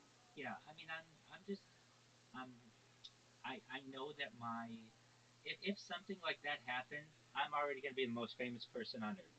And the reason why I say that is because that'll give me a lot of attention. A lot of people will know who I am, what I do, and so I almost invite that. And I also know that the authorities where I live are not stupid. They just don't come in with a SWAT vehicle and start shooting up the place. If you know where I live, the authorities are very careful about that because the people are very high net worth individuals who don't like their neighborhood to be known as anything but the safest community in the United States, which it is. So, if anything, um, the the person who's making the call or whatever is going to have to prove more than just a random call. And if anything, they're going to reverse search that call and see if it's legitimate. I mean, it's not like they deal with this on a daily basis. I'm not the first person in Orange County who will ever be swatted or ever have a pizza delivered to them or ever have their car towed. It's not something that I really fear. In fact, I almost invite it because if it happens, then it's going to give me a lot of publicity. There, in my opinion, is no bad publicity so long as they spell your name correctly. There you go. Yeah, Have yeah. you considered playing in character to get more views? Like play into like the Vince, play into this roles just to like fake reactions and stuff. I feel like that would get more people clicking in. Uh, I I think that's a slippery slope. I'm I really think, who I especially with like trying to do it like 24 hours a day, 7 days a week. I feel like if you were to start trying to play a character, yeah, you I'm really who become I a am. character. I really am who I am. You gotta Nobody be wants part of the game. nobody nobody wants to see someone who is in character 8 hours a day and then not in character 16 hours a day. They want the same consistent person 24 hours a day generally. Exactly. It's Oh easier to just maintain who you are, right? I agree. Shit, man. That's pretty. That's a pretty good answer. Like that's actually like smart. if you ever got like really depressed, like would you ever like consider like turning off the stream and like quitting it? Or is this like something that you like committed your life to? Well, I committed my life to it, but I love it. I think you can see the smile on my face. The thing that makes me happiest in this world is knowing that I'm streaming 24/7, that I'm building the world's largest archive for people in the future. I think that brings me joy. And if at ever any point I'm unable to stream for one reason or another, that would make me sad. I'd be able to overcome it. I've overcome many challenges in my life. But if you really know, like the fact when all my streams are going and everything's recording and I'm able to just chill here, I'm happier than a pig in shit. I am so happy because I know that at any given time people can watch me, they can interact with me, and I know that my life is being recorded. That's my goal. I mean, that's why I've dedicated myself to this. So, with with with the idea of becoming depressed, I'm a very positive person. I maintain optimistic trains of thought. If anything, very depressed people come into my stream, and I do my best to make their lives better. I do my best to raise their self-esteem. I do my best to make sure that they know that they're valued and that they always have someone here to help them. And they come in here and they tell me about their day and they tell me about what went well and what didn't go well. They ask me for advice and we become friends. That's what I do. I do my best to be a light to the nations. So I feel like I forgot what I was gonna say. You're good. I had the thought in my head. What's your opinion on gambling and like the stock market and stuff like that? Like people that are like addicted to day trading or addicted to gambling at night. That's a great question, Cato. Like lose all their money doing that. Yeah, so long as you are not sacrificing your entire net worth on it, I don't see it as a bad thing. The second that it starts affecting your life to the point where you cannot do the things that you previously would have done, that's where it becomes an issue. So if you have excess income or assets and you want to be able to invest that, I see it as no different than investing in cryptocurrency or the stock market or even um, even like an investment into classic cars or real estate. It's just a bet. It really, at the end of the day, it's a bet. It may not be a Wall Street bet. It might be a real estate bet, but you're just taking a risk. But I think those are healthy risks to take. The reason why people acquire mass amounts of assets is because they've taken risks. So long as it is not a risk to your day to day survival, I don't have an issue with it at all.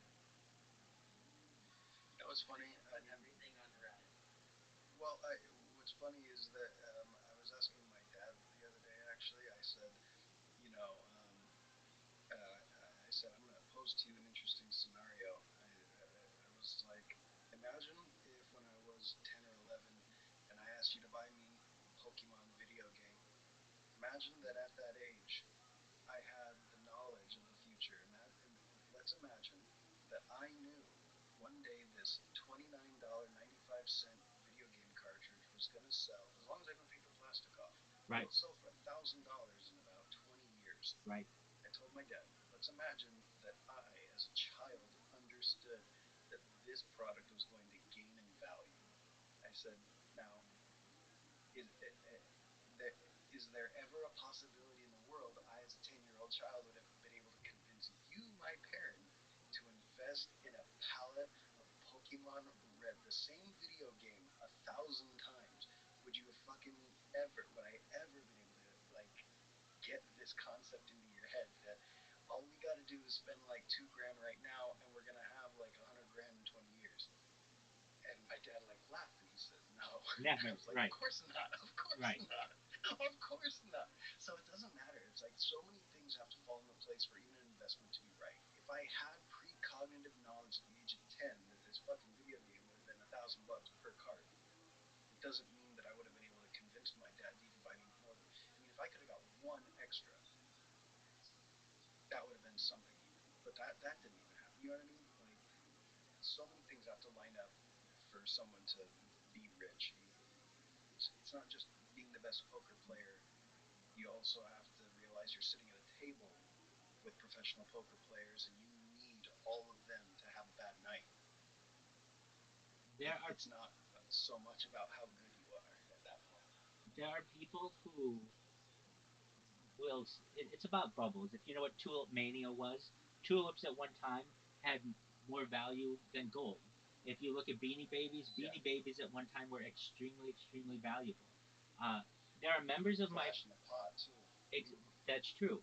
But I even see those things as potentially having value in the future that we didn't necessarily know. For instance, if like when you buy, I've kind of had this theory. If a child wants a, let's say, an action figure, you should buy them two if you can. You should buy them one to play with and one to keep in the box, and just wait and store it. And in 20 years, it will be Pokemon Red, and it will be worth a lot, and they'll have a huge collection. If you just do those things in just some small little, uh, small, use this advice with whatever you're buying. If you really like it, it will have huge amounts of value perhaps in the future. Like NFTs. Many times people, like for instance, these NFTs, these are known as Frodos, and when I started with these guys, they were worth pennies. A few months ago, they were worth $800. They're worth like $8,000 now, and they will eventually perhaps uh, be worth more. They may be worth less. Who knows?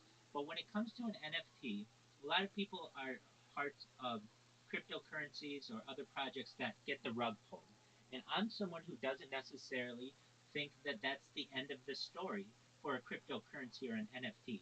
I think the longer that you hold an asset, cryptocurrency and NFT, the more valuable it will become. Just and you get to a point where something becomes an antique, and maybe nobody cares about the NFT, but they care that the NFT was from 2019 and there weren't that many NFTs in 2019, or from 2024.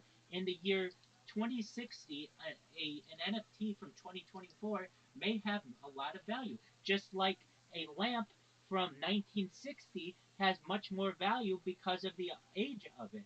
Things get into a period where they become an antique, and then they become an artifact. And when something becomes an artifact, that's when it has extreme amounts of value, where people display it in museums and things like that. So I'm someone who, if you have a cryptocurrency that's rugged on you, I wouldn't sell it. You never know. I mean, it might have been worth $100 at one point, and now it's worth nothing. Okay, that's fine.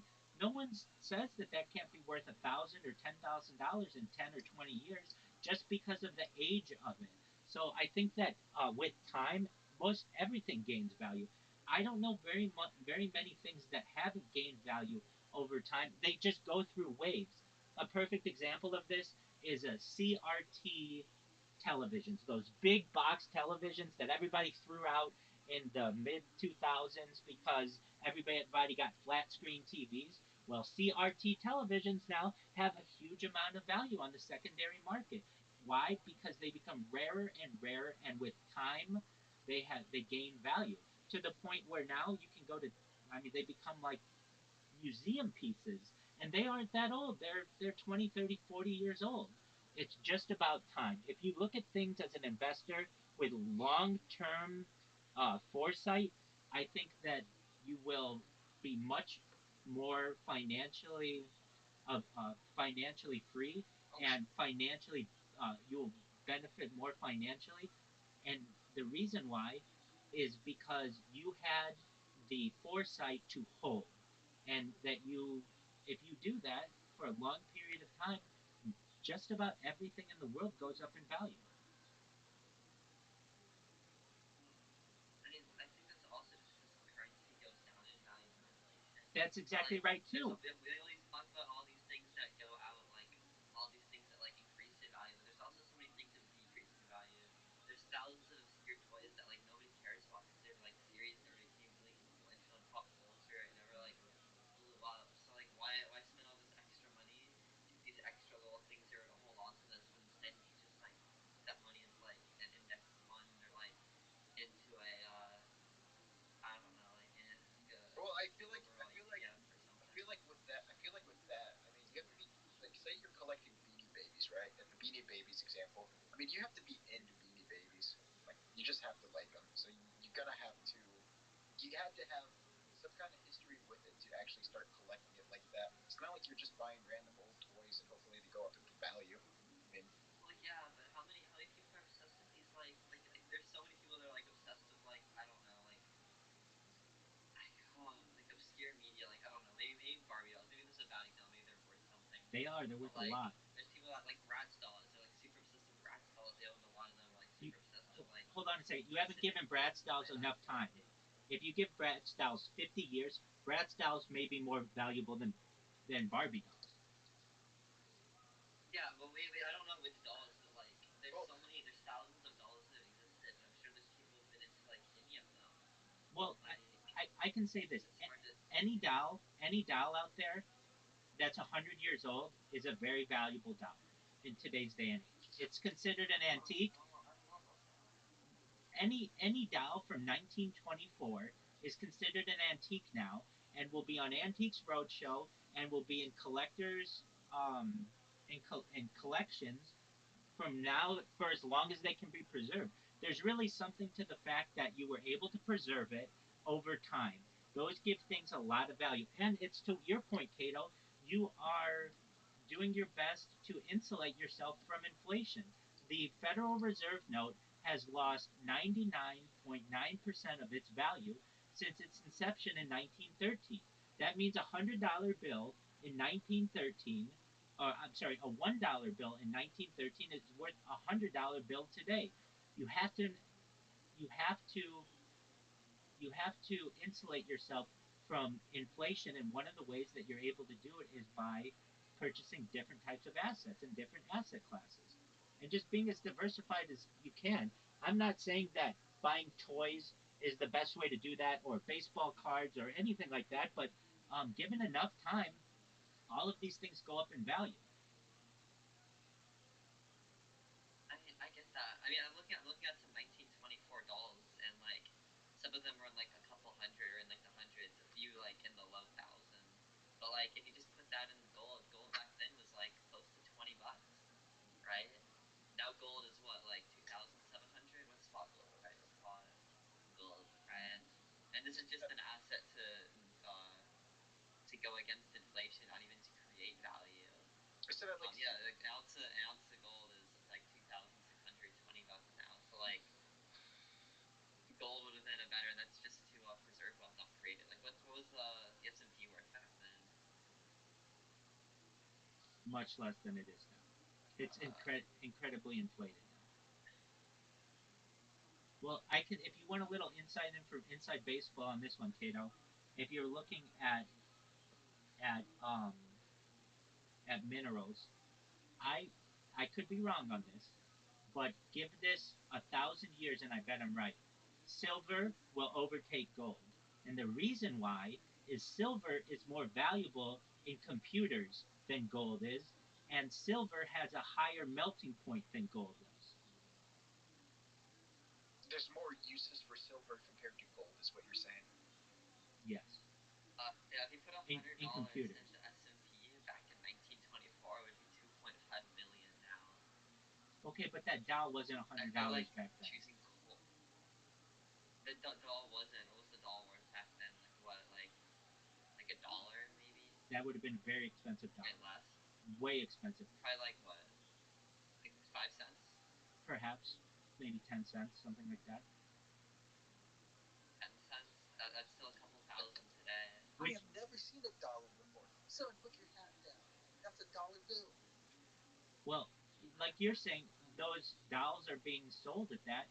And you have to understand, back then, people weren't looking at dolls as investments. They were looking at them to be able to get joy from their children.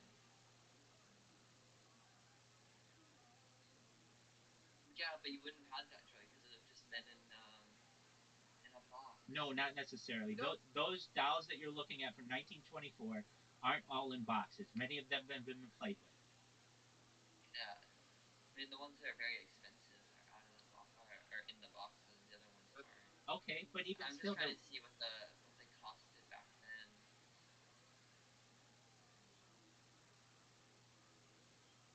I mean, we can ask ChatGPT. I use ChatGPT every single Could you day. pull it up? Absolutely. I use it multiple times a day. What's a dollar? So, how much was an average doll in 1924 in 1924 dollars?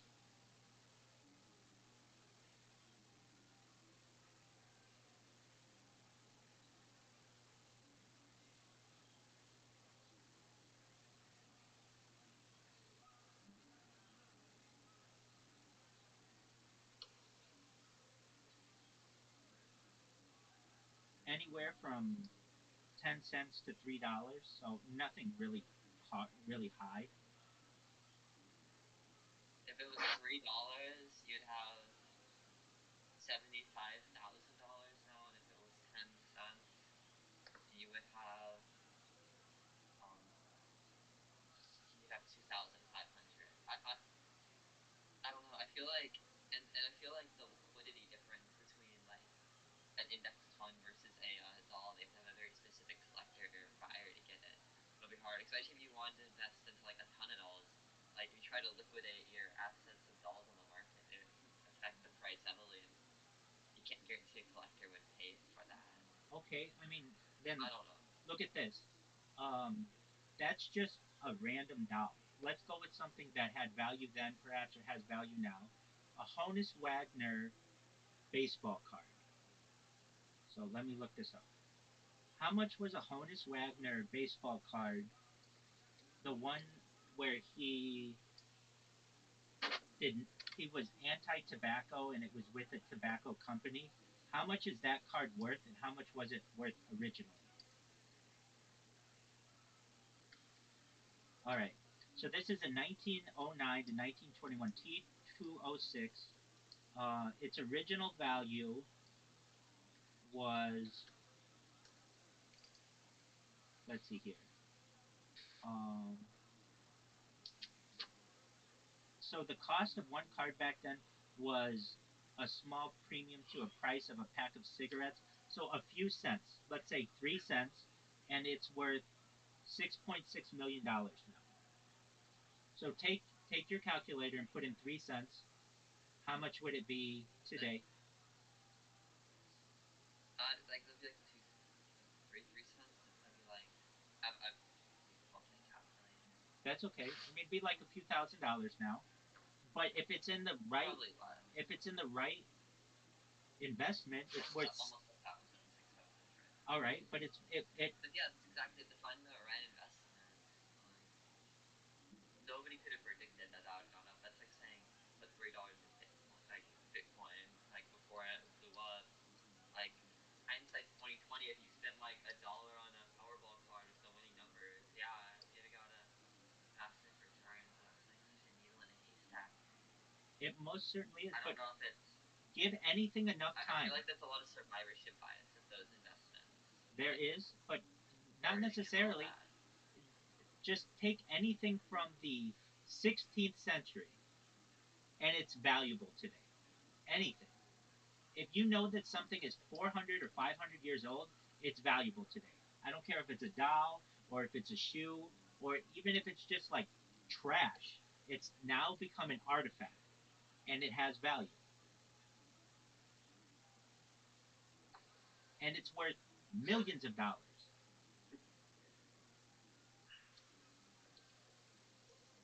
Name something from the 16th century that is not extremely valuable today. Um,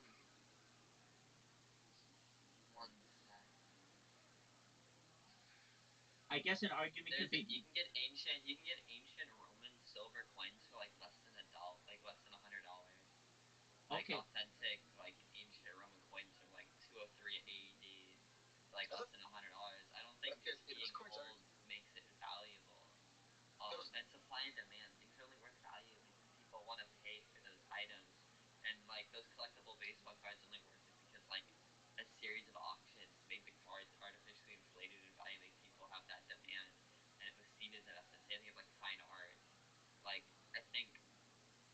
I don't think time and handling makes something more valuable. I think like the history is cool behind it and all that, and I think that messes with like the human perception well, system. There's nothing inherent about I it guess that's like valuable. Keto, I guess what you're not understanding, not everything gains value with age. Not everything. But that's what he just said. Name Hindsight kind of something. 16th century. It's Name most something. certainly more valuable. Name something that does not. A brush. A brush, like an ancient Sure. Roman brush, is going to be in a museum. Like You're not going to be able to buy that. It's so valuable that it'll be in a museum. Coins. These coins. That's well, those coins are probably worth more than what they were. You know. Yeah, they're worth more, but not Well, that's significantly so. wait. That makes my point. It has gained value because of The time. silver Yeah. is not what gained any value. It's the fact that it was pressed by the Romans. If you know what I mean. Yeah. So, I know what you're saying. pottery from the time, at that point, you might have a vase that costs more than a silver ingot there, because it's of the artistry that went into it, and especially with coins, depending on where it was minted and everything. The Greeks were minting things all over. If you were minting something in Rome, you'd have a really pretty looking coin. If you were minting it in one of the outskirts, somewhere in like Asia Minor back then, you might have had like an uglier looking coin. Which, even though it was still passed as currency in the day, and it was the same weight in gold or silver, the the process of actually minting the coin left a less valuable indent, or because of mistakes, a more valuable one. Even currently, like a 1942 penny that has a particular error is going to cost, how much money. So when we find certain, it's not so much the material of the periodic table element that it is made out of. It's because Yeah, I we're agree. I mean, successful. 100% agree. Like, you have like 1898 pennies that are only worth like $3 or $4, but then you can have like a more recent penny that has the error. Exactly. What I'm saying is what determines the price isn't like if it's old or if it's not old. It's like what we value in the item. Yeah. Very subjective. And I'm just saying that just buying these random subjective pieces isn't a good investment because it's almost impossible to determine if that particular one's going to go up or down in respects to other more certain investments like real estate or the stock market or things that like have a more proven track record to go up than like speculating on like collectibles. Cato, I agree with you 100%. If you were asking me, in what should I invest, Rabbi, I would say the FANG stocks, Facebook, Apple, Amazon, Netflix, Google. Those are great. Great chips. Yeah, exactly. So I'm going to tell you to invest in that. When it comes to uh, more than anything, real estate, because you can't produce more of it, and so that has incredible value.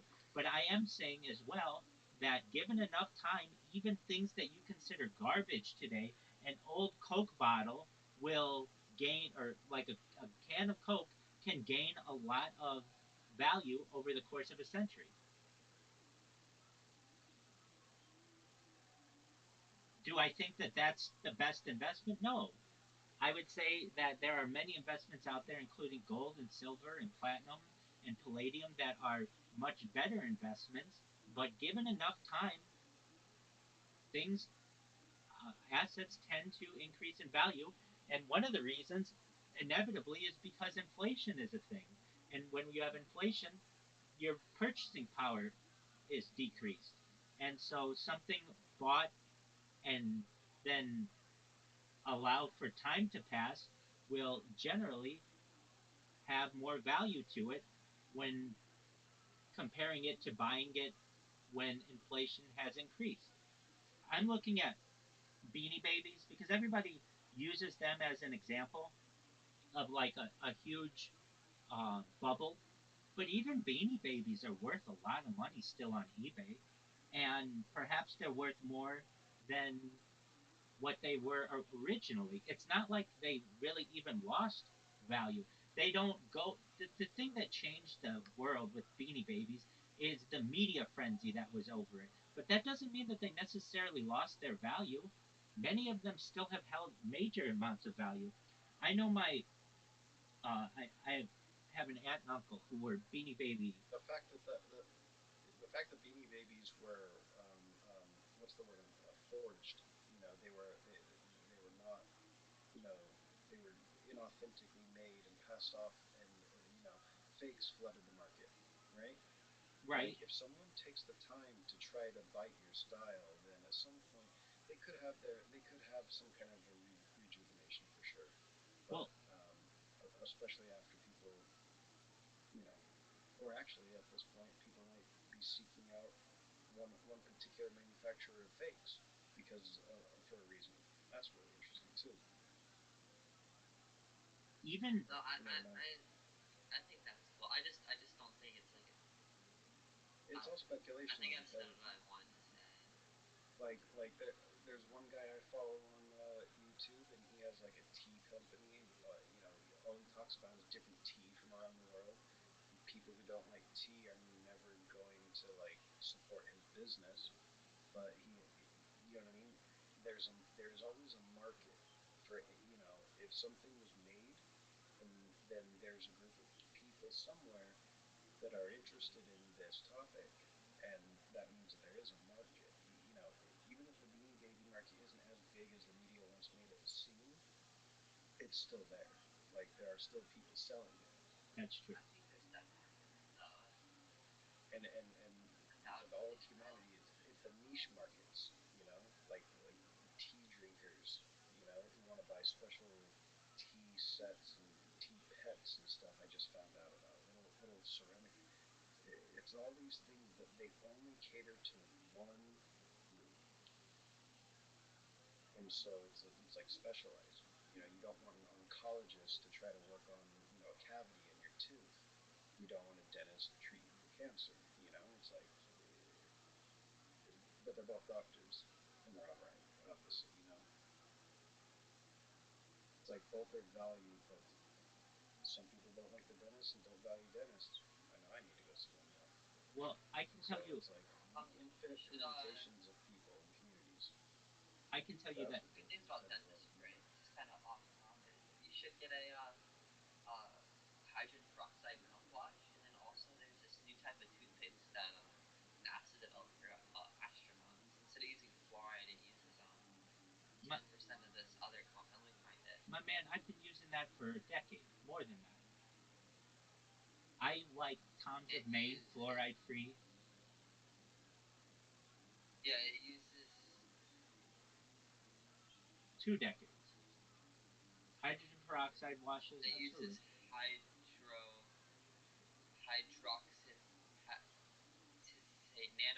hydroxy to say I cannot pronounce it, but 10% solution of that in the mouthwash in the toothpaste instead of fluoride, which is good. I mean, they recently had studies about how fluoride can negatively impact the IQ of children. Harvard did one, of like Yet little kids Yes, they They did. have like I think 10 times, 7 or 10 times the like daily recommended dose. It's a lot. Absolutely, And Cato. like unless you're like swallowing toothpaste like floating in your mouth for like a lot of time, Cato, uh, Cato, that brings some sort of high-load happening. you're not. You're. You, Kind of interesting. I've been convinced of this for many years. I've used water filtration systems to be able to remove hard metals and toxins out of my water supply. I've used tons of Maine fluoride-free toothpaste for decades. I do my best to avoid fluoride in any way that I can. So I'm in agreement with you on that. I'm very well aware of the Harvard study. I know that New Zealand has done studies as well, and they had fluoride and then they've removed it, and they had no difference in their um, IQ levels. So I can tell you that that's a large study, a large mass of people that did not see negative health effects, but they did see improved cognitive testing, which I think that is very important. Um, I don't think that we should have fluoride in our food or in our water supply, and I'm an advocate for defluorinization of society. If you really know what it is, Yeah, I think it's it an is a industrial personal toxin. choice. I They feel it should should be a don't I feel it should be a choice. yeah. There's never like well because then I dental. like fluoride in my toothpaste, but I'm like very vain about my teeth. I like going to brush white teeth because Okay, I'm afraid of cavities.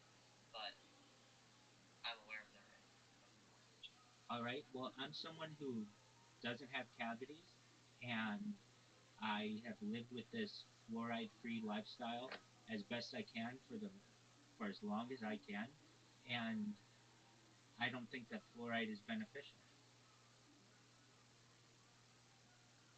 But That's fair. if you like it, you're more than willing to have it. I don't think that I because mean, you like it, I've done both for extended periods of time. I don't think But because you like it or someone else I'm just likes getting a it. little. I don't think because you like it or someone else likes it, that means that it has to be put in my water.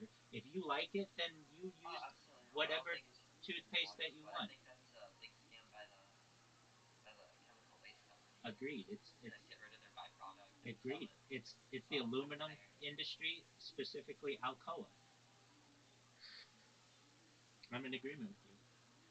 Well, Cato, I want you to know that I really appreciate you.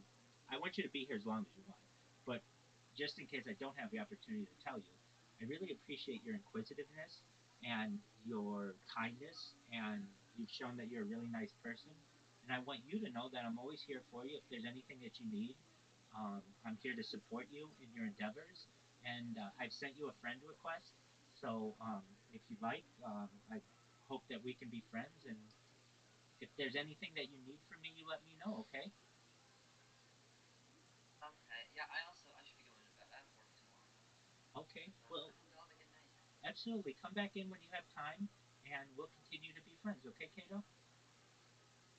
Good night. Take care, my man. You have a good night, man. He left. Hey, Rabbi, Yo, were you go. ever into like classic WWE or WWF? Yep, 100%. Dude, I missed that era. I missed the era of like the Undertaker throwing fucking Mind Freak off of the fucking cage Yeah, you mean, into the yeah, but his name is Mankind. yeah, Mankind. That's right, I meant Mankind. You're good. Yeah. Yeah. Are you on Reddit? No, I don't use Reddit. I use Twitter. Okay, well, you should check out the WWE and like old school. It's called the wrestling subreddit. I'm in all of those. So yeah, I'm essentially like a I don't want to say I'm a wrestling historian, but um, I love all You're of that. you're a dope. Yeah, I mean I've been to wrestling events, and I very much I love that stuff. I saw Jake Dude, this. how do you feel? How do you feel about the backyard wrestling shit that they're doing? Well, they've been doing that for as long as Yeah, people have had backyards, that is true. That is and true. But like, dude, they're it's like fucking throwing them into barbed wire cables from the roof. It's yeah, fucked. most certainly it's dangerous, and I don't think it's right to put people's lives in danger, especially without professional medical professionals who can help people if they get injured. But I'm also about free speech and freedom to do what you want. And so long as it's not hurting anyone else, I don't have an issue with it. If it's hurting other people, Yeah, well, then I have an issue with it. yeah. I just found it entertaining, and I also like just loved WWE back in the day when I was a little younger. Absolutely, it's very cool. It's going through a new resurgence, I think, and like there have been different eras. My favorite was the like Raw era, the WWF Raw era, where I mean Monday nights were a huge deal for any adolescent person who liked that kind of stuff. And I think that perhaps it may get that way again with the WWE getting on Netflix. They've got a new contract that starts in 2025. You know about this?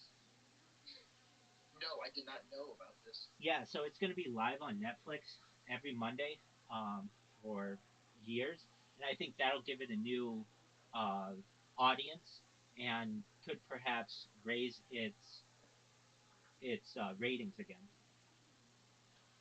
I grew up in like Daniel Bryan and fucking Seth Rogen and like that whole like team, Very the well. Wyatt brothers. I grew up in. Then I watched a lot of classic WWE and WWF. I used to have like a whole series of WCW like on DVDs. There you go. Hey, just one moment. I'm going to use the restroom. I'll be right back. No creo que soy fluente, pero creo que soy satisfecho igual. Pero yo sé que puedo decir maricón. Oh, you son of a bitch. You son of a bitch. Tu no bueno at la comidica. How about that, you piece of shit? I love it. Sam, what's your love life like? What do you think? Is everything? I wish. Single right now. Got out of a relationship. Been there a year. Just doing my thing, trying to do comedy. I've been kind of planning on moving here, so I've been trying to get into a relationship thing. Yeah, definitely not. Hook up with anybody just for me if you ever have to move to Austin, Texas. Listen, dude, it's not completely dry, but I don't know. I'm too emotional to like always look over people like that. You You know? say you're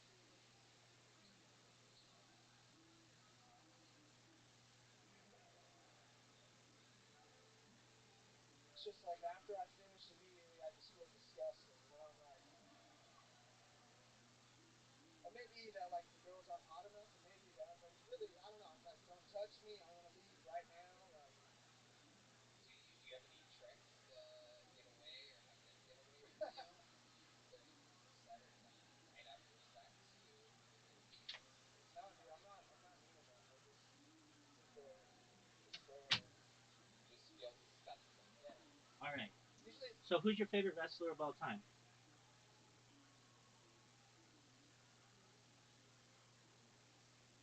Bray Mike? Wyatt. Okay.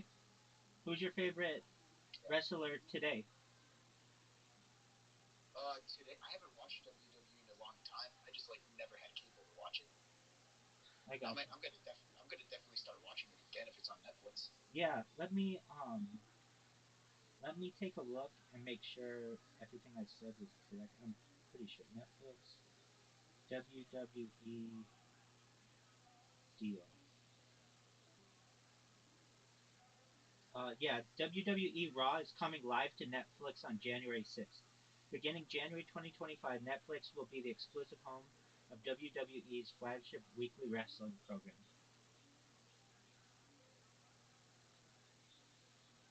So, yeah, it seems like you'll have that opportunity, which will be really cool.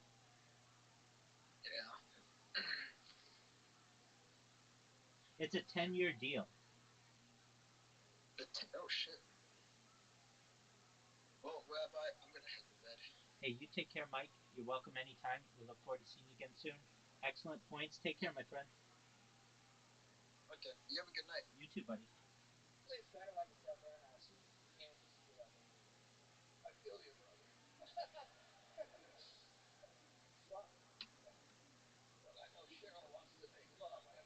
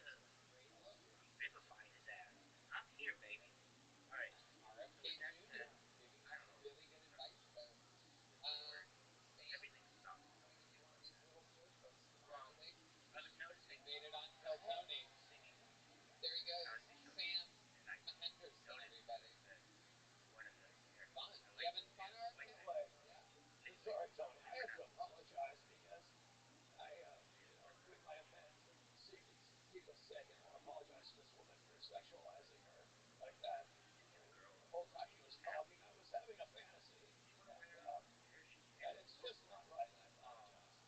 I was, she was laying on the bed with my spine not clothed at all, and I was above her, and I just Louis C.K.'d all over her, and I just want to say I'm sorry. Excuse me. Beautiful. Beautiful. The new Director of Health. Is that the title? Director of Health. Unfortunately, the fantasy didn't stop there, Tony. I then brought her into the tub to clean off my mess, and I was massaging her breasts, of course, and I began to get aroused again. I thought, God damn it, RFK, this is someone's daughter, God damn it. But I couldn't help myself. I apologize to you, miss. Wow. Oh, she says you're forgiven. Well, you may not when you hear about the rest of my fantasy. You see, no, please, just let me finish, and please don't laugh. I'm trying to make amends here, and secrets do keep us sick. Then what happened was, in my fantasy, of course, she had asked me to tuck my genitalia down under myself so I looked like a lady in the front.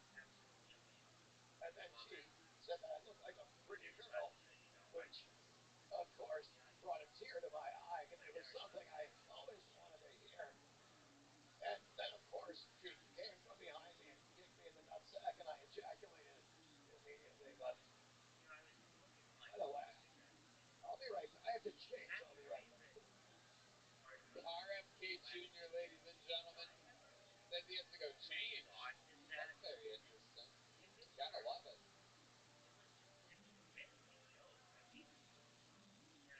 I wonder if there's a microphone back there and he's going to keep telling us about the fantasy. All right. Pulled another name out of the bucket. We're going to keep the fun train moving along. This looks like another new name. Make some noise for Joe Barnholt, everybody. Joe Barnholt.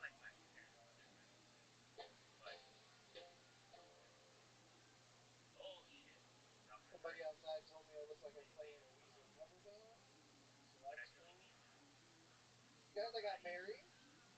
Oh, thank you so much. I appreciate that. Then I got divorced. Hey, that was a little bigger trip for that one. I basically got most of all the credit. So don't cry for me though. I got the house in Tahoe in the divorce. And by that I mean I live in Australia.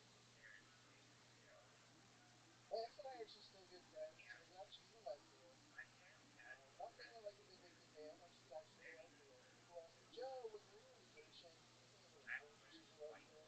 Aside from the fact that I'm a guy pussy and she leaves me alive,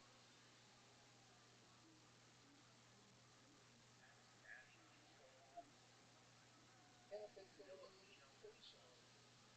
On a completely unrelated note, did you guys know that scissors really hurt your balls?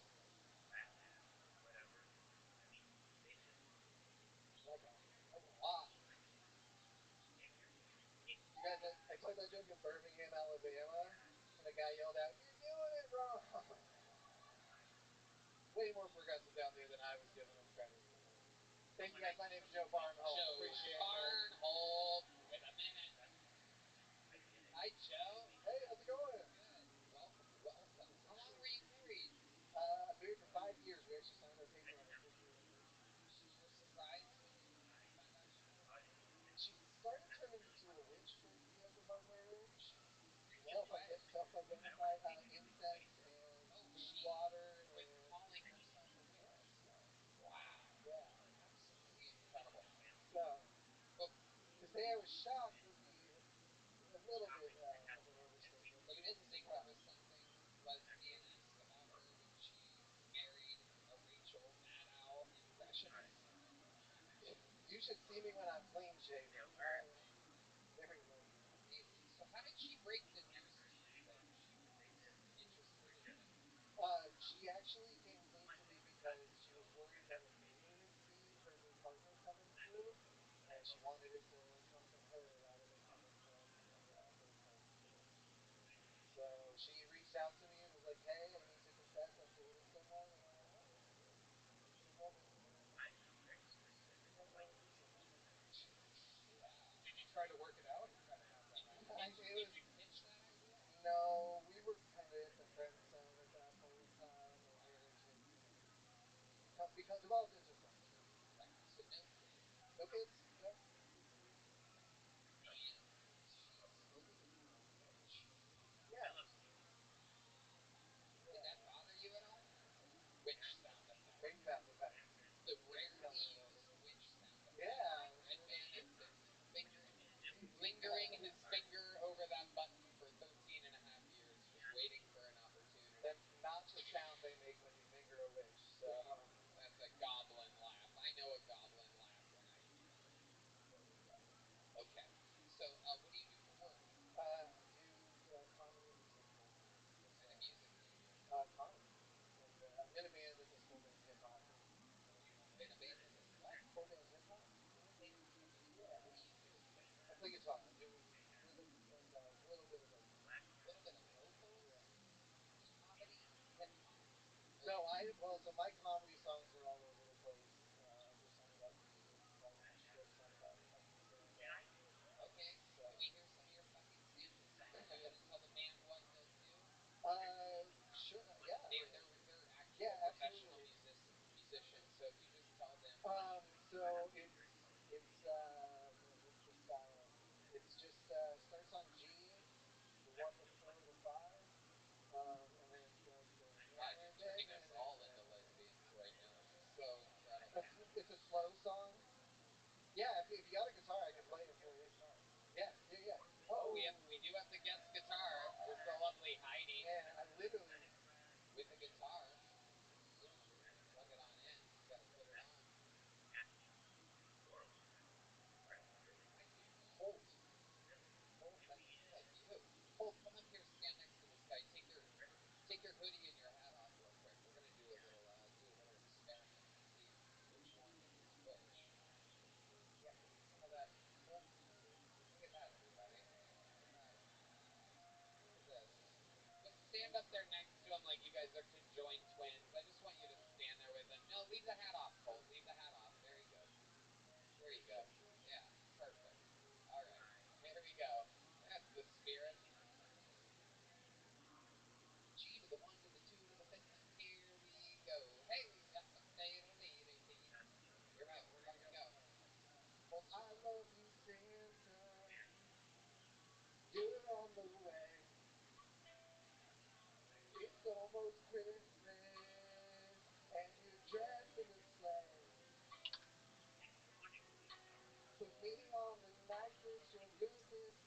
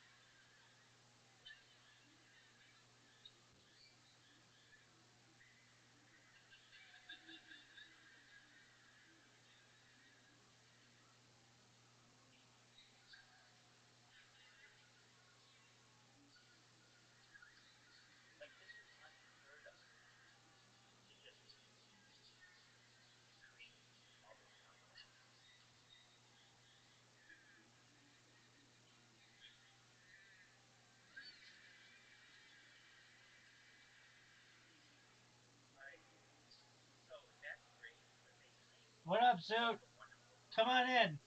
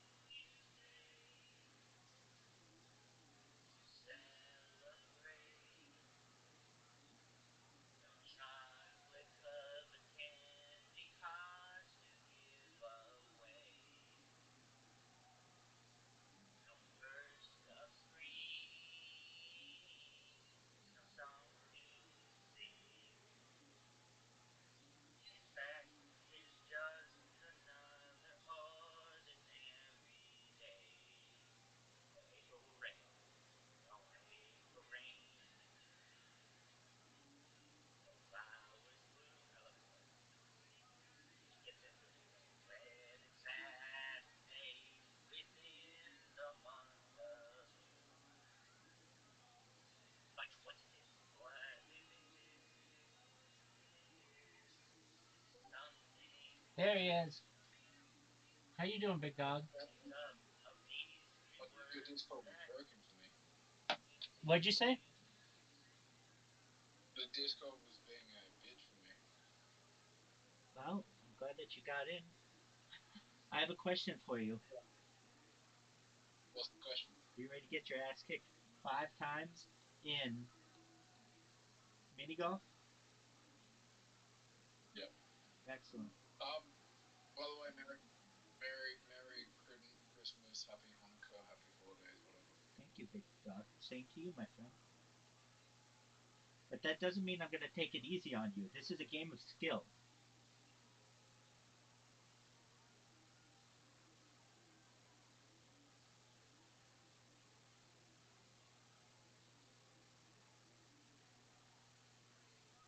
Get in.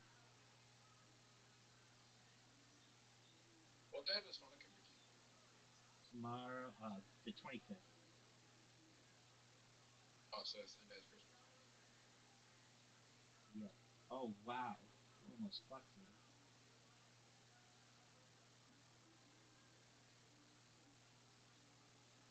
1-1. You did very well. You like this hole, don't you?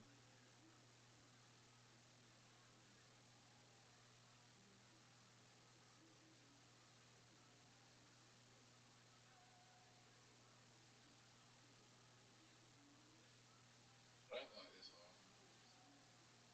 Have my ways. That is a good shot. That is a good shot.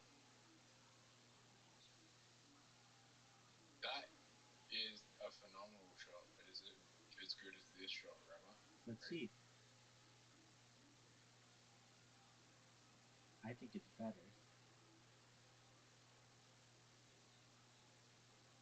Oh, stop. It's not a. That was not a good. That was a terrible shot, Rabbi. That was like terrible. The only thing that was worse is this shot.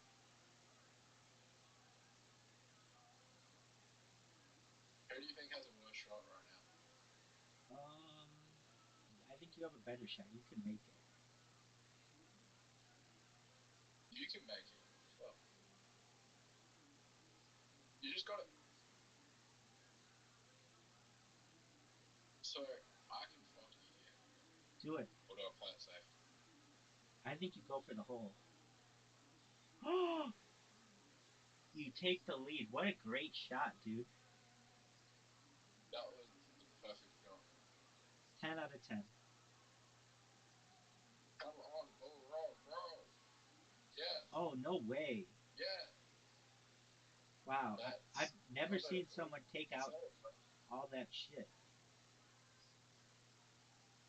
it's not a great shot though.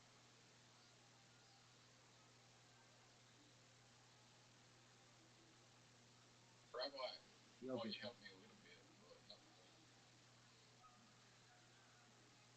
Fuck.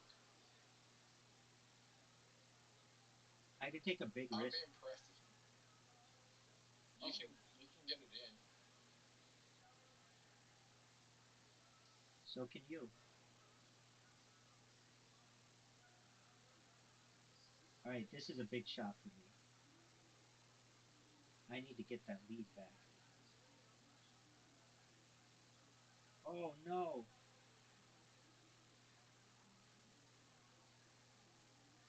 Rabbi, I just won 100 million. I'm done.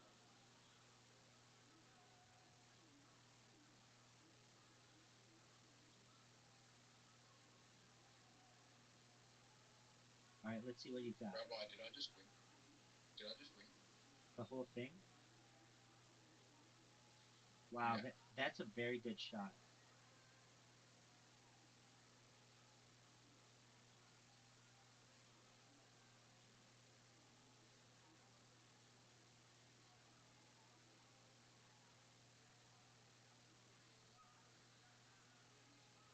Oh,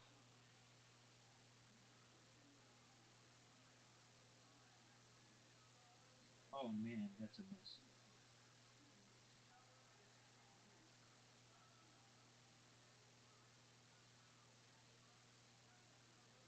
Rabbi, Yo, big dog. you have to get it in on this shot if you want to come back. I was thinking that.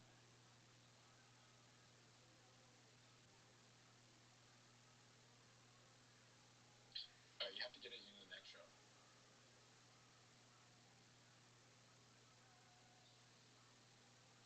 Stop, stop, stop. Terrible shot.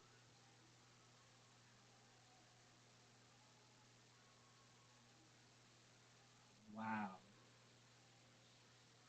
Did I help you? No, not at all. If you make this, you I win. think I am. If you make this, I win. If you lose, if you miss it, I win.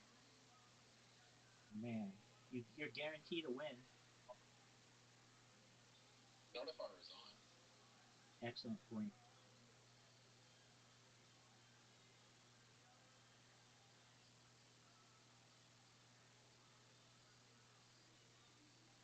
Rabbi, Yo, did you know that that was a 7 out of 10 shot?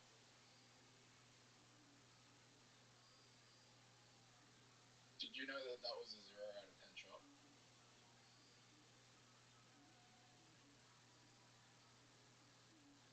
I give that a 7.5. that's a 4.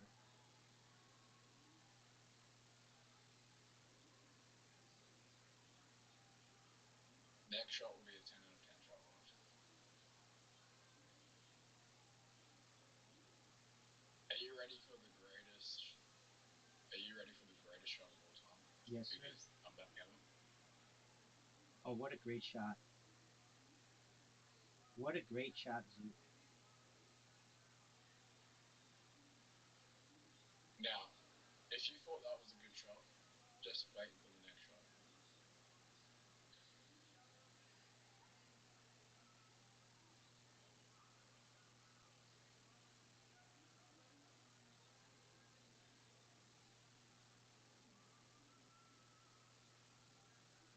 Software pays blockchain.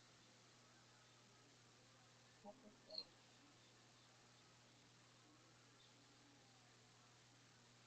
If we both make this, you win. I Why did you do that? was trying to hit your ball.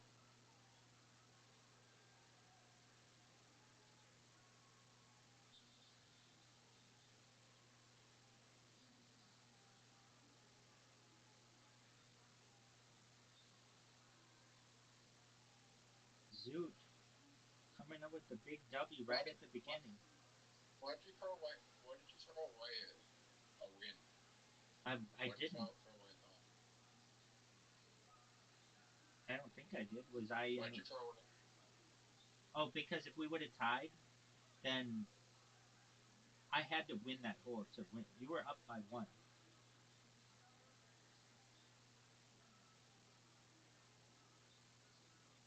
Trash shot, trash shot, trash shot.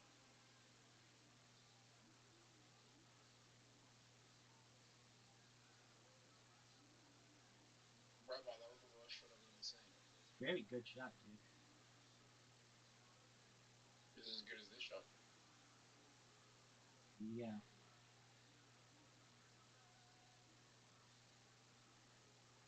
Perfect shot by Rabbi. Thank you, sir. Are you fucking kidding me? Are you fucking kidding me? I hate Rabbi. Hey, man. Go easy on me. I'm winless thus far. Oh, you fucked me, dude. No, I didn't. I helped you. Not at all. I have to go through all the fucking sand. Anyway, Rabbi, you're a sec. You're a sec. You can't get it there with enough speed to avoid the water. This is water. Hey, Rabbi. Yo, big dog.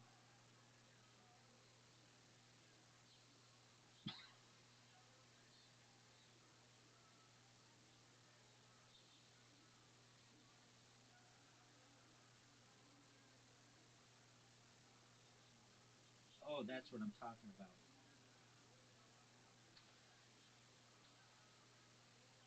I hate this hole. I find it extremely difficult. I haven't had any mishits in a while. I hope I don't.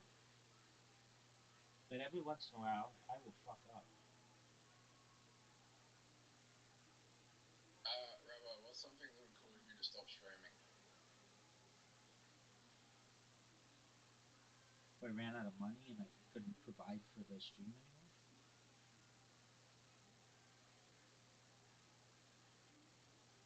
Okay. You think that's a possibility? I mean, it's happened in the past, and I just make more money. Okay.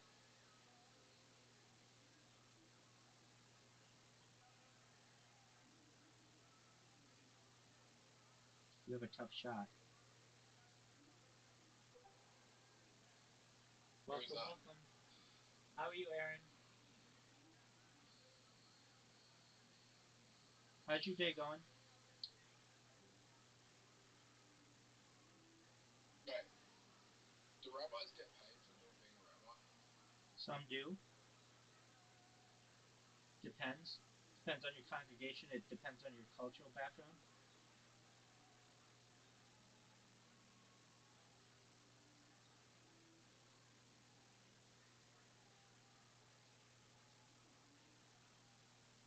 There are schools of Fucking hell, I can't see them. there are schools of thought that say rabbis should not get paid.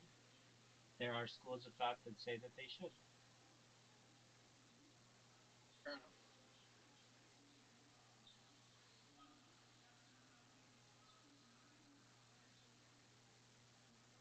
Oh man, you fucked yourself. I believe, I believe they should. I believe they shouldn't. I don't think we as yeah, I don't think that we should. We should do it out of the goodness of our heart. And some of the most preeminent rabbis are in agreement with me on that.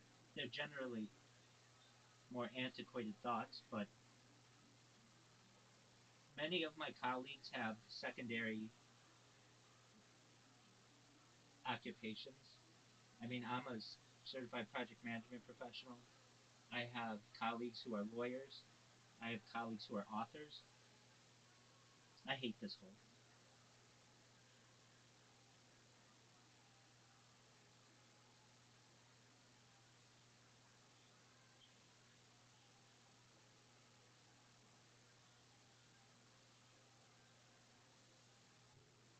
Do you know where I think it is? Where is it?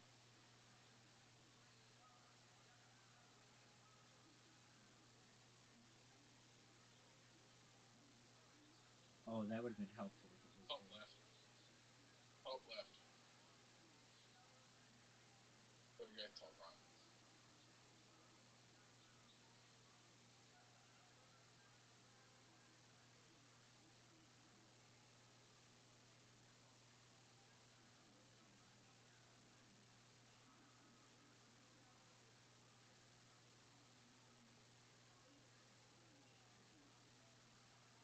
You could really fuck me if you do well here.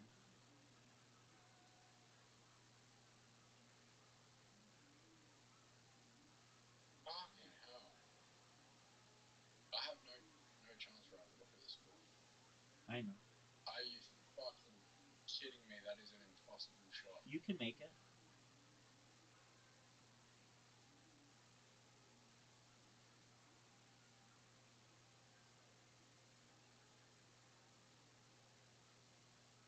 That's an easy shot.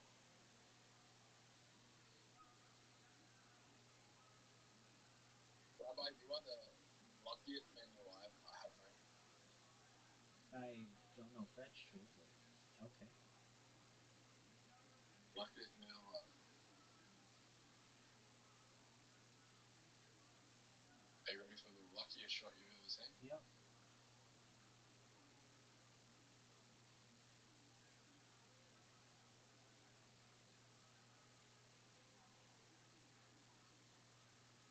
So who's your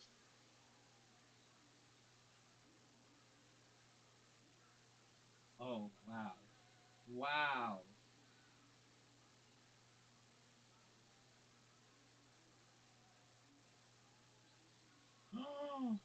What an amazing shot. Oh. fuck? Prom night. All lip, no hole. Alright, that's 1-1.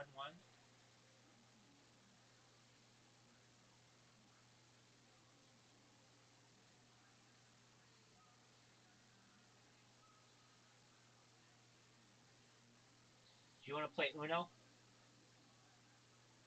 No, one more. Okay. Who's your favorite author? That's a good question. Um,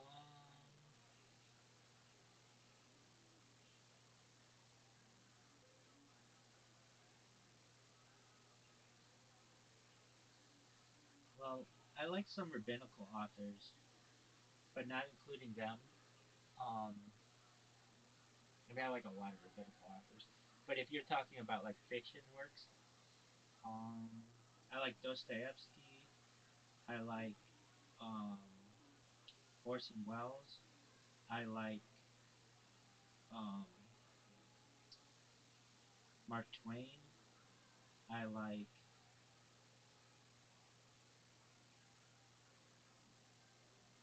um, uh, her name is like E. James, the lady who did um, she did the 50 Shades of Grey books. E.L. James or something is her name. Oh, Did you ever read those?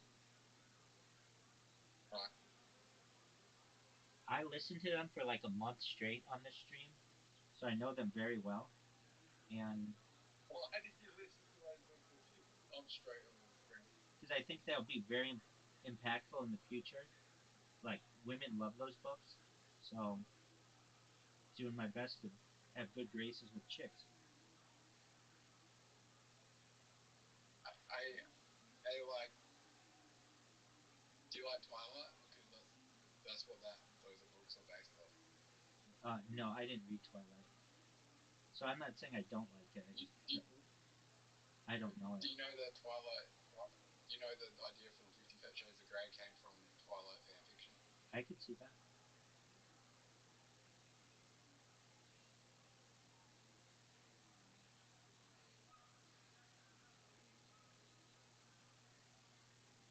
I like C.S. Lewis. Okay. Do you know who I'm talking about? Yeah, the Lion, the Witch, and the Wardrobe, and Narnia and stuff. Um, yeah, 7 Narnia books, I think. I like Tolkien I as think well. there's 7. Yeah, Tolkien. So Tolkien and Tolkien and C.S. Lewis, and there's others. Uh, they all went to the same school. Right. So Narnia and Lord of the Rings draw inspiration of each other. They both helped. So C.S. Lewis helped write Lord of the Rings, and Tolkien helped write Narnia. What? I just And gave you the whole. Oh wow, we're both sucking. You just gave the whole back to me. Wow, you just gave me the win. And Narnia is Narnia is um based off the Bible as well.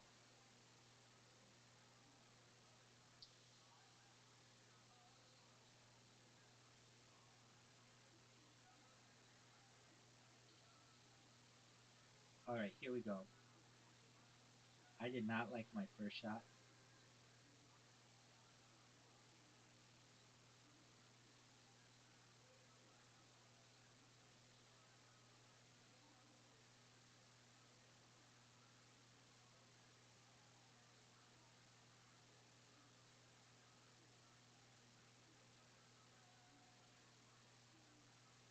I just want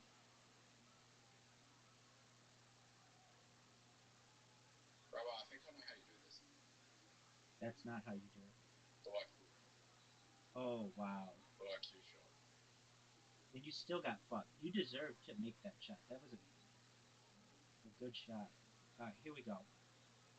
Hey Rabbi, you are a man. Uh you are not getting there. That's a good shot. I gotta go eat after I have to go eat after this game, but I'll be back in about 10, 20 minutes. Sounds like a plan, Stan. You had a really good shot. I got really fortunate.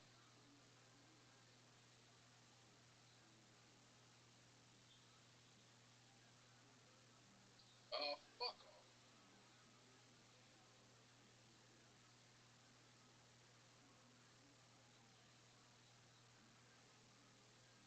I have no desire to kill you. Calm down, dog.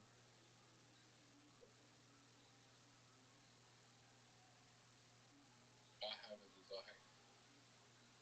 desire to beat you in this game.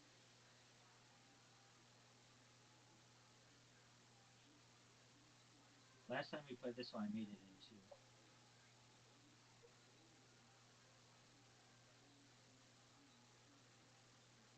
Are you Oh, fucking it's kidding not me? there. Is it only a sometimes thing? I think so.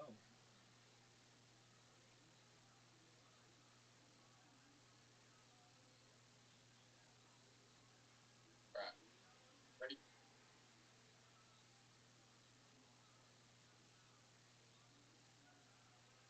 Alright, Rabbi, you get it in the next shot. You'll get it in the next shot.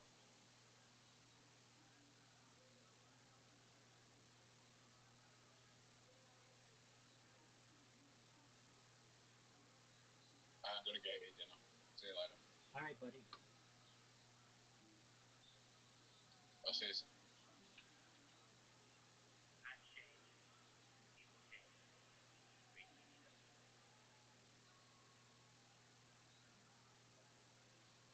What's up, baby?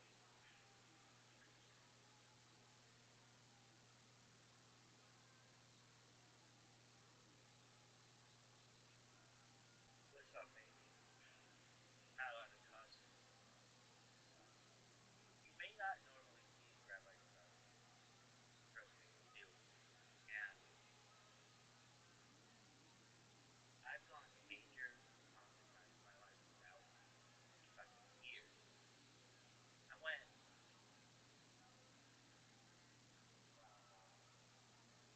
I've gone years without cussing. So for anyone out there who's like, oh, I think different, like if you're talking to them, hey, guess what? Um, I do things my way. Really? Yeah.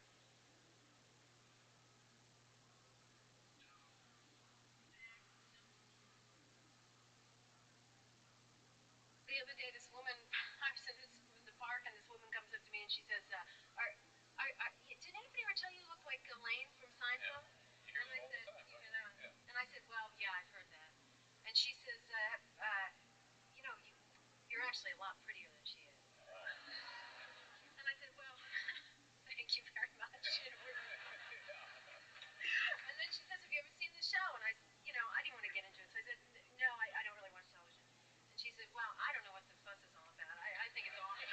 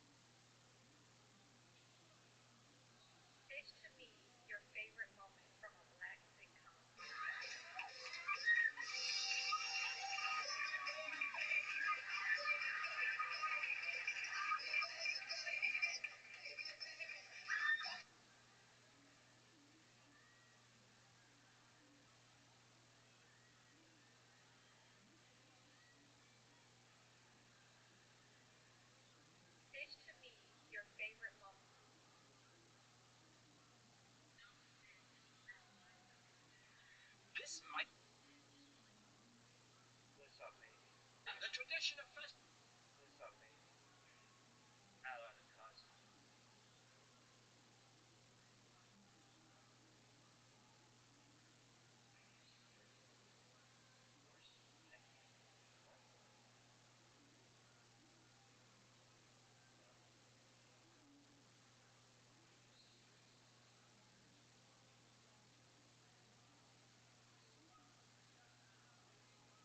Pitch to me your favorite moment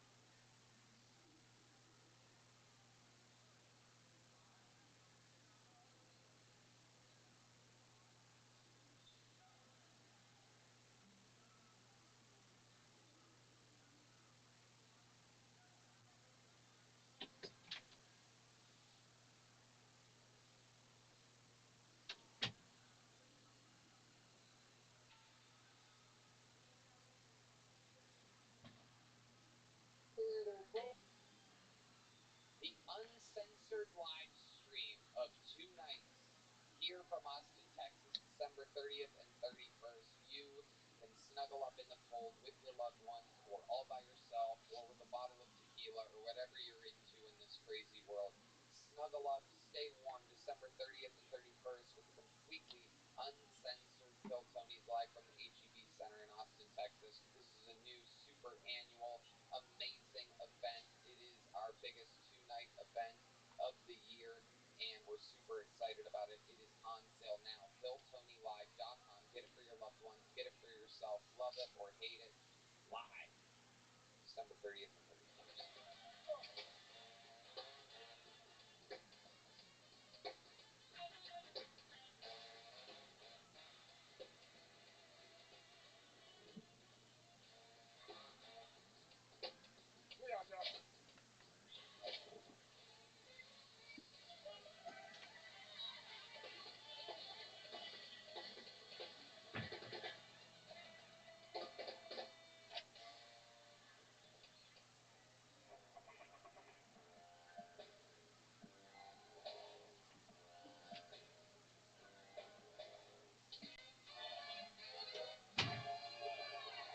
Hey, Mr. Traffic, come to your left. From the Comedy Mothership here in Austin, Texas, for a brand new episode of Kill Tony. Get up for Tony Extra!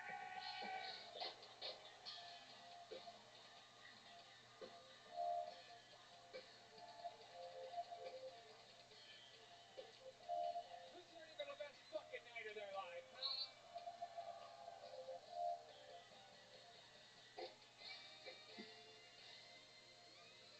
Yippee! Thanks so much for burning right band, ladies and gentlemen. Keep it going for the best damn band in all the land. That's the Kill Tony Band. The great Michael Gonzalez on the drums. Fernando Castillo, Raul Vallejo, and Carlos Sosa on the horns. Matt Mueling on the electric guitar. John Dees on the keys. And the great and powerful D Madness on the bass guitar, everybody. Having fun in here tonight. Feels electric. Before we get started, here's a little bit more from the amazing sponsors that made it all possible. The Sunset Strip Comedy Club in Austin, Texas is now open. Check out Red Band's secret show every Thursday. Go to sunsetstripatx.com for tickets.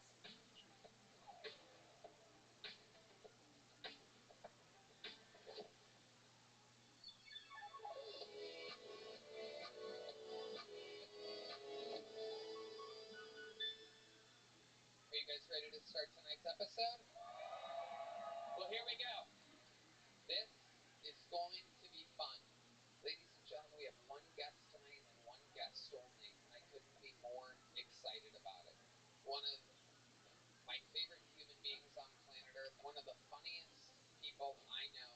Ladies and gentlemen, make some noise for the great, the powerful. This is RFK Jr.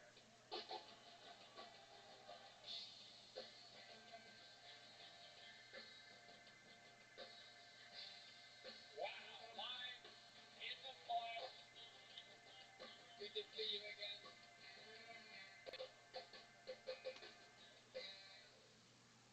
Great to see you, Tony. I'm so glad you're here, RFK Jr. You're one of my favorite people. I should probably say that I can't stay too long. I have a German Shepherd slow roasting on my grill that I often tend to. But I'll be here for most of the show. Very excited to have you. You've actually been on this show before at the LA Forum. You did a minute. Your wife Cheryl came out. How's Cheryl doing? Who's that? Yeah. So you know how it works, and indeed there is a bucket. I don't know how many signups. Around usually about 232 tonight. Uh-oh, some people missing, maybe home for the holidays or something. 232 human beings signed up tonight at the side of Tank Tanks up near the sound of the kitten. That means they have to wrap it up then, or else they bring out the angry West Hollywood bear. Okay. Oh, okay, that's actually a familiar name. We've seen that before. We're gonna go wrangle that person from across the street. They're all at a bar, and so many of them, we can't possibly hold him here. So they're going to go get him from across the street. While they're waiting, maybe I should apologize real quickly because I'm low on electrolytes and I'm going to be sipping this fermented aloe urine throughout the show. I want to apologize now for doing that. Oh, Jesus Christ.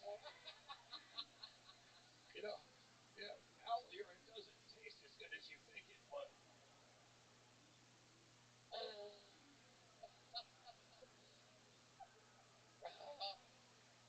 this is going to be epic. And it's going to start with an unbelievable bang, ladies and gentlemen. This is a very, very special episode. Every once in a while, I like to do things a little different. I like to keep the fans on their toes and, mix it up.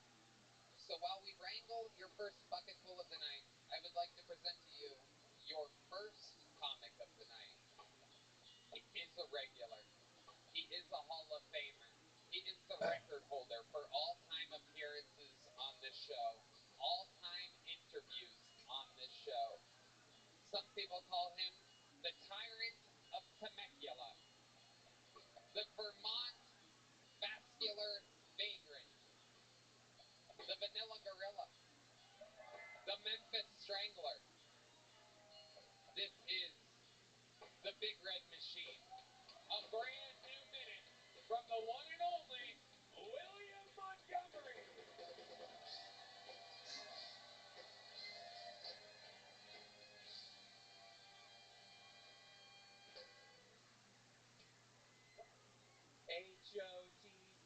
HOTCOGO. Hot to go. Sounds like something hot.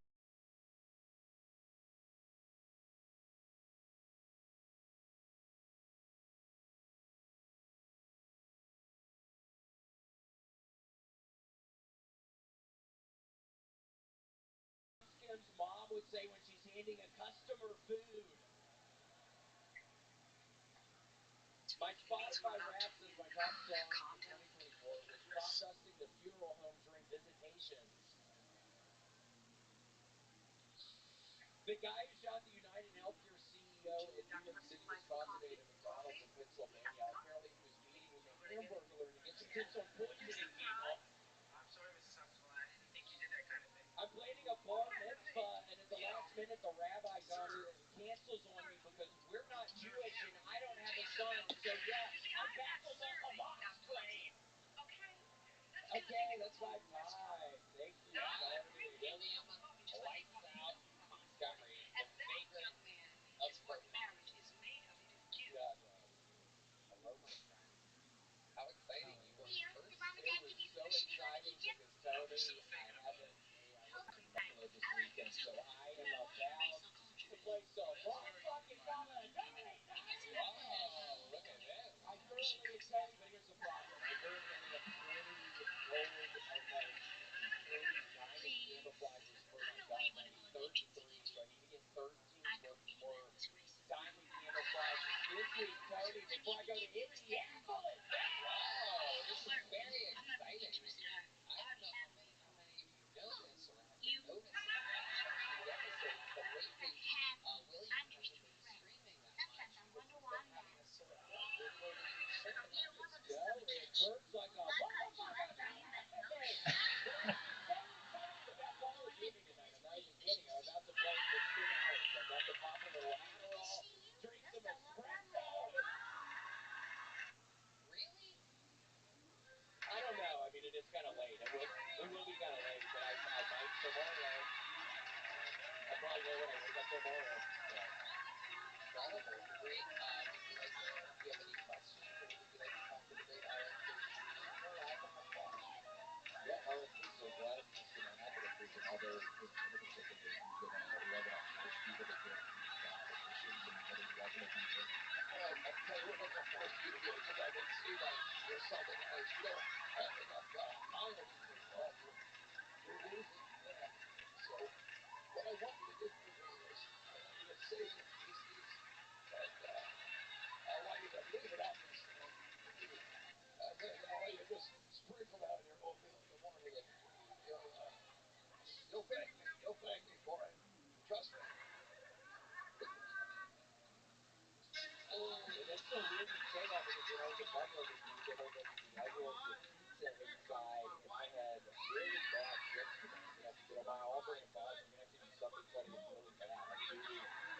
too late. It's like you have to doo doo, and then when you get up off the toilet and you get the shower to clean off, you got to doo doo again. And you know that's normally I can get all the doo doo out of me, but the two today it was still inside of me when I got in the shower.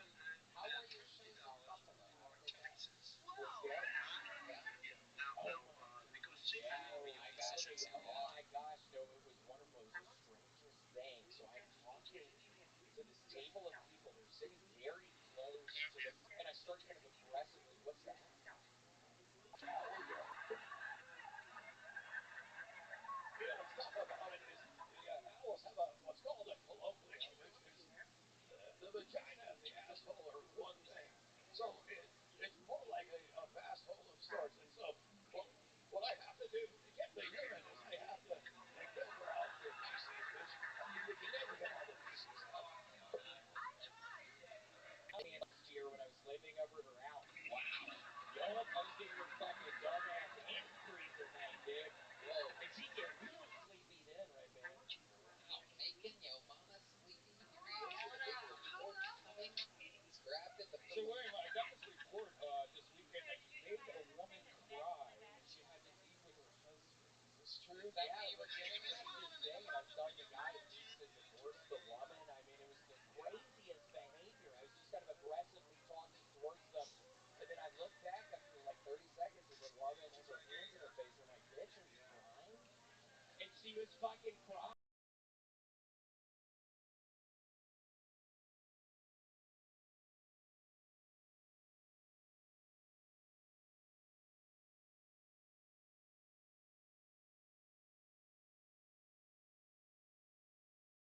And then I kind of went after her stupid fucking ass because it just seems like such.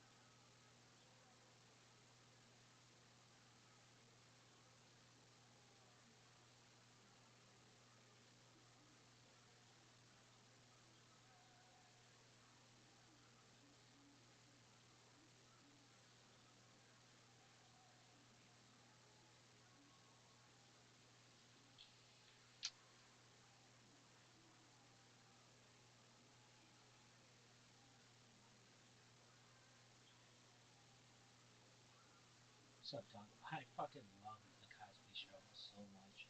Every time I talk about it, it just makes me want to watch them all. But if you haven't seen them, they have a lot of famous people on it.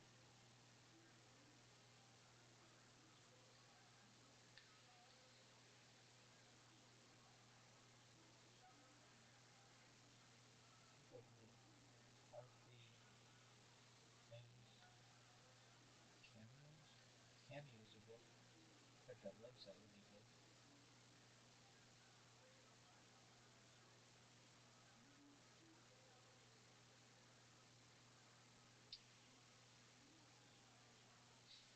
I fucking love this moment. Um, dude, why hasn't anyone been like, hey, I'm gonna just take all the Cosby shows, all their cameos, and put them together? Because people do, and then they get their shit taken down. It's just the worst. I hate how the internet works.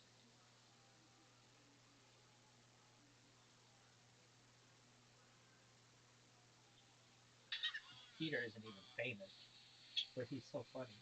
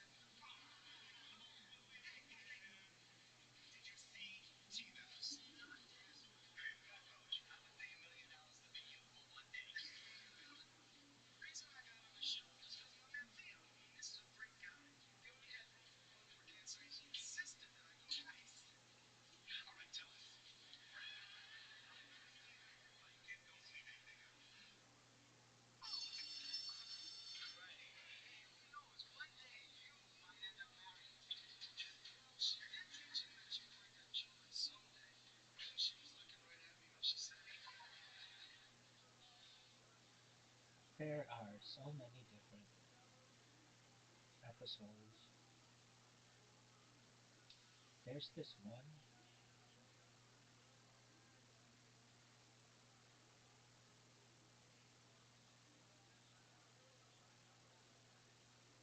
I don't know, what do you call it?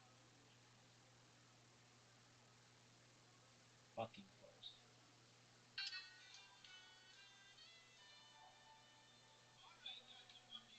I'll do this to you. That's it, up goes. Wow, this bitch.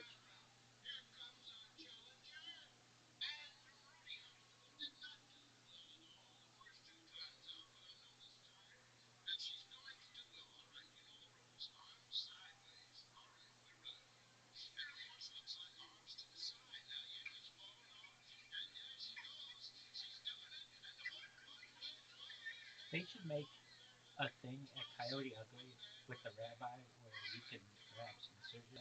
A bucket horse. Just call it the rabbi. And ladies can see how long they can ride. Why? Why not?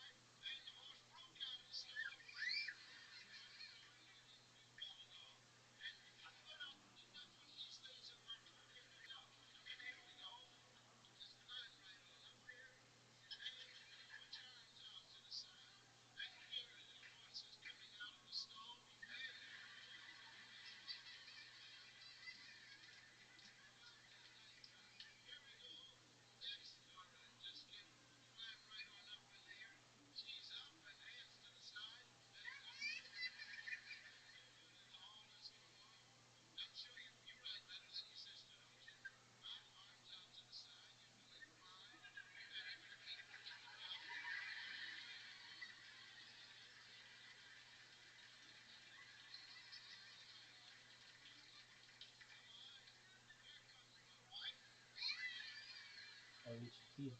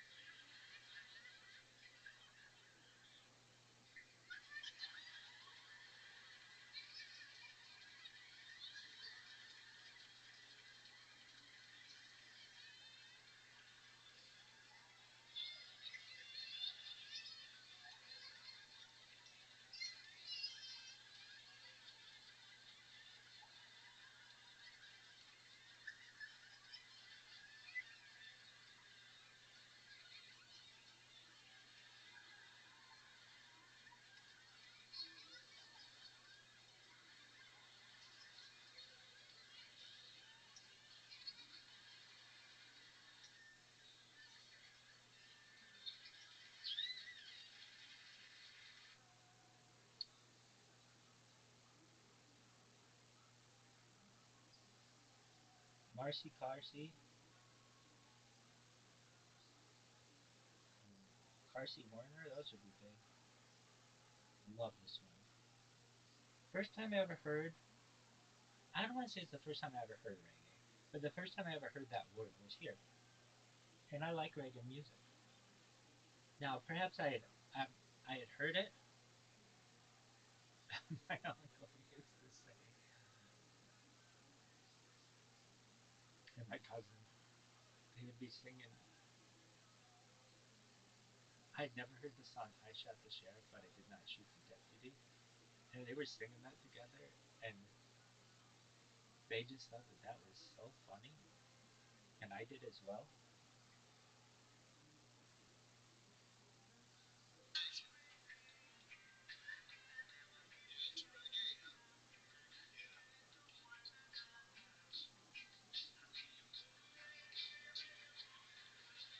And I said, hey, yeah,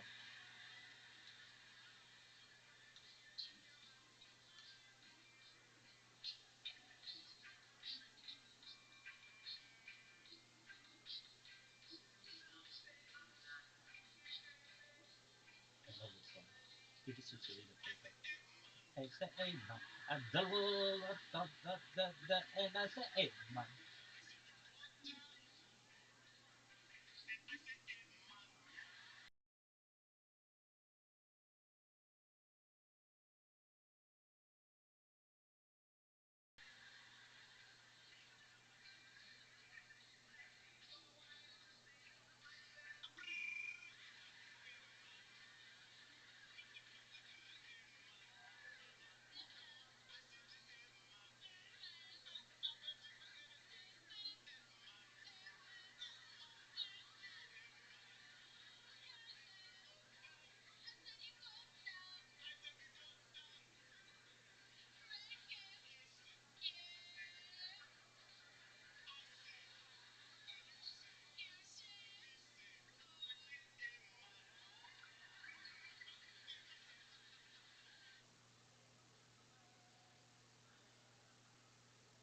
Now I have a question. I know it's because of my algorithm, but like it, I just watched two Cosby Show things in a row. Why wouldn't it show me more Cosby shows? Why is it telling me about aliens and then all this Seinfeld shit? Like I love Seinfeld. That's cool. Seinfeld's my jam, but I'm not watching Seinfeld. Okay, you should know there are times where I watch Seinfeld a lot, but I'm watching the Cosby Show. So why is it that these things aren't picking up on that? In the past, kids, it would. It would just be like, well, we don't really know what you want, but like most people like the Cosby Show when they're watching Cosby Show clips. Oh, but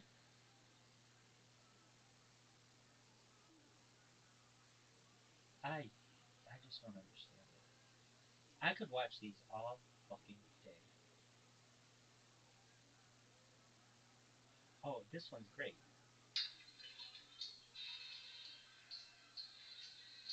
The locomotion's big, but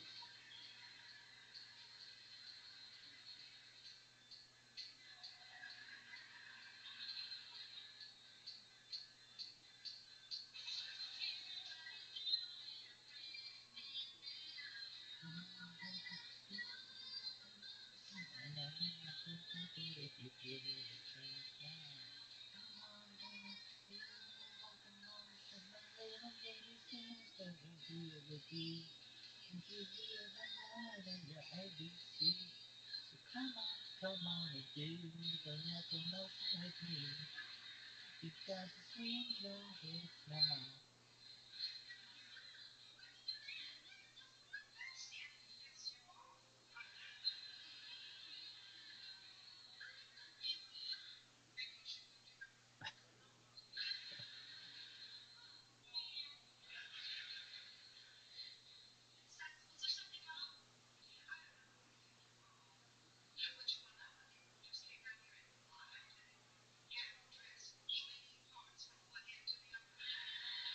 Times change, people change.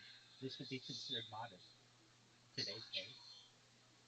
I think. Let me see what they're looking like. To some people,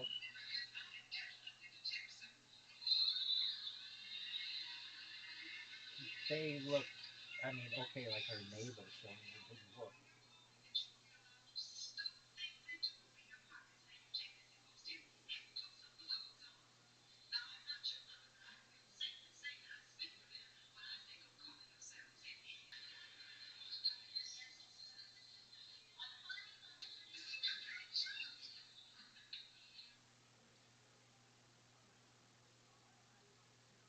I could watch these all day. And it's like Seinfeld still. I don't know. I mean, I'm sure Bill Cosby's got some kind of ability to make like look how nice the Seinfeld ones are. Screen door. I love this one. This is one of my favorite Seinfelds. But like if you just look in comparison, it's ridiculous. I mean, I can't watch 39 right now, but I would like to. There's this one that's so funny. I love this kid's accent. Um, anyways,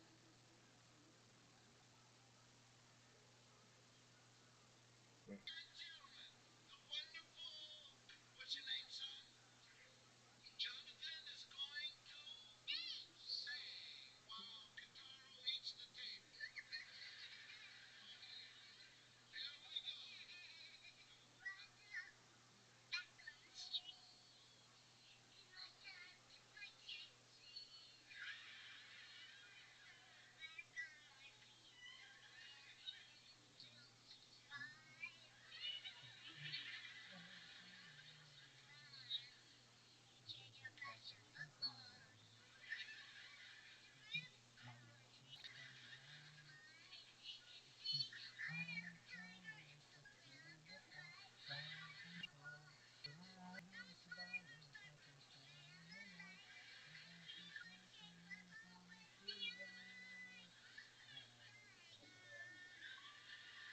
just super cute things.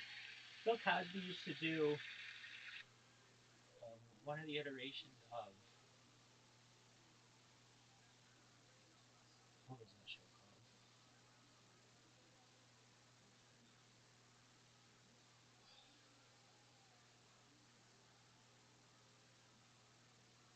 I can't believe I can't think of it.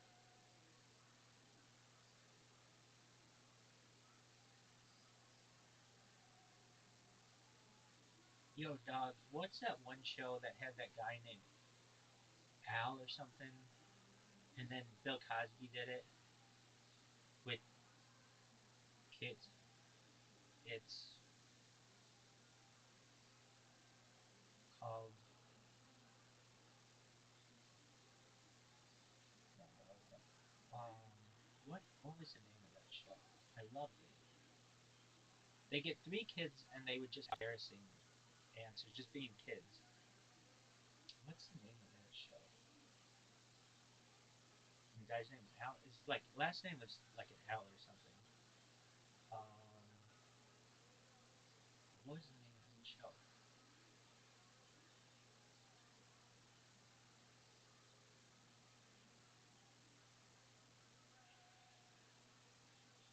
What was the show where they have three kids on chairs and they would ask them questions?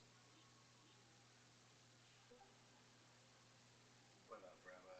Living the dream, baby. Just one moment. Kids say the darndest things. No worries. Um, I'm in the middle of recording. I'll be done in just a second. I loved that show. No worries. I'm just chilling. And it was really good. Who did it? Art Linkleiter or something? Who did it first? It was based on this. Lighter ever do that? Yes, Art Linkleiter did a version of Kids Say the Darndest Things. He originally hosted the show in the 1950s, and it was a popular segment during the daytime program Art Linkleiter's House Party. It was revived in the 1990s. It's phenomenal. It's hilarious. All right,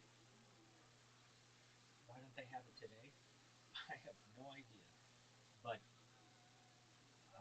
I can tell you that it was a really good show. All right.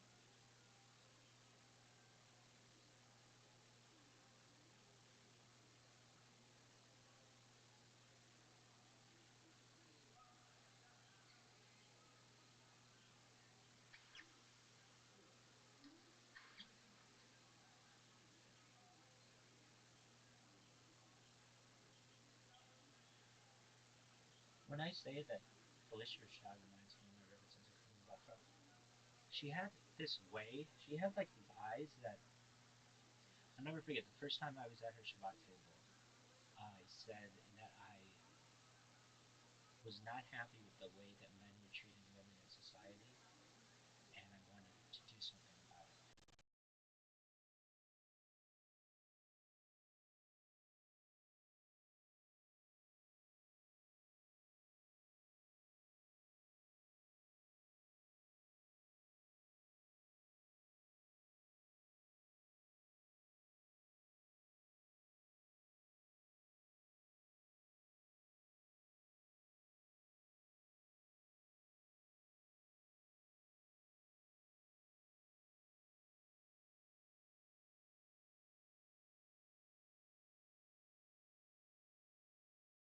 And her eyes, let's see here, she was sitting like this, and it was like, and there was a lot of excitement, as well as from one of my rabbinical colleague sisters. Um, and I'll never forget that.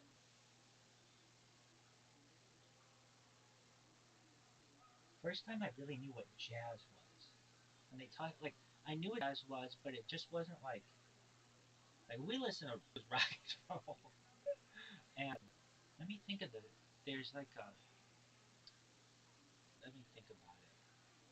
like where they add some jazz to something. Like they just do a beat and then they add some jazz to it.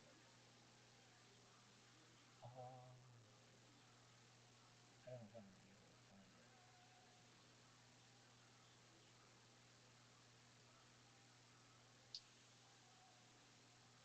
Was that the Cosby Show? I think so.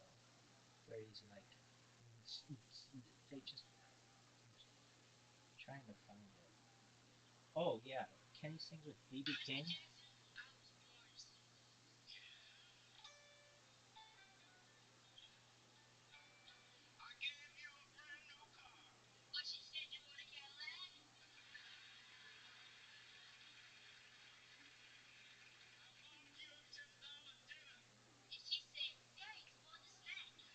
$10 dinner, kids.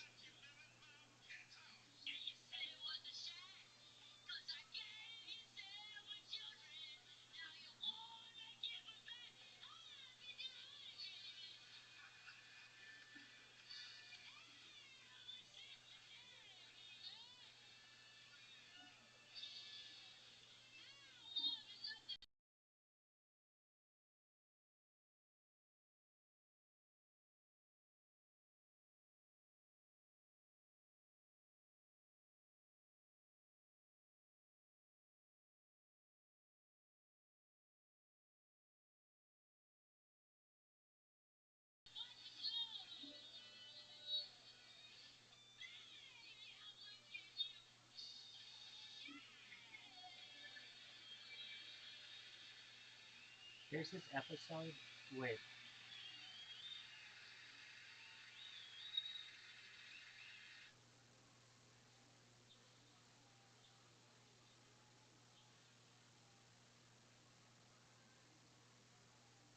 Dizzy Gillespie. Um,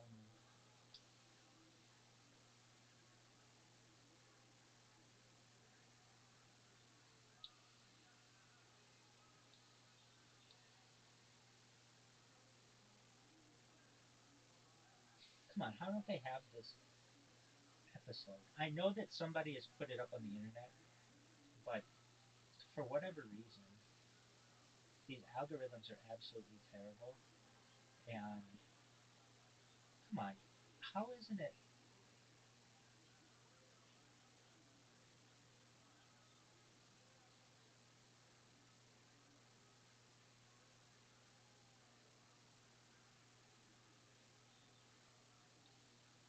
like it's a famous episode?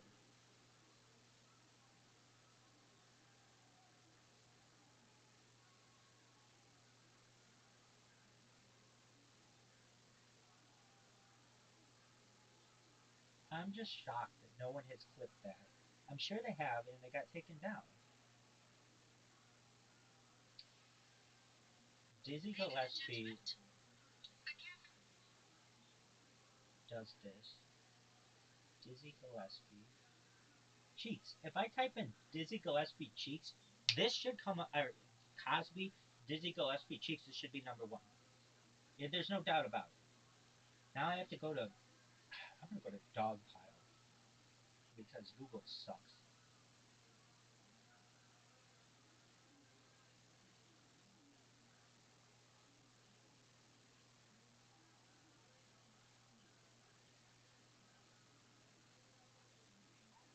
I mean, it's like famous. Rudy says, do it," and then Dizzy Gillespie. Um, huh.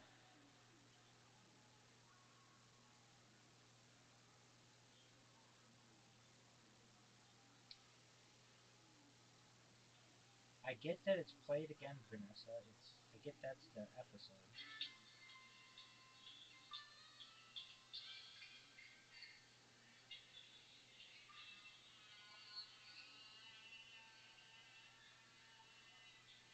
Google.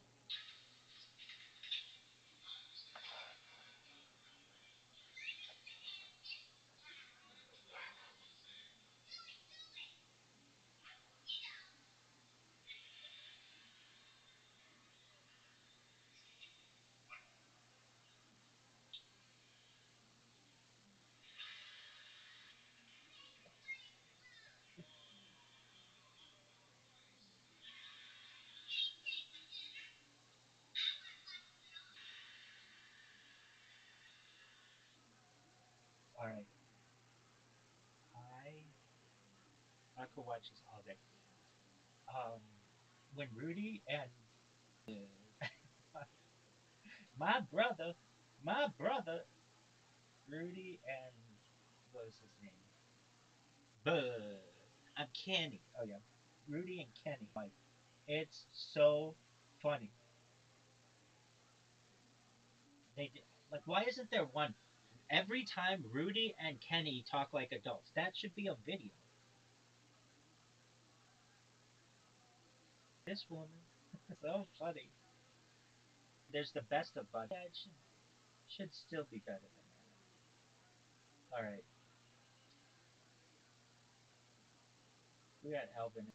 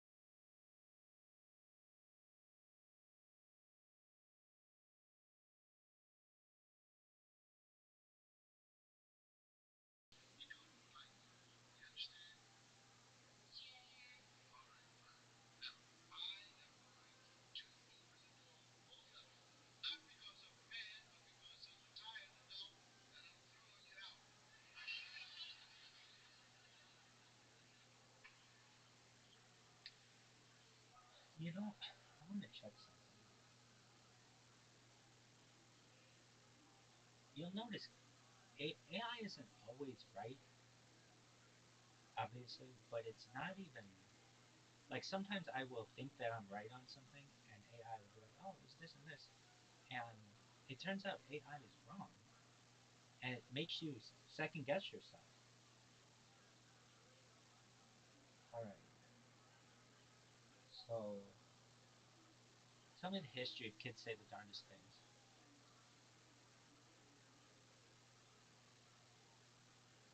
Art Linkletter's house party. Yeah, they said it was on the Ed Sullivan show, and I don't.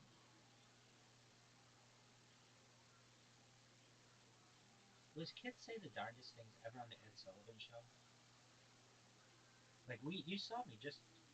Yes, it was okay, but not in the way you might expect. The segment originally aired during part of Art Linkletter's House Party, which was a popular television program during the 1950s. While the Ed Sullivan Show and House Party were both major TV programs of the era, they were separate. However, there was an instance where Art Linkletter brought children from his Kids Saying the Darndest Things segment onto the Ed Sullivan Show. This was a cross promotion between two of the era's most prominent shows, and children on the Ed Sullivan Show to share their memories, and children appeared on the Ed Sullivan Show to share their memorable, often funny remarks in front of a live audience. These appearances were in keeping with the format of Kids Say the Darndest Things, where Linkletter would engage in candid, humorous responses, and their candid, humorous responses were the highlights. So while Kids Say the Darndest Things was not regular Sullivan Show, there was some sort of between the shows. it said that it was featured on Ed Sullivan Show, which it was Art Linkletter show, and that's what. Anyway, it was a phenomenal show. I think Tiffany Haddish does it or did a rendition of it. Her, anything that I know about every Thanksgiving, she goes to the Laugh Factory in Holly and hands out to the homeless. And shout out to the owner. I believe his last name is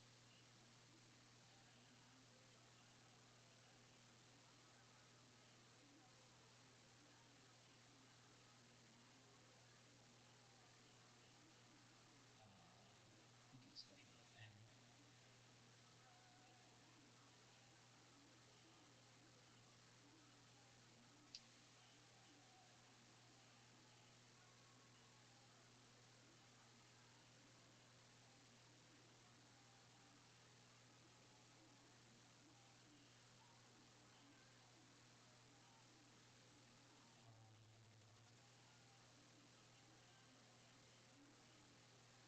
His name's like Jeremy. Not Jeremy. It's Moose. I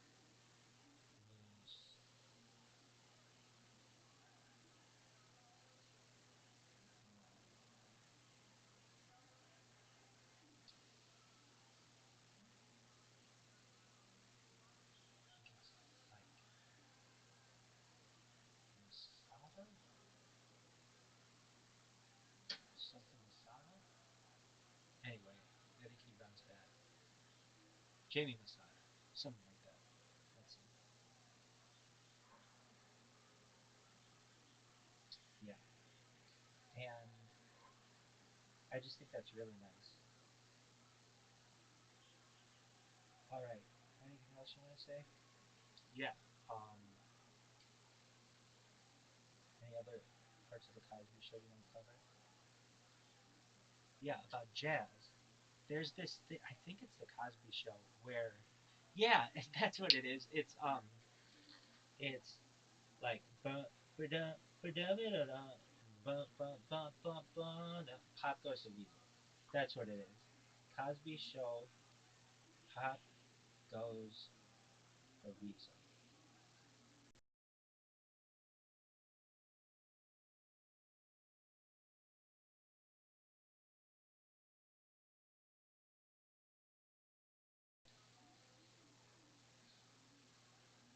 Here it is.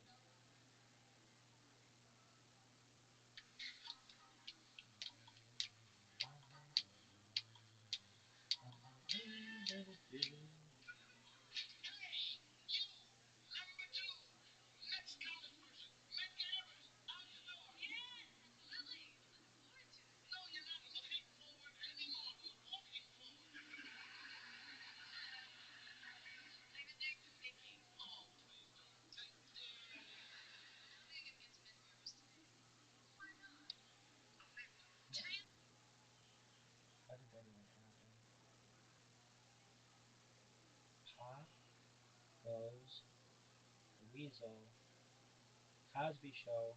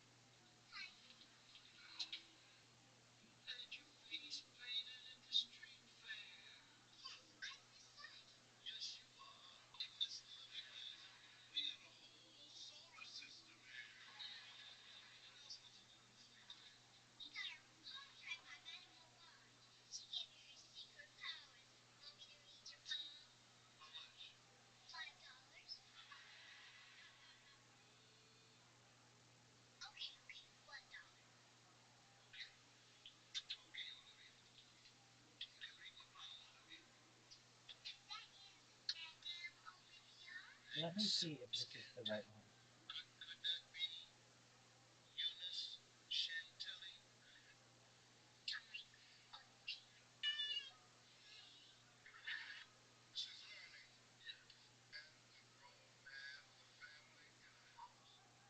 this isn't it.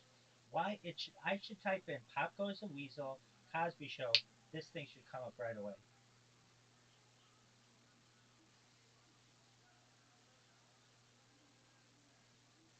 He teaches them about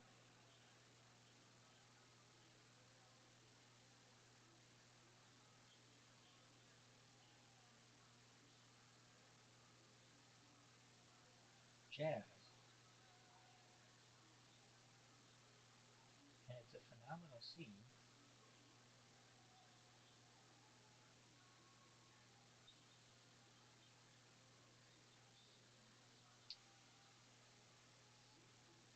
Huh.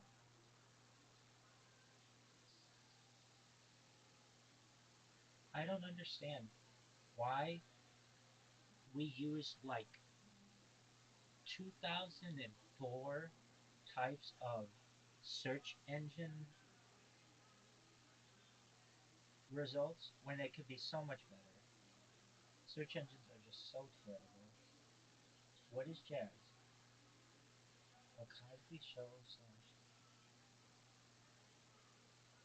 like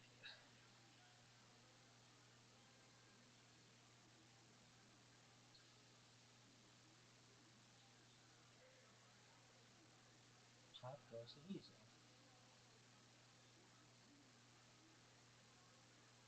Or I have to type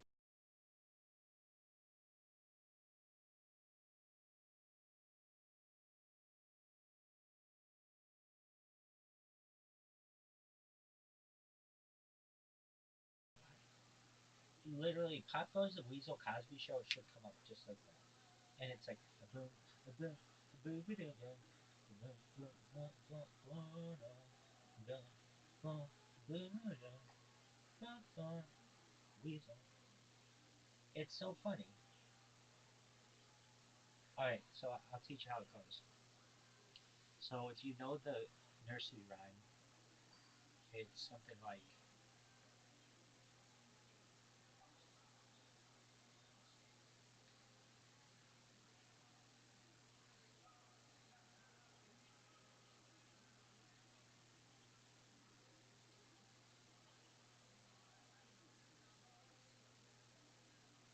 I don't understand why when I type in lyrics, it just doesn't show up the lyrics.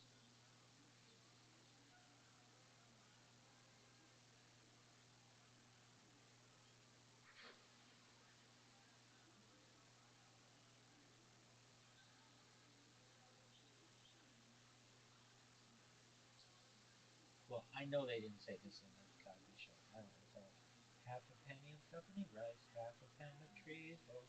That's the way the money goes. Pop goes the weasel.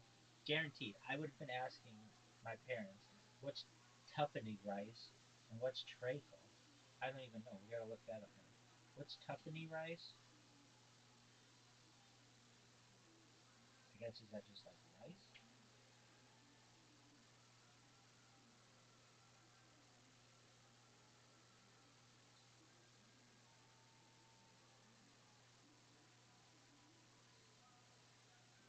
Rice pudding that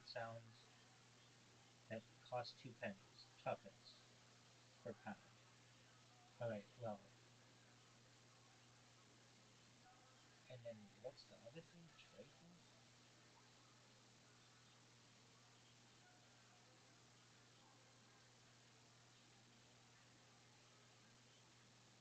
It's a treacle is a type of thick sweet syrup made by refined sugar cane and sugar beets. In the Victorian era, it was a common topping for rice pudding. All right, they never said that in the Cosby Show. I think that just they like comment or something, and it's like, how does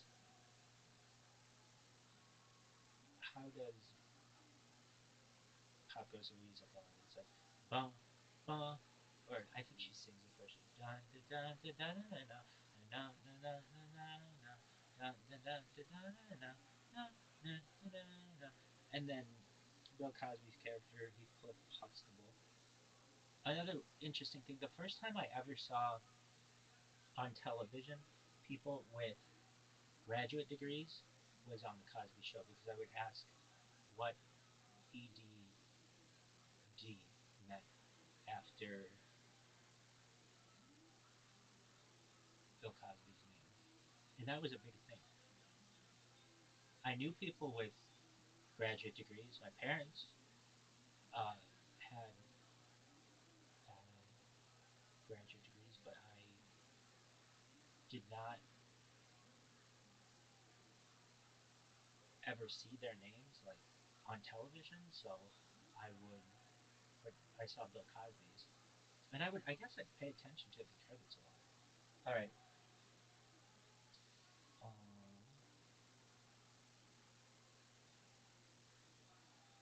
So I I guess Bill Cosby's character is like, yeah, but you want to add some jazz to it, and the kid's like, huh? And he's like, so it's like, I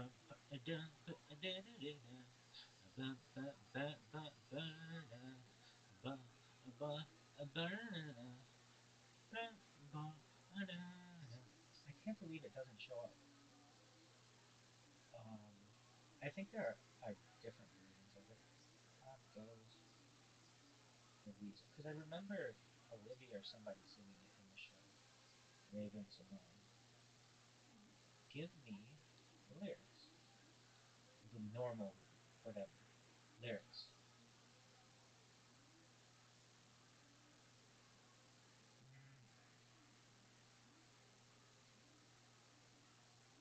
Maybe a penny for a spool of thread, a penny for a needle. That's the way the world goes. American variation. Oh, here we go. Yeah, this is it. All around the. Oh, it's all around the mulberry bush.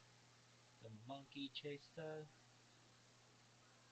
people, and after the, not in double hits. No, what version? All around the mulberry bush, the monkey chased the weasel. The monkey thought it was all fun. Hop goes the weasel. That's the one that everyone cool in. Nobody's learning about cobblers' benches in the 80s, but I guess they could have been if they were in the shoes.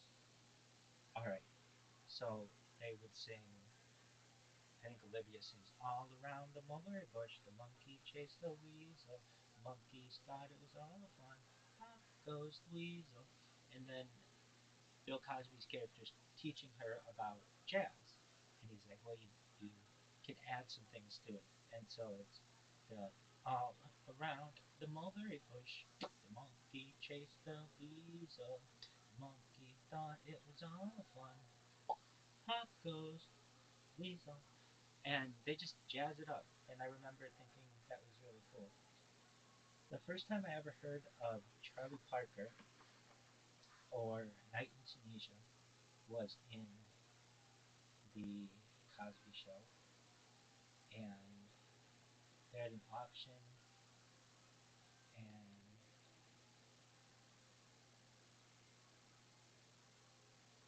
they're trying to get. They're like, yeah, there was an auction. Bird in the hand, and Claire, Felicia Rashad gets it done.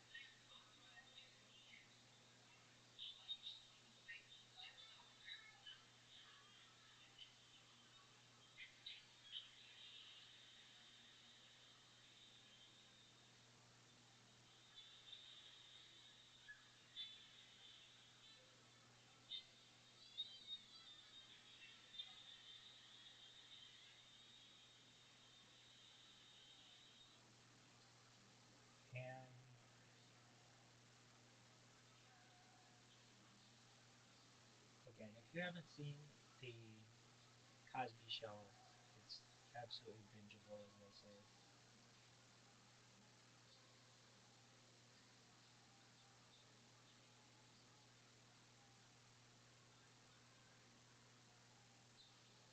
And they didn't always have fun. There's some really tough issues that they addressed. They addressed inequality. They addressed racism. They addressed feminism.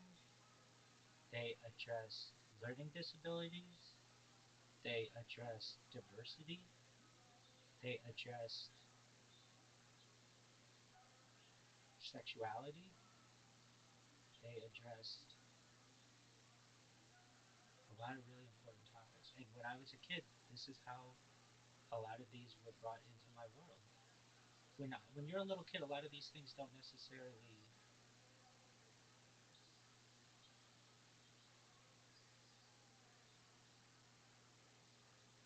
you don't recognize them. And the show helped me to see the world and what other people endured, what I had endured, would endure in many of these subjects, and just a really special show.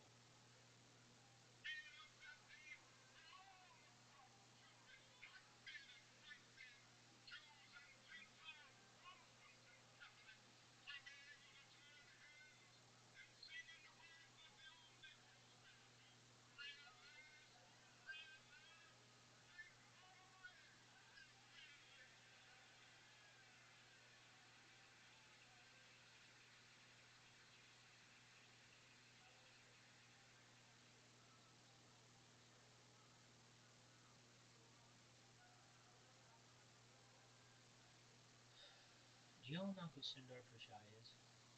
He is an absolute dog shit CEO of Alphabet. And I have tried this on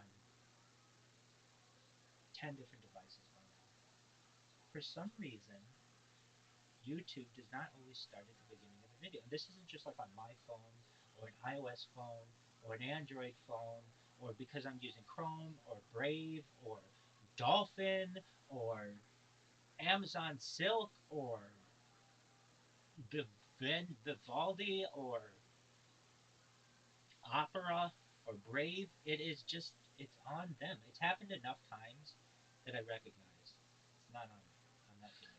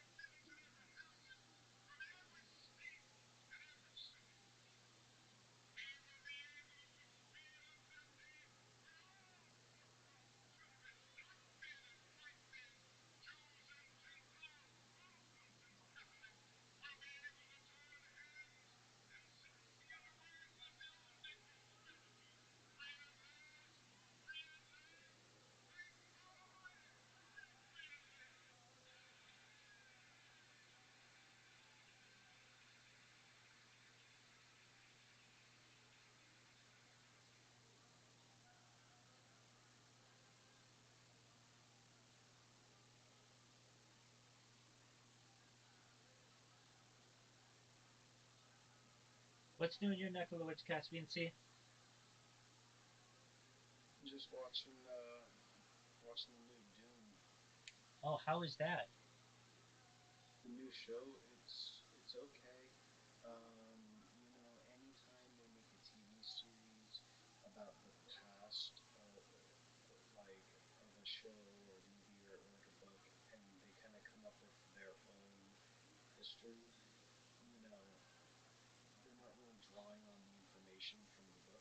so they're kind of winging it. It's got some interesting bits to it, but it also seems like maybe the writers were not like the super fans that people kind of deserve if you're gonna try to Sorry, like Cassie. make up something. Oh, no worries. I didn't mean to. How are you? I've been waiting to talk to you He for a has. while because I miss you. He Hold asks up, about you all the what, time. man? I just miss your fucking knowledge, you big brain motherfucker. You know, I'm a thinker. It happens like that. It's good to see you. Yeah, it's It's been good to see watching you your. too. Yeah. Are you gonna play? Merry Christmas, dude. I've got work in a few hours. Just sorting out some work stuff before I get ready. I just thought I'd come say Merry Christmas, Happy Hanukkah. Thank you so much. I appreciate it. Same to you, my friend. What's good in your neck of the woods? You're having to go to work. Nothing. What job are you Yeah. working? Bartender, Frankie and Benny's. Beautiful. Is it going to be busy? Uh, Not really. Christmas Eve. We might get a few people doing last minute shopping in town, but other than that, I don't think there's going to be many people. All right. Then again, I say that you never ever say the quiet word in the hospitality industry. Yeah, because that's when it blows up, right? Yeah, that's when it blows up. Definitely. If it's busy, it's busy. I'm one bartender, and the max we can have 400 people in the restaurant. So one bartender for 400 people is mad. Yeah, isn't that it's like So significantly understaffed? no, because I make the drinks and then the servers come take them to the table, and if it's that busy, we'll have someone else jump on. Oh, okay. So they do back you up. Yeah, Do we you do need? milkshakes as well, which are fucking amazing. Malteser milkshake. Oh, I bet they are, but I bet they take Yeah, some time to make. Malteser's good. milkshakes. Oh, milkshakes are brilliant. Do they take a long time to make, or do you have a nice mixer? No, they're probably like 5 minutes. Okay.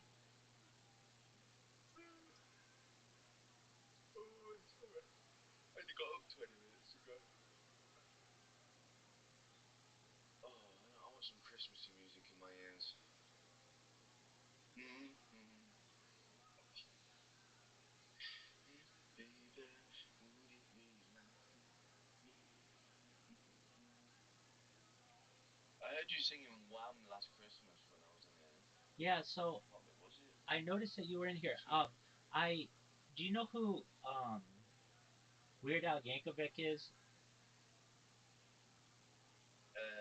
No, but could you elaborate? Sure. So he does parody songs, and so I was doing parody songs, like putting a Jewish spin on all the holiday classics. Oh yeah, I love the little Jewish thing. I'm like,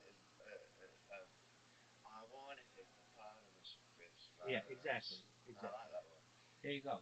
So I was because really we just have like dreidel, dreidel, dreidel, and that's that's fine. But I want people to have their own version, so I would use ChatGPT and change up the lyrics so that they're appropriate for the audience, and I would do like parody songs of them. So that was fun. And yeah, do you have a favorite holiday song? Oh, I've got quite a few. Stop the Cavalry is one. I don't know what that one.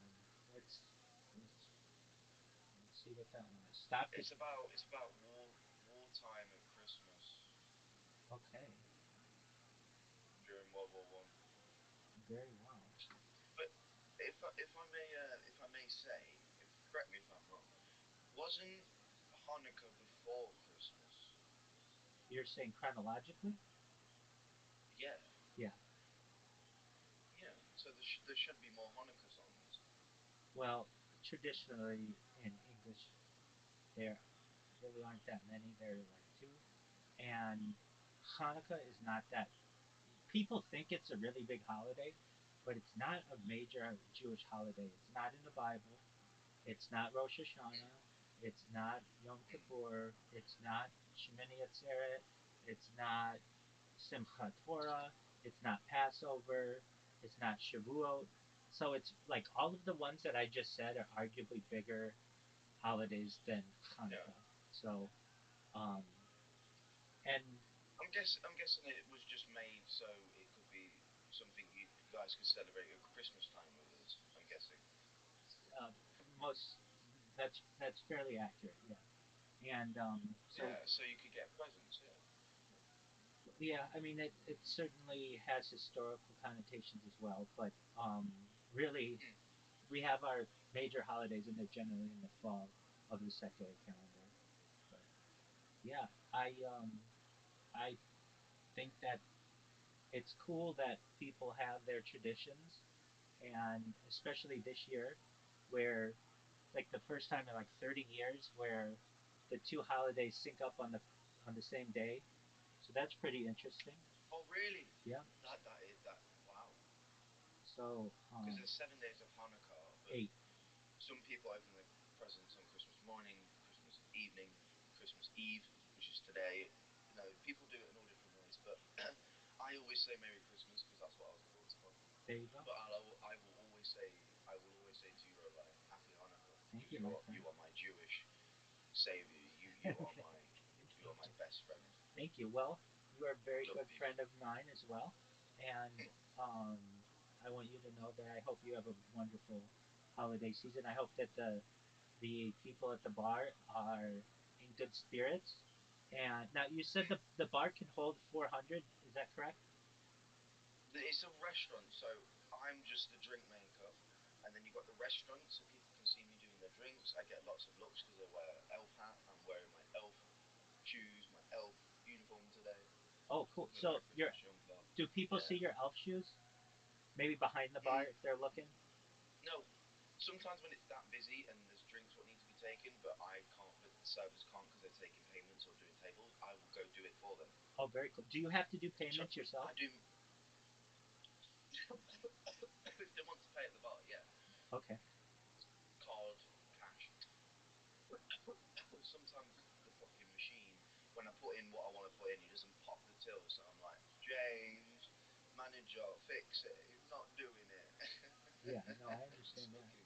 We have the bestest laughs at my workplace.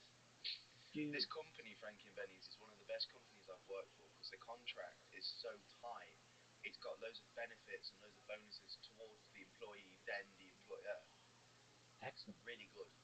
And do you make more on tips than you do in like your Oh hourly yeah. rate? Yeah, I imagine so. Oh yeah. Excellent. I get 20% tip take per day, which is quite a bit. Okay. I've made for last month I only worked a couple of days and I made 300. This month I'm making 700 to 800 pound, and half of that is just the tips Okay. because it's Christmas. So about half of your income is coming from tips. Yep, Well, that's can't beat that. it is good. Now, It's not bad. at least in the United States, generally, it's illegal for an employer to take tips from an employee. Is it the same there? See, I don't know. I've not studied the laws, but I'm hoping it is like that. Well, you said See, something. what we do is we put all the tips together and we just split them out. You pool them. Okay. So But what happens if like I come up to you and I give you a 20. if you personally give me a 20, I'll bring my manager over with, and I'll be like, this guy, this lovely bloke has just given me £20 tip. He said it is mine to keep. I can, and then he'll say you can share it or you can keep it for yourself. My manager will tell me that, but because I'm such a good guy, I will give half of it to someone who's not making as much as, like, say, 17, 16-year-old I work with, who's like in college studying and not making enough money because they're on a low wage. I'll give her and some others a bit extra because that's the type of guy I am. I got you. Now, um, Mm. but if you weren't Sorry, I keep burping. if you weren't like that, could you just take it and Mm. not get in trouble? I wouldn't get in trouble either way yeah, well, if it's strictly stated, share the tips, can't keep tips for yourself, then yeah. But what they don't know doesn't hurt them. Yeah, that's what I figured. Okay. And then you said you got 20% of like the total tips at a given night. Is that correct? Yeah. See, servers they get the tips then and there after the shift. We get it during payday, but it builds up on my shows me it's building, it's building, it's building. It's all there waiting for me. Money. Yeah. Well, I understand that. And do you? Also, sorry, my work is that nice. Today I asked for an extra hour because I'm not feeling well. Like this morning, I'm just not feeling good. And they said, yeah, take an extra hour. Come in at 12 instead of 11. And I'm like, oh, thank you. I appreciate that. That's cool that they are forgiving like that or understanding, I should say. Mm. And I just woke up in a really bad mood. okay, I felt depressed because it's Christmas and I've lost my dog and my uncle last not last I lost my dog last Christmas and then my uncle a couple of Christmases before and it just hurts because my uncle was a pothead like me. We used to smoke together well that's tight. and my dog was my dog, my baby. Now the bar that you work at, is it different than the one that you work the door at? Yes. Okay, very cool. And the like, are you expecting it to be a full house tonight? Hopefully that means more money for us. Yeah, definitely. Well, very. And I like the chaos. is it families or is it like younger people? It's a family restaurant, yeah. Oh, okay, Italian American. very nice.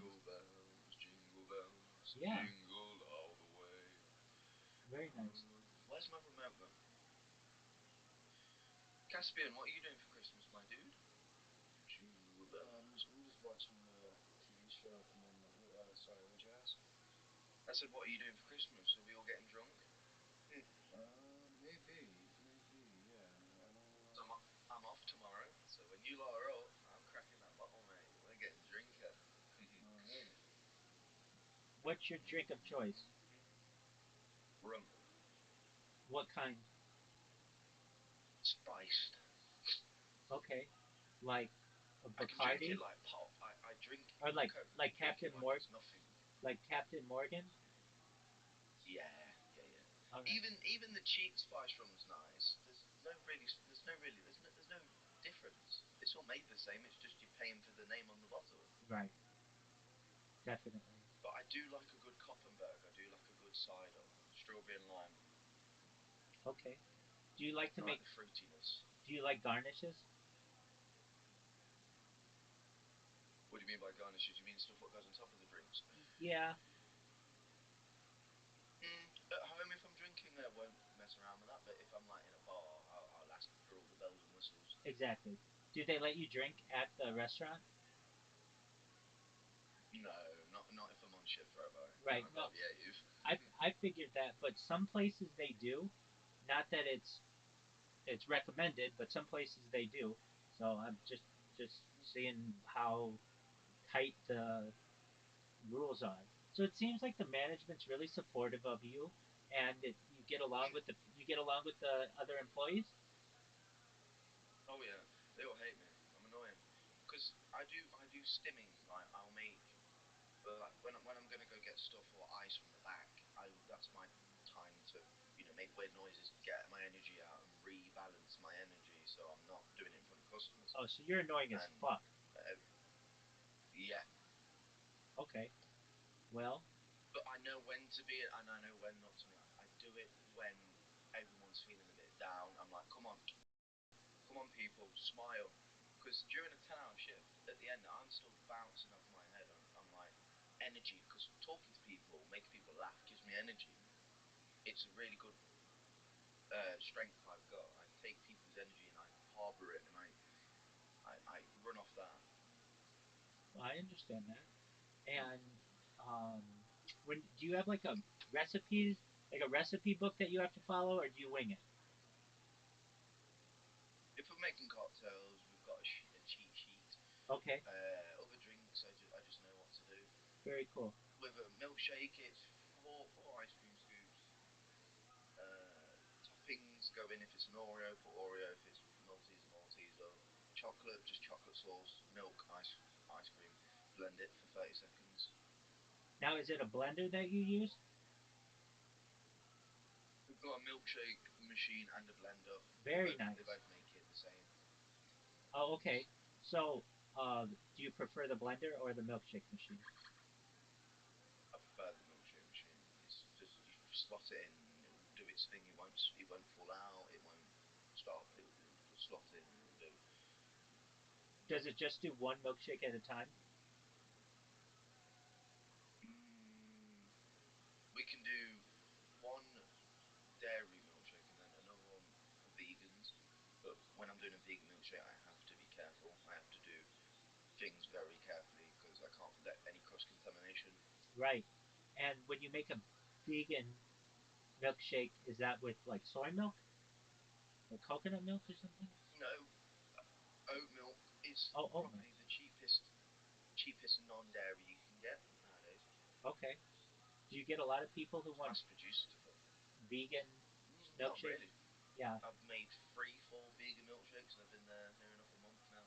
Okay. So do people know that it's available? Yeah. Okay. It's all on the allergy menu. All you gotta do is ask for an allergy menu. We've always got some on us, and it shows all the things what are allergy free and gluten free and celiac free and all that stuff free. Very nice. Excuse me, sorry. Do you have to be careful with the nuts? Yeah, I would like I imagine had a so. ticket come in yesterday. Someone had a peanut allergy, a nut allergy, and a tree nut allergy. So I had to wash my hands, get some clean ice, and then I take that drink before I make the rest. Because he's an allergy, I got to prioritize the allergy over the other drinks. Because anything goes wrong, seriously, can cause serious damage to people, and I can Right. get done. I can get prosecuted. So it was technically my fault.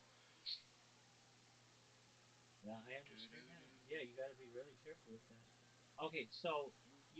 you're not gonna, are you gonna game tomorrow?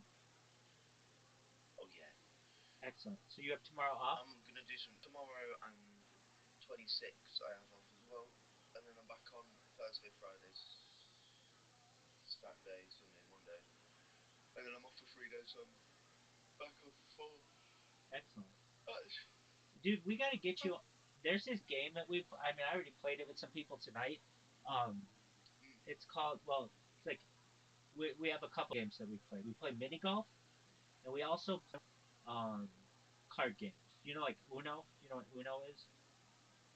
I love Uno because Uno can break and build friendships. Uno Absolutely. Flip is annoying. Pulling a plus eight and then plus eight and then plus eight, and the guy's just screaming. You're 100% right. I So, watch people play it all the time online. yeah, so this friend of mine from Australia, he, because I'm normally up all night or regularly, and that's daytime in Australia, our schedules sync. And so he'll come in and he will we'll play like 5 or 10 games of golf, mini golf. And then when that's done, we'll play Uno. And he's really gotten me into Uno. I haven't played Uno in probably 25 years or so, but he's gotten me See, really Rob, into. I will have to decline until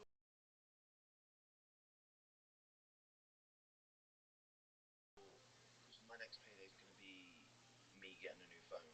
I'm going to get an S9 or an S10, something better than my A12 Samsung. Okay. And after that, if I've got enough free, I can probably buy Uno Oh, on you don't have to my buy it. Xbox, and then we can all play Nothing, it together. nothing that we play is any cost. It's all free. Yeah. Oh no, yeah, yeah, yeah. So we'll get you on But that. get me on it, baby. Yeah. It's called. So there's this one app that we use that's just called Plato, Plato, like the philosopher, and it has all kinds of free games on it, and they're just fun. I mean, I would love to be like, hey, we're playing all these like super expensive, you know, games, but those are you need gaming PCs for that, and not everybody's got Mm. that or time for that. And so these are just really easy games that you can play on your phone that are just I so free. want to play World Rally Championships. EA Sports have just brought out a new one, and it's on Game Pass, and it's 90, you know, it's 80 gigabytes. Well, it's not new. It came out last year, start of last year, and it's just the graphics and the dirt and the scenery and everything on the game is fucking perfect. The suspension is how suspension should be. The lights work how lights should work. The sound, the engine, everything's just mwah, mwah, mwah, mwah. Just what? Well, phenomenal. But So my that's like Xbox rally hasn't got enough cars. storage. And Those are like rally cars where there's World like Rally, a cage. yeah, yeah, Is it yeah, yeah. World Rally. All right. How much? Well, is The that FIA World Rally Championships, the first developed by the award-winning team behind the Dirt Rally series. okay? You really like. Okay, so what was the thing that I was watching? I know it was called Dirt, right? Dirt free. Yeah. What kind of cars are those? All different. You got 90s rally, 80s, 70s, But Group those, A, Group B, but those are Group rally cars C. too, right? There are regulations like the car can have. So some cars are only limited to 400 horsepower. The suspend it's not because every try and get everything balanced. So if you've got a 400 horsepower engine, but the weight limit is 1,200 kilos, you have So let me make sure. power, but you're the same weight, so Let, it doesn't matter. let me make sure I have this correct. There are at least two rally games. One is Dirt, and the other is the EA Sports one that you mentioned, right? There's loads of rally games, but this World Rally Championship one is fucking phenomenal. All right, and so that's the next game you want to get. But I would need to get a new, expansion hard drive pack what you stick into the back of your Xbox. Oh Because this wow. game would need to go on my Xbox storage, not the back storage. So I need to move some of my games off my Xbox onto the storage card because this game requires ray tracing and it requires the actual power from the Xbox to run because it's a high definition game. I gotcha. And this is Where some games like Roblox, they don't use ray tracing. You can just shove them on a hard drive and they'll still play. okay. And okay, after the EA Sports Rally game, what other games would you want?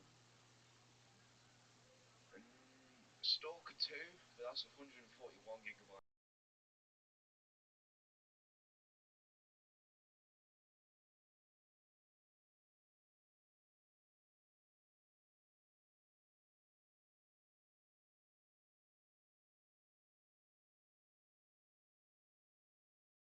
Stalker 2, Heart of Chernobyl is the unforgiving FPS survival adventure in a dark science fiction open world. It looks brilliant. Stalker have always made brilliant games. The And company, and sorry, the gaming company. so it's called Stalker 2. Heart of Chernobyl. So Hard. it's delivered Chornobyl. It's a play on words from Chernobyl Okay, because so they don't get copyrighted. oh, interesting. So does it have anything to do with nuclear fallout? Yep. Oh, okay, cool. And so that'd be the next game you'd want. What else do you want? I don't really know. If a game looks interesting, I'll play it. I'll give it a shot. Same with like if food looks nice, I'll try it. Do you ever I'll try play? all sorts. I love exotic cuisine. Do you ever play Grand Theft Auto? Yep. I gave up though because Grand Theft Auto 5 needs to die out. It needs to die. It just needs to be packed up in a box I and agree. go. It's been going, and I've they just launched another one. I've downloaded it. I played it a couple of days ago. I did before GTA 6 comes out. I did the tour of the map. I did my favorite missions. I've used my favorite cars and I shot my favorite guns and I remembered all the memories I had of playing RPG versus cars. I remember all the memories of playing sumo, bumper cars, and just all the memories of me screaming at people. Yeah, when This is what people need to understand: that Xbox and games are not just distraction; it's a whole other family. Like my Xbox family is so big, but my real family is quite small. well, that's good that you're able to network that way. Mm. All right, have you ever played Red If I Dead? could upload myself, oh, I love Red Dead. Red Dead's brilliant. Do you like both one and two? One, Red Dead Redemption, the zombie one, brilliant.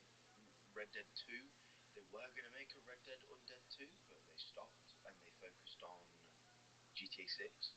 That's why Red Dead 2 is not as updated as it should be, because Red Dead 2 is. Cowboys are not about shooting and killing, they're about herding cattle across counties. Right. They should have made it a bit more towards the Western life back then, not about rooting, tooting, gun shooting cowboys. Yeah. Because So you had outlaws, but you didn't have maniacs like yeah. you do on that game. So like in Grand Theft Auto, you can go into a city and just kill everybody there. In Red Dead Mm. Redemption, what happens if you do that? sheriff after you. Okay, so it has like a star wanted level. Have you never played Red Dead? I have never. No, It's made by the people who make GTA. I know it's made by Rockstar. Rothschild. Mm. So it's the same idea. It is a fun game. Well, here's what I'm thinking. Like, it's very easy for the police to come with a helicopter and get you, but in Red Dead Redemption, they don't have that ability. How do they ensure that They they? have horses. Horses will run the fuck out of you. They will catch you. In every like Rockstar game, the police have always had the upper hand with speed. But if you outmaneuver them and you know hide, you've got quite a good chance of the AI not noticing you. Like if you hide in a bush in GTA, the wanting levels go down. Even if the coppers are right next to you, as long as they don't see you, you're fine. Okay. Excuse me. And are their horses So faster than yours? no, I've got the most expensive horse in the game. What color is it? They can't. It's white and brown. And it's the fastest in the game, so they can't catch you on that horse. They can't catch Cumstain. No, I've named it Cumstain. There you go. All right. Well, that works. It's just you can name your horse anything. Can you steal their horses? Yeah. And are they pretty fast horses? Mm, not compared to me, but a noob, a new person, maybe. All right. And then the police, do they arrest you or do they just shoot you dead? No, it will do like something like GTA. It will say like wasted, but like, I can't remember exactly what it says. It will do like the same screen if you're like arrested, and then if you die, it will say wasted. Okay. And then, um, what's the point of it? Like, to Red Dead. do you? Well, wait. Are there zombies in it? No, in Red Dead One there are. There's a Red Dead Redemption One Uprising of the Dead DLC you can add to it, and it's quite cool. Okay. And do you get? Is it? Can you do like? Can you raise like a farm? Mm, no, but you have your own camp. You can do moonshine stuff where you can make your own moonshine and sell it. You can do your own hunting, like sell rare animal skins. Okay. So you can Do hunt. anything. You can hunt in the game. Yeah, Okay. What do you hunt? in forests, in swamps, in near lakes. No, what do you You hunt? just hunt for What? the rarest animal. Oh, bears, rabbits, foxes. Okay. So say you shoot a bear. Uh, Do you have to like pick it up, or do you have to go back and keep you, harvesting it or something? you have to skin it. You have to skin it. Take the coat off it and then put it on the back of your horse. Take the fur off it. When you skin the animal, you get meat added to your inventory for you. Okay. And can you hunt like small game, like rabbits and stuff? You can fish in that game. Very cool. Is it fun? Yeah, it's actually quite fun to fish. It's quite relaxing. Can you like get on a rowboat? No, but you can nick a steam powered boat, like a mini wooden boat with a steam engine on it. Oh, very interesting. I've seen the map of it. It's Mm. massive, right? It is quite big, yeah. To travel by horse from one side to the other will take you about 40 minutes, Oh but wow. there's fast traveling in every GTA, in every Rockstar game. There's fast traveling. What do you mean fast traveling? You fast travel by post offices, and post offices are all over the map scattered, and that's where you get your ammo. You know, Very when you cool. buy ammo from a catalog, it will deliver it to the post office, and you go collect it. Very cool. Can you fall in love in the game? No, Oh, no chicks. nope. Well, I that's mean, you probably won't like what my friends did to a woman, a random NPC woman. Basically, they ran past her, lassoed her by her feet, and were dragging her across the concrete. yeah. No, It's just what people do. yeah.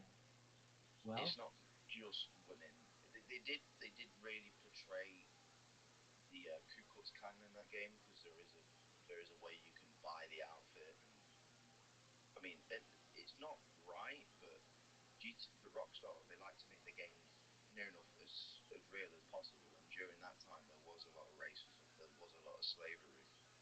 Is there slavery in the game? No, but people role play it, and Oh, I it's see. I don't personally do it, I got you. So but there's an online version? I want to play. I want to play Red Dead on PC because there's so many mods, so many mods to the game. You can be Dwayne Johnson in fucking Red Dead. You can be Harry Potter. You can spawn in wagons and make them go 16 million miles an hour through the air. It's just funny. Are, are there hot air balloons? No, Okay, very interesting. Yeah, of any game that I have not played that I would really like to play is that one. Red Dead. Yeah, just because I really like Grand Theft You Auto, and mm, I've played and beaten all the Grand Theft Autos, but Red Dead was like the next big one that Rockstar was doing that I just haven't gotten a chance to play, so I'm very intrigued about it. don't go into the online as a noob unless you're with me because you will get battered. People will find you. They will find you on the map and they will just bully you because it's You're just new, power in it. People are hungry. Yeah, right? because you're a noob. People will just bully you. Right. But I'll bully them back. I've got a bow and arrow system where I've got something called score streak. They're called calling cards, so they give me like special powers. So I have 100% accuracy on your head. So if I lock in, use my special ability, lock in on your head with a flaming arrow, the arrow will fly through the air like it does in Guardians of the Galaxy, and it will pop you right in your head. Very They'll, cool. they will die very quick. Very cool. Now, is there a sniper rifle? Sniper rifles, shotguns, carbine rifles, like the Winchester with 14 rounds in the gun. Do you, The ones where you shoot it and you have to cock the trigger forward, like the do you have duels? it's got it's a lever action. Lever, yeah, you can dual wield, yeah, No, no, no. Do you have duels lever where, action. like, you walk away from Oh, each other? duels. Yeah, Oh, there are I've duels. done a role play on a server where someone's challenged me to a duel. I was in the bar drinking, and because I was the most wanted person in the role play, because I am quite skilled with shooting, they challenged me to a duel. I fucked him up 3 times. What Three happen? times. What happens when you drink? Does it make you guys stumble or slower or something? Yeah, yeah. Rockstar are really good at doing that. They're really good at making it like realistic drunk. But with the duels, we would both get pissed and then try and duel. So we do 2 rounds of normal non-drinking, where we just shoot each other. They say we'd walk 20 paces, keep our backs turned, and when they say ready, steady, go, or ready, steady, duel, whatever they say, it's the fastest person to pull the gun and shoot you in the head. And then the drunk round could just be anyone because your gun sways, your aiming sways, everything sways, and it's just funny. I gotcha. Are there moose in the game? Moves. Moose. Moose. Oh, moose. I don't think I've actually seen a moose in there. I know there's deer. I know there's elk. Okay. And bears. I What, know there's some type of animal. Yeah. like grizzly There's bears? crocodiles. There are crocodiles. There's crocodiles in the swamps. There's crocodiles. Will they kill you? Yeah. Do you kill them and I was skin doing. them? I was doing. Yeah, yeah. I was doing a bounty mission, and it took me to the swamps. I was walking through the water with my horse because my horse got scared. And when your horse gets scared and you're near a swamp, you know there's a crocodile about. And you'll hear them growl and snide, and then they'll just latch at you. Wow. Okay. But that's why you. That's Here's a fun tip: never go through the swamps without your shotgun out. Okay. Are there snakes in the game? Yep. All You right. don't get killed much by snakes. It's just if you see one and they make a noise at you, just walk away. I've seen a But lot they're of. just there. They're hiding. Like you could just you could be right there and not notice it, and then it just attack you. I've Say seen. if you're AFK. I've seen people play, and it seems like a way that they get hurt a lot or killed is they run into trees on a horse. Yep. Yep. Yeah. Sometimes if you go over a jump, like if you go towards a jump, your horse will automatically jump. But if it's a long way down and you don't know it, your horse will just start, fling you off, and you'll fall down instead. Oh wow. Okay. And can you rob banks?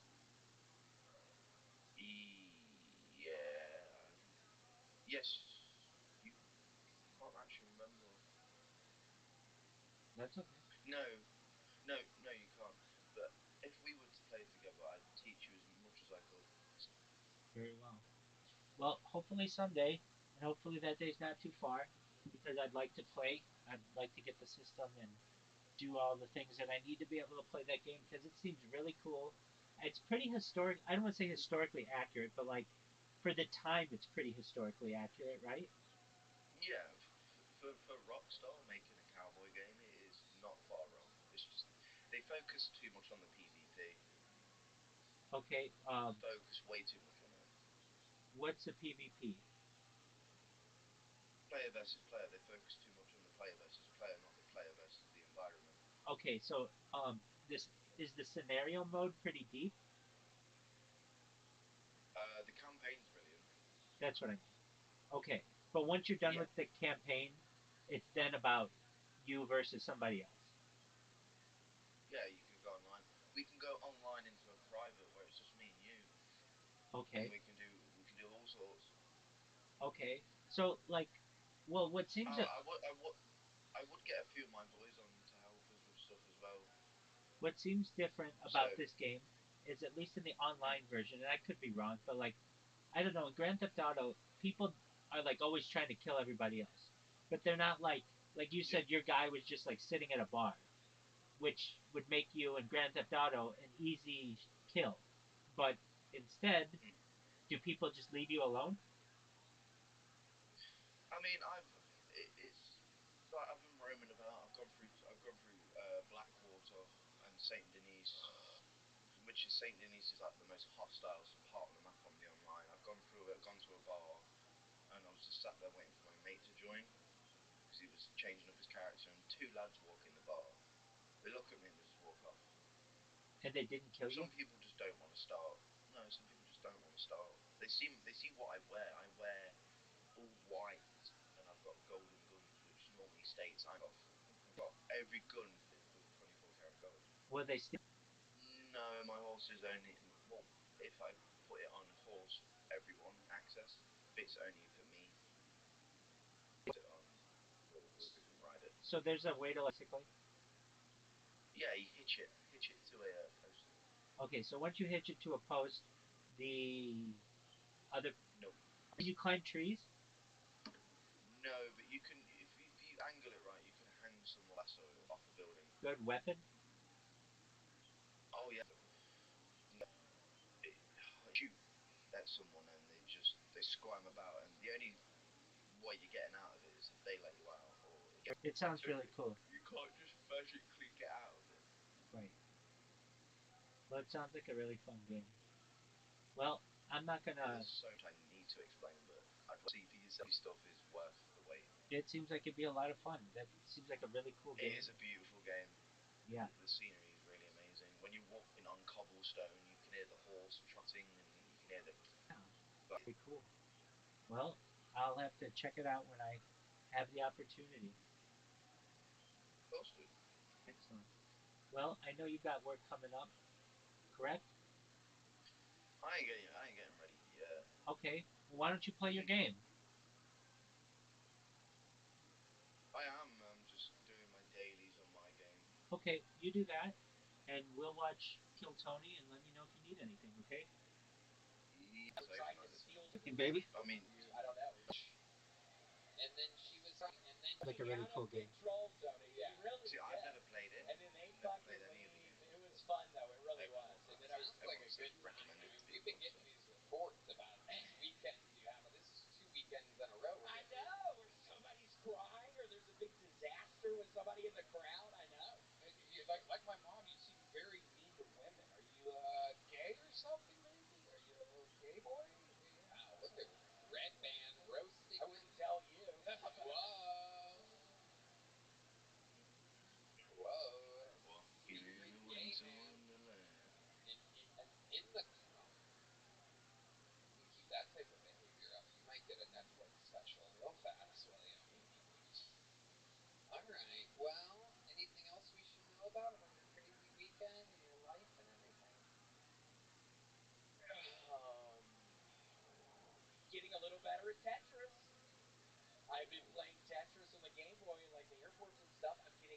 bit better. I started looking it up on YouTube. I'm looking up different techniques. I'm seeing how to play. I'm figuring out how to play. Absolutely incredible. I mean, what can I say that I haven't said about you 1,000 times before? You're a legend. We love you. The new minutes have piled up. You are the record holder. You are the backbone of Red Band because you're gay. A new angle coming from Red Band. Red Band has figured out that color. Did you color your beard, Red Band? Did you do some just for men? I gotta tell you. I did. Well, you look good. I put a little bit too much just for men. It looks like one can tell. Yeah. You wouldn't know anything about this. I wouldn't. No, I don't have a beard. I cannot grow a beard. There's not enough testosterone in the world for me to be able to grow a beard. I've been seeing these people on like CNN, these trans correspondents, like these women that have turned into men. I saw one the other day had a full fucking beard. I'm like, this is bullshit.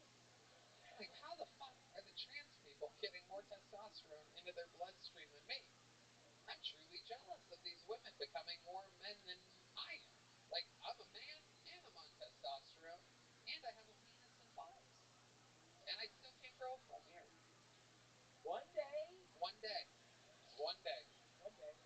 One day. I'll keep my fingers and my legs. Montgomery, where do we go? What a way to start. That's normally how you end. It's like a Tarantino film. It started. I did meet Tarantino, one of my new best friends. No big deal.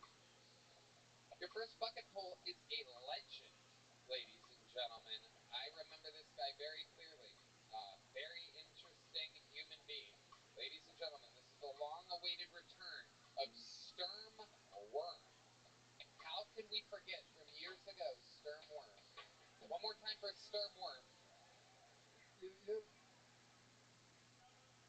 Yes, about a year ago, I got a lap dance from a guy, and I came in my. A couple of days later, I downloaded the Grinder app. Within an hour, I was getting head in a parking lot. 10 other messages from dudes within a 1-mile radius begging me to suck my dick. You know, it's always looked like the gays are having more fun. After extensive research, I've come to the conclusion that theory is correct. I mean, my life is so gay, I might as well be fucking dudes. Pretty sure I'm not a homosexual, but I can't keep going along with this farce that I'm this stalemate tie with y'all for being the straightest motherfucker that ever lived, Boston. To tie a ribbon on it from this point from. There it is. Sturm Worm, everybody. It's just basically kind of just talking about being gay. No real definitive jokes throughout the entire thing. Just kind of coming out of the closet. Is that true? Is that real? It's all true. It's all true. Yeah. So you really did. You got a lap dance from a guy, and you're like, I kind of like this. I was like, yeah, I gotta do it. Like, it was as lame as every hookup I've ever had. First gay stuff that's ever happened. This is years ago. I was on the podcast last Right. time. Yeah, on years ago. I remember you. Yeah. Something's different, though, right? You have facial hair. Same look? I got a podcast now, though. Nobody cares about that. Trust me, it's the illest Look, podcast. you're making people leave. Promote your and I podcast. gotta always. Stop. Relax. Let's get back to the becoming gay all of a sudden thing, because it sounds like a lot of fun. Will you help William out? Oh, okay, you go right ahead. Will you help our friend William out? There you go. Yeah, I heard what that whole thing was about. Hold on for 5 minutes. Okay, so let's stick with it here, Sternworm. So where did you get this lap dance from a guy? Where did you possibly I went go? to a gay club. Okay. Yeah. Where were you at? Jersey. Jersey. Yeah. Okay. What was the name of the gay club? Did it have a full gay name? I don't know whether they're supposed to be doing that in there, so I don't want to like air out the name. You don't want to get in trouble with your local gay club, right? No, like I don't know whether that's supposed to be going on in there, so I just. A lap dance? I mean, it was a dude that worked there. It was like a go-go dancer. Man, it was arousing. I think same gender lap dances are arousing. Okay, but that was your first one. That was my first one. So that happens, and then you sign up for a gay dating app. like I said, instantly, like I have a picture of, instantly I'm getting a million messages saying, Take these people up. I took them up on all. It's not, it was, like, I didn't even get hard. It was the same problem when I tried to hook up with chicks back in the day. It's just, when you're under pressure, it's just tough to get aroused. Like, back in the day when Kill Tony was at the comedy store, yeah, was at the comedy store, there was mad dudes who used to always say that they don't come during set, but they weren't not coming, they just weren't getting turned on. Rapper that doesn't just talk So I like talk to that. everybody. Like, hey, sorry, it's hard right now. That's your good old Jersey gay. So where did this attempted blowjob happen? The one that you couldn't get hard for? You go to his place? It was a parking lot. A parking lot? Yeah. Man, you just do gay stuff in inappropriate Yeah, places. Have you ever done anything gay where gay stuff should happen? Like a bedroom? I gave, a week later, I gave a guy head in his I don't fucking care, I'm out here, yo. Sexually suppressed attractive to girls. Like, do I think girls not? Like, am I fucked up in the head sexually? Yeah, for years. I've been checked out. Stop with the goddamn vaccine.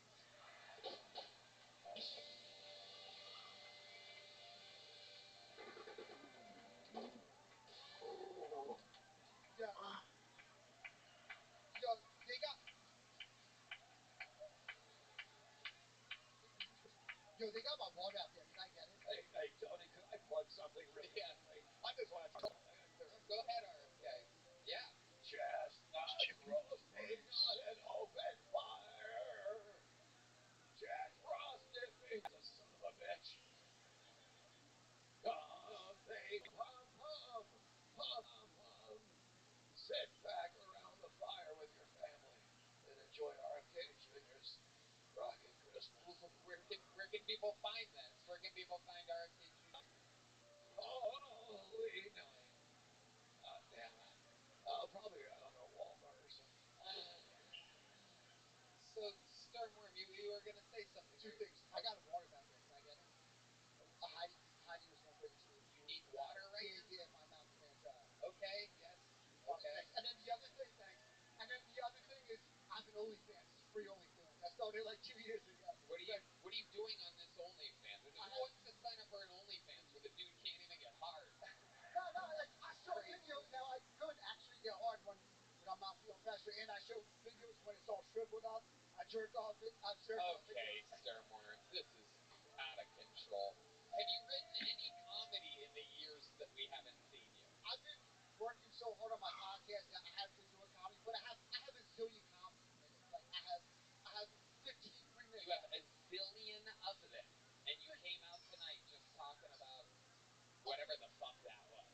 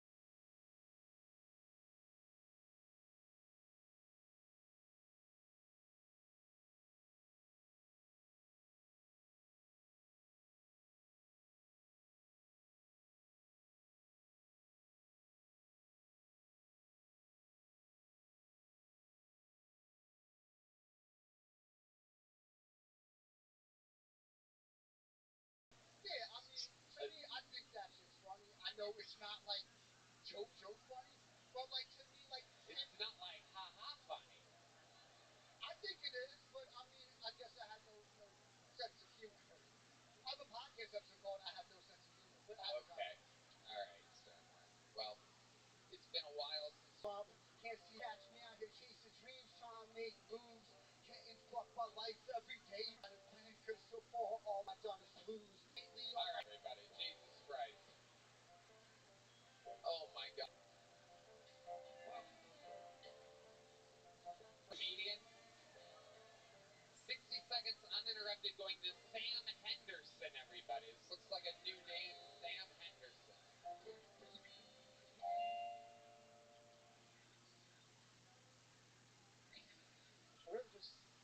Really miss being a kid just because I didn't figure it out. When I was a kid, I thought the word pedophile was someone who wasn't. Shouldn't have been a problem, but my dad was a podiatrist. I told my whole fifth grade class, when I grow up, I want to be a pedophile like my dad.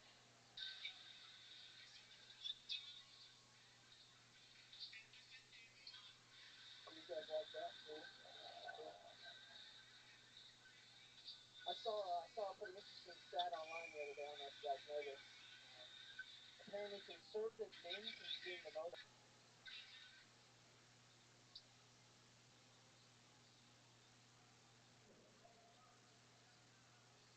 I thought it was an odd way to find out I'm a conservative. All right, thank you guys.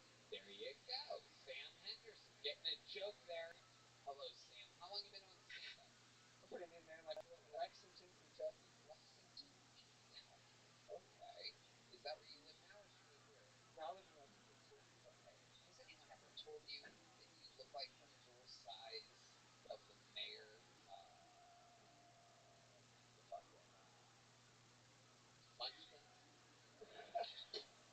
Remember that guy? I don't know. You ever seen him? Look him up on your Safari. Mayor of Munchkin Land. That's what I was thinking of. Munchkin Land. Look at him. Look at that. Pretty spot on here. Anyway, this doesn't matter. It's more of a big fan of Munchkin Land, Joe. I guess. All right. How old are you, Sam? 27. What do you do for work? I work for an ice company. I like RabbiRothschild 17 degrees. Wow. How long you been delivering ice for? About 8 years. Wow. Amazing. What's the most exciting thing that's happened to you while delivering ice? I was in a gas station once, but I got robbed. You got robbed? I didn't get robbed, no. It got robbed. The Wawa got robbed. It was great. Wawa. Amazing. You were in Philly? Yeah, I was working out of town in Philly. Okay. You were delivering ice in Philadelphia.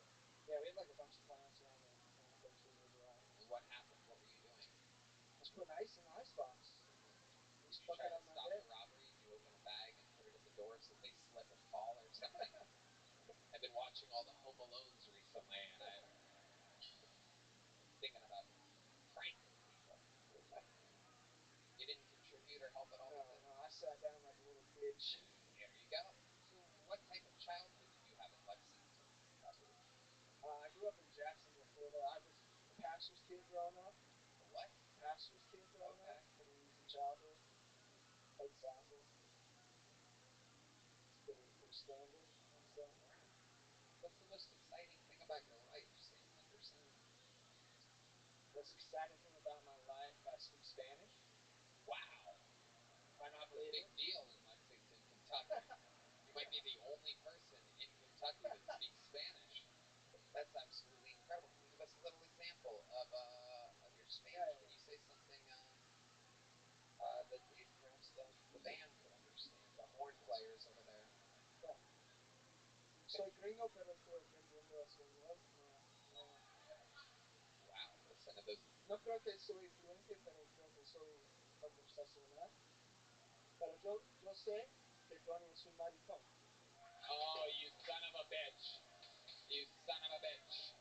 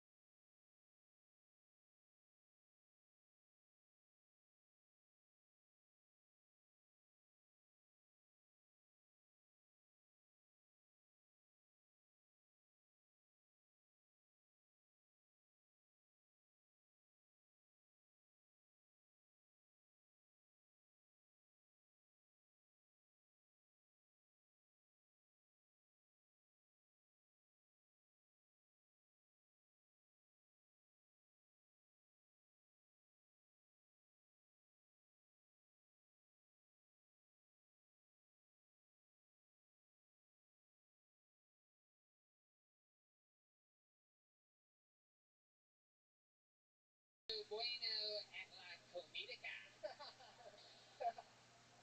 How about that, you piece of shit? I love it. Sam, what's your love life like? You're you banging a relative?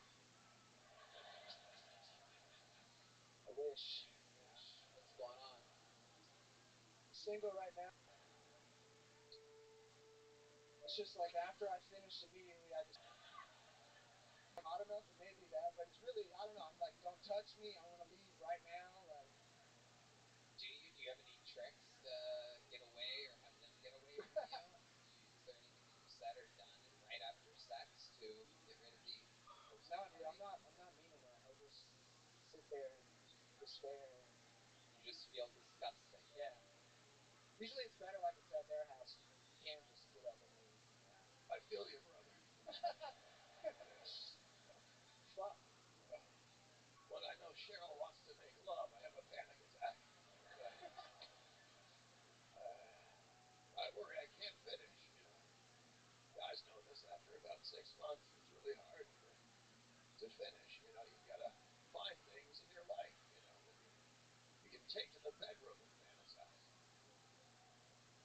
Take, for example, me right now. I've been having some fantasies about this woman in the front row, and I feel horrible about it. But I can take that with me, hopefully finish later. So try that, my friend. There's a little health advice from the great I love you. I love you. RFK Jr. giving you some really good advice there. Sam, I'm going to give you one of these little joke books. Congratulations. You've made it on Kill Tony. There he goes. Sam Henderson, everybody. This is fun. You having fun, RFK? Anyway, yeah. Sorry, Tony. I have to apologize because I, you know, doing my amends and secrets keep us sick, and I want to apologize to this woman for sexualizing her like that. The whole time he was talking, I was having a fantasy, and it's just not right, and I apologize. She was laying on a bed in my mind, not clothed at all, and I was above her, and I just Louis C.K'd all over her, and I just want to say I'm sorry. See ya. It's beautiful. Beautiful. The new Director of Health. Is that the title? Director of Health? Unfortunately, the fantasy didn't stop there, Tony. To clean off, to get arousing, and I thought, God damn it, RFK, can you just God or God damn it? But I couldn't help myself, and I apologize to you, miss. Wow. Oh, she says you're forgiven. Well, you may not when you hear about the rest of my fantasy. You see, no, please, just let me finish, and please don't laugh. I'm trying to make amends here, and secrets do keep us sick. Then what happened was, in my fantasy, of course, she had asked me to tuck my genitalia down under myself, look like a lady in the front. And then she said that I looked like a pretty girl. Brought a tear to my eye because it was something I had to hear. And then, of course, she came from behind me and kicked me in the nutsack, and I ejaculated. By the way, I'll be right back. I have to change. I'll be right back. RFK Jr., ladies and gentlemen, says he has to go change. That's very interesting. Gotta love it.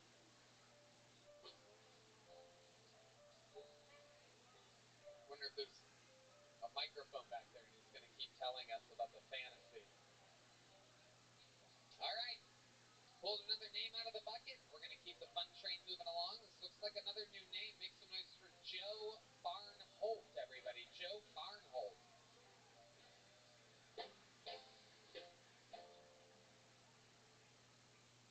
Somebody outside told me I look like a cover band, so that's cool. You guys, I got married. Oh, thank you so much. I appreciate that. Then I got divorced. Hey, there's always a little bigger cheer for that one. Statistically, that makes a lot of sense. No pride for me, though. I got the house in Tahoe in the divorce. And by that, I mean I live in a Chevy. My ex and I are actually still good friends. Turns out she's a lesbian. Not saying that like a vindictive man, like she's actually a lesbian. And people ask me, Joe, was there any indication, anything that would have told you she's a lesbian? Aside from the fact that I'm a giant pussy and she ate me alive,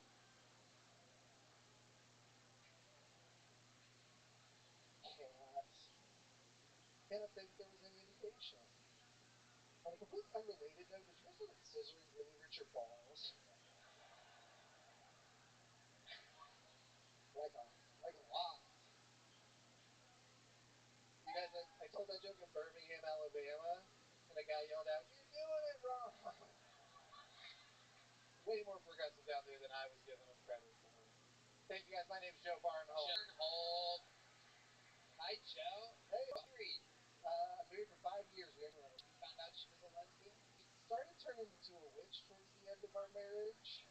In what way? Self-identified daughter. Was calling herself a witch. Yeah, I was shocked would be a little bit of an overstatement. You didn't think there was something lesbian-esque about her when she married? She went on clean. Amazing. Very lesbian. Amazing. So how did she break the news to you that she was interested in women?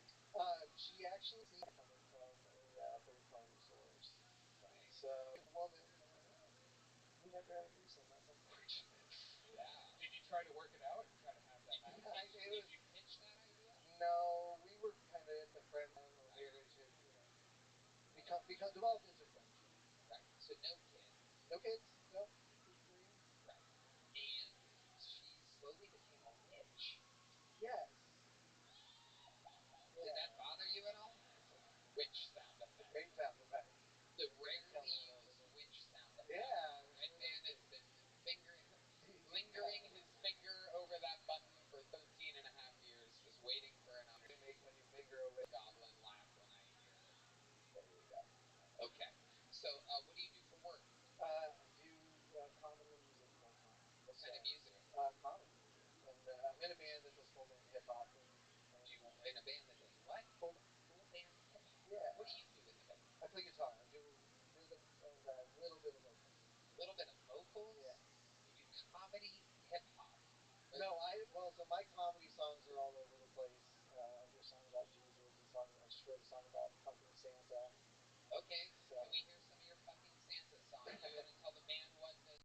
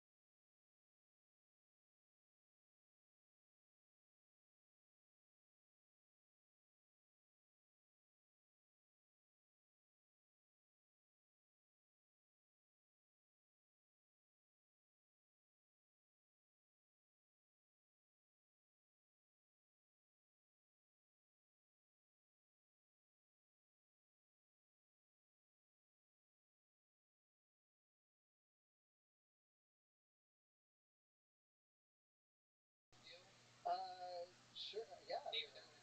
They're actual professional musicians. So if you just tell them. So it's what's the style? It's just starts on G, the one before the 5, and then. God, you're turning us all into lesbians right now. This is so incredible. Going twins. I just want you to hat off, Colt. Leave the hat off there. There you go. Yeah, perfect. The spirit. The G to the 1 to the 2 to the 5th, and here we go. Here we go. Fucking go. I love you, Santa. You're on the way. It's almost Christmas, and you're dressed in a sleigh. On the night that you're a good little boy, but we could be naughty if you bring joy. With joy. Started fire. Yes. RFK Jr.'s Rockin' Christmas. Here's what presents I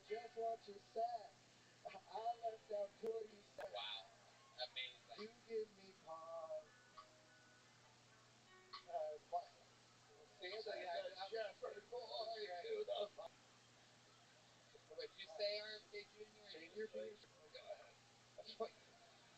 Let's do a duet. Keep going. Do a duet. There's Santa. Go ahead. I'll follow the changes. I'll try to. This is your big break. Do it.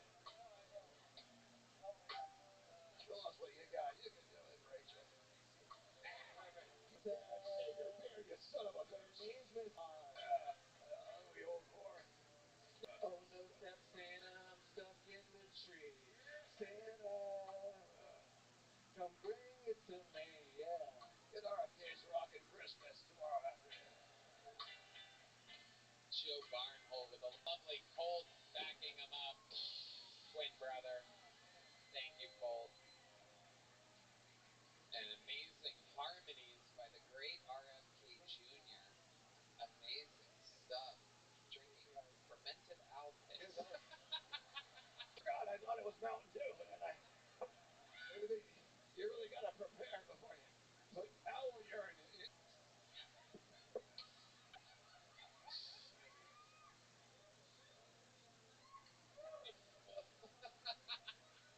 Promoting Kyle Dunnigan. He's on .com.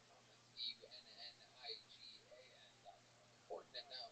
Sometimes we have these people come on, like Dr. Phil promotes Adam Ray. It's exciting to have RFK Jr. promoting Kyle Dunnigan. Audience free speech. This Kyle Dunnigan, you've met him. Juggles too. Go. This weekend he was KyleDunnigan.com for tour tickets. One of the funniest people on planet Earth. Joe, what is the most interesting, craziest thing that's ever happened to you in your life? My band is playing Red Rocks. Okay.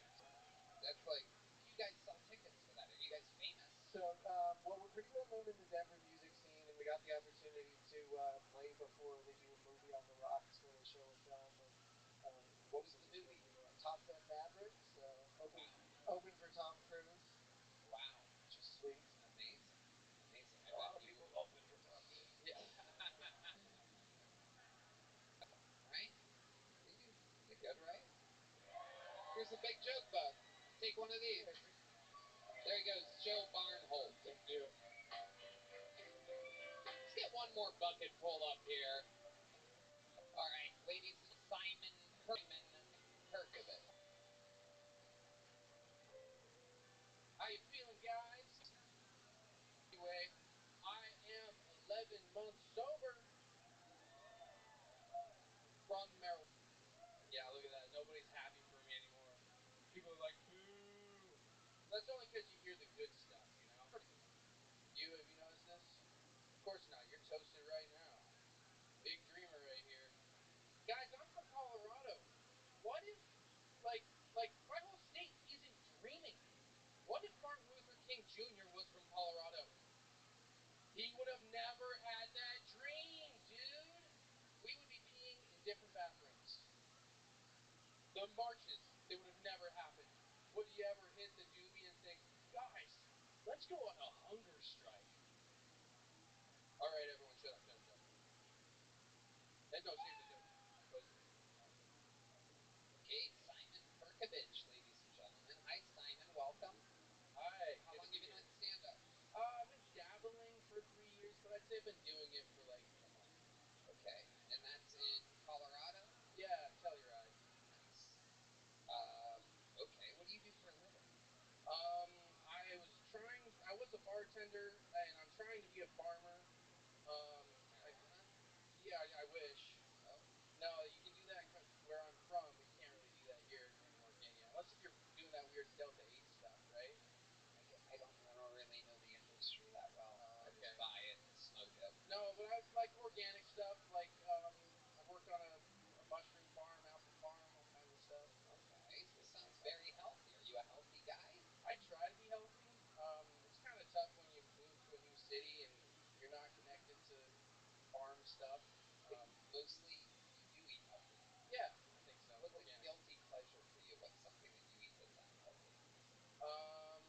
Guilty pleasure. I love donuts. Like donuts down the way. Kind of been fucking me up lately. Yeah, how's it been fucking you up? Well, so I live in a van, and I got a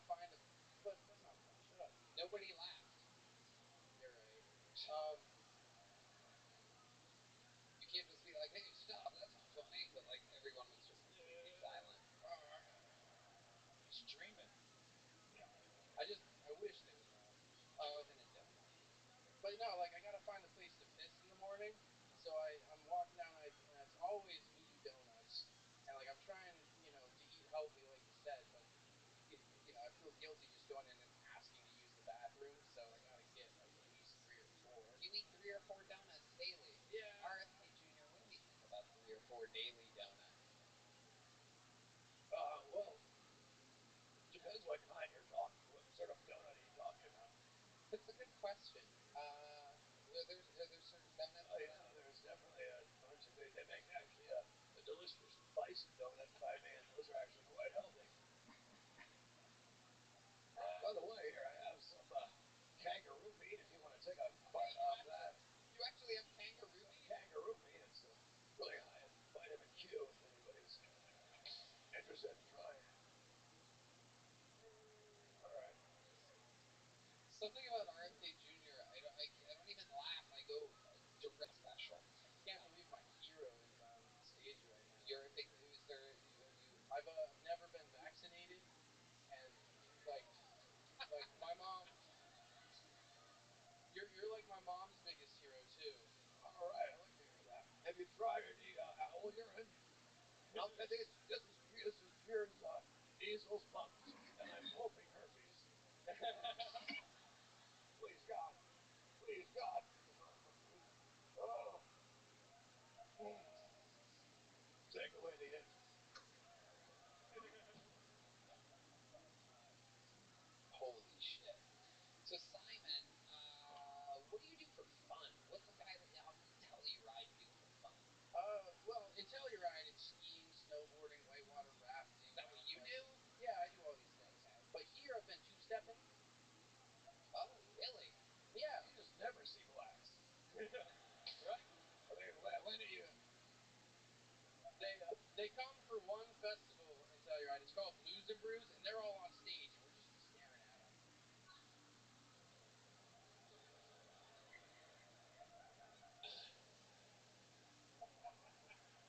Wow. Wow. Blues and brews? Yeah, like beer. Oh, I expected it to be BRUISE because they beat up people. Okay.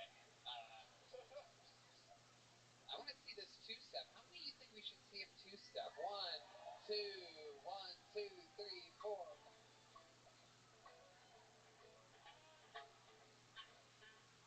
That's a giant woman you're dancing with. Whoa. Rudolph the red-nosed reindeer had a very tiny nose. And if you ever saw it, you would even say it glows. All of the other reindeer used to laugh and call him names. God damn it! They never let that son of a bitch play any goddamn games. All the bullies, the assholes out there. See a reindeer, I'm gonna take him in the goddamn head.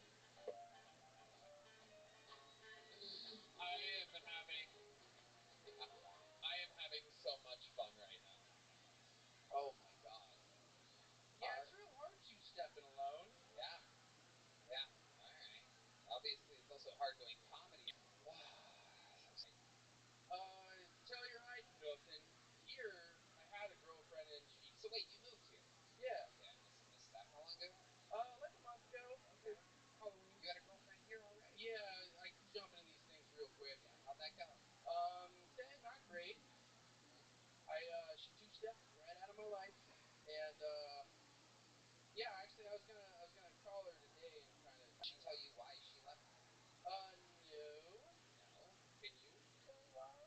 Can you tell why? Yeah. Why? Awkward, and I get too attached to people. You did? Can you give an example of how you got too attached to this woman, and how soon after you guys started hanging did you get attached? Oh, instantly. So But like, I was what trying to happened? play it off. Yeah. So give Well, us. I rush into these things because, like, it's kind of a trick to get that. Like, if someone cares about you, it's really easy to care about yourself. But then, like, when that person leaves, like, I'm supposed to still care about myself. I fucking don't. But, like, when I mean take care of yourself, I mean, like, clean my room. because someone will come see us. I thought you lived in a van. It is a van. Well, okay, my room is my van. Why'd you say yo guru like that? Like it's your fucking van. You're saying it like There's room in it. you call it your room? You Yeah. didn't say I need to clean my van. You call it a room? Yeah, it's my living room.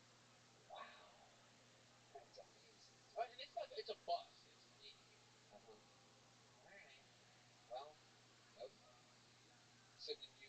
What did you say or do that was so clingy? Right after I got on Kill Tony the first time. You've been on before? Yeah, I was here like 3 or 4 weeks ago. Holy shit. You may talk about having lichen sclerosis, which, by the way, I've admitted to like my parents and then you and everybody in the world. Okay. Yeah. Did you look different a few weeks ago? I had a beard. Okay, that'll do it. Yeah. Here's a little Jiffa, son. Congratulations. Been pulled out of the bucket twice in a month. There he goes. We're going to move it right along. Ladies and gentlemen, it is indeed time for a regular 60 seconds uninterrupted from of the show. Of nature out there, touring, selling out absolutely everywhere. Truly one of the comics in the world. This is a brand new minute from the one and only, the great and powerful. This is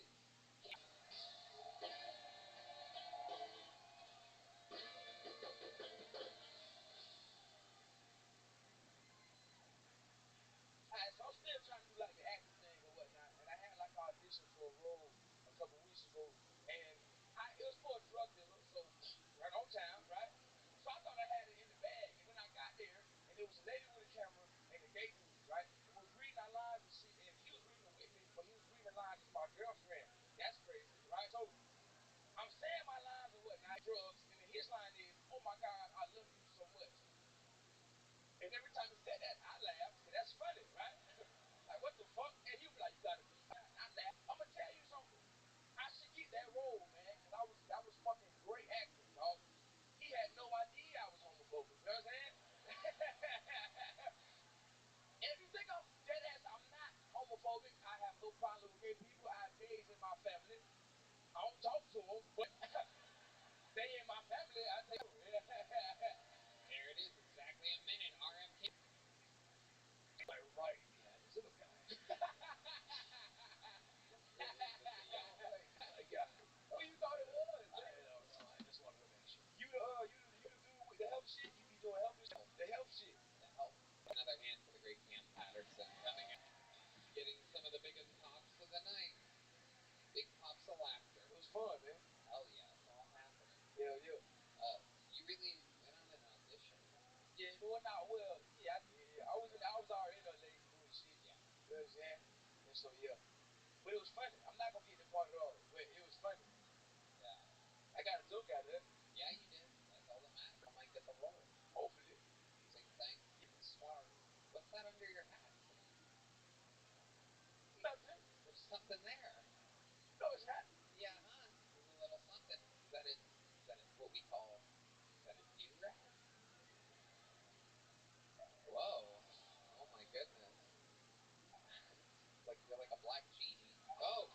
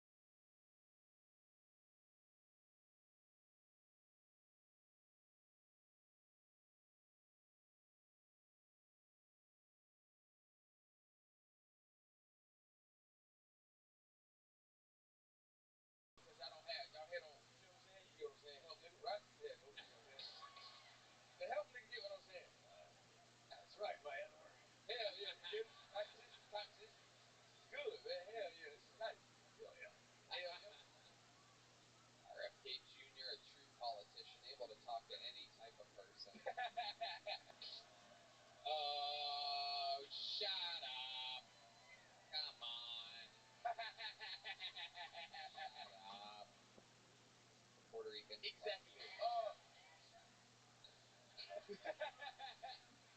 Tony makes another joke about Puerto Rico. Extra. When did you get that? That's a new one. Got a bunch of new Wow, shit. you got a few new ones. First time the soundboard has changed in 7.5 years. For those of you keeping track, very exciting. What else do you have loaded new? Anything else good? No, nothing. Nothing that you're proud of there. Never heard of them. And don't want to hear of them.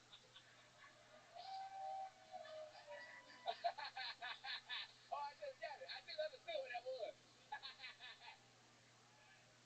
That's funny.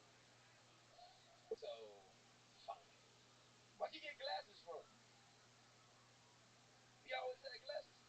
Oh, sorry, I was distracted. I was sending a dick pic to a journalist. Although, Rochester. garbage plate. Yo, yeah, garbage plate. Ass, nigga, it's terrible. It made me mad because they really stood by that bullshit. And it was me, Charlie, and my other homeboy Jar. We was all there. My cameraman. Oh, I'm sorry. I'm sorry. We opened our food up, and it was the garbage place in front of us. And my cameraman just went, "Y'all want to be slaves so bad." Food was. It looked like slave food. It was terrible. It was god awful. Made me upset. I wanted to kill those niggas. Yeah. People was cool though. The food was god awful, dog. Freezing cold up there. It was cold as shit. Yeah. It was cool. I like the cold now, man. I'm a real tropical person. You know what I'm saying? We all around the world, the cypress and snow and shit like that. It don't even phase me no more. Yeah. I just see snow and I go, that's snow, pussy, and I keep moving. That's right. Cause I've been around the world now. Thanks to you, Tony. I appreciate that, brother. Hell yeah. Yeah. Hell yeah. All around the world. Always writing, always working, a non-stop fucking undeniable machine. Hell yeah. Ladies and gentlemen, the great and powerful Cam Patterson, everybody.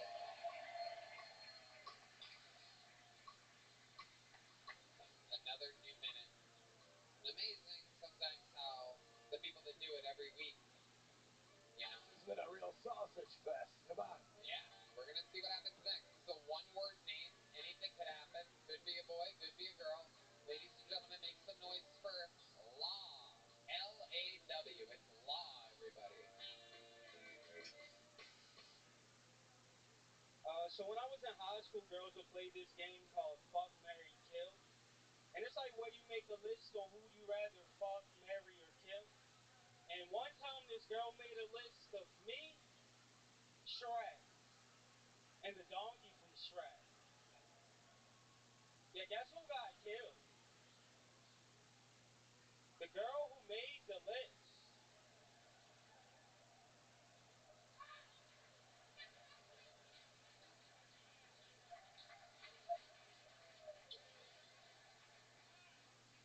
Yeah, so my cousin just came out as gay on Facebook.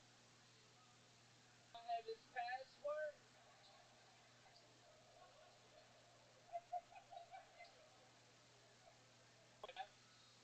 And she kept saying, "Is it in yet?" And as a man, that's not something you want to hear.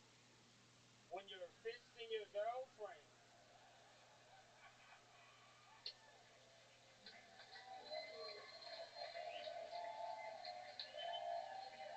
Appreciate it. Law. Kill Tony debut of Law.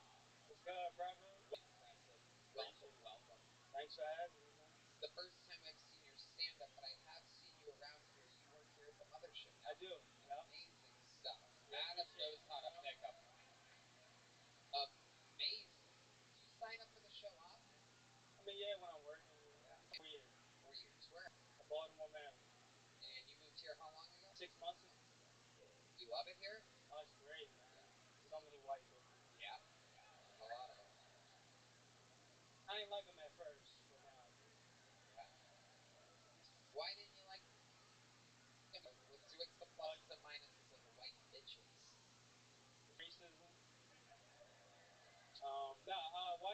White bitches. The pros. It's just a cultural thing, you know. Baltimore, all the white bitches do heroin. So out here, it's just like ecstasy and shit. Yeah. It's pretty chill. Yeah, their dads hate me.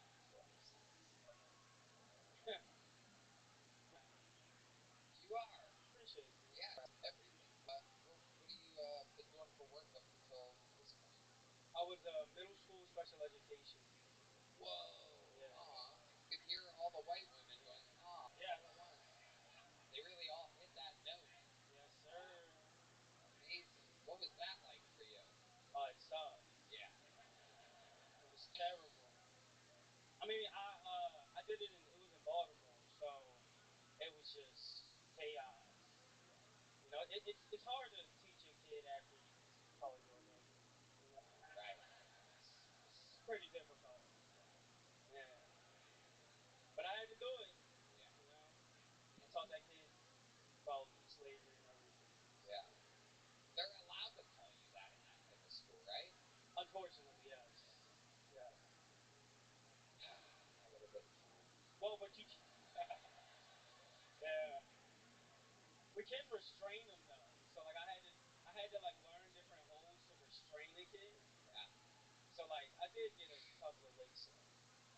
Hell yeah. Absolutely. Were there any special ones that stood out to you? Oh man. Oh yeah. Yeah. I mean I'm not gonna say his name, I guess. Right. Yeah, his name was Wayne. And but he like loved me. So all of the racists would come towards me. So he would get into these things called like crises, where like he would just flip the table and you know he hit all the kids, throw the desk, say the N word, and he'd be like, "See, you're making me racist." I don't think this. Yeah, it was tough, you know. But at the end of the day, I mean, he loved like cops, like police officers. Yeah. They all do. Yeah.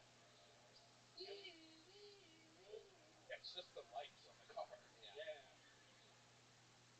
And so we would just bring in a police officer at the end of the day, and he'd chilling with Wayne. Would leave. You left him with a police officer? Oh yeah. You know, you could teach the cops and stuff, I guess, or they could teach him. You know, Tony, I hate to interrupt, but I'm getting a little. What did you say your name was? His name? Your name? Law. Law. I'm sorry. I just shouldn't tell this story, but I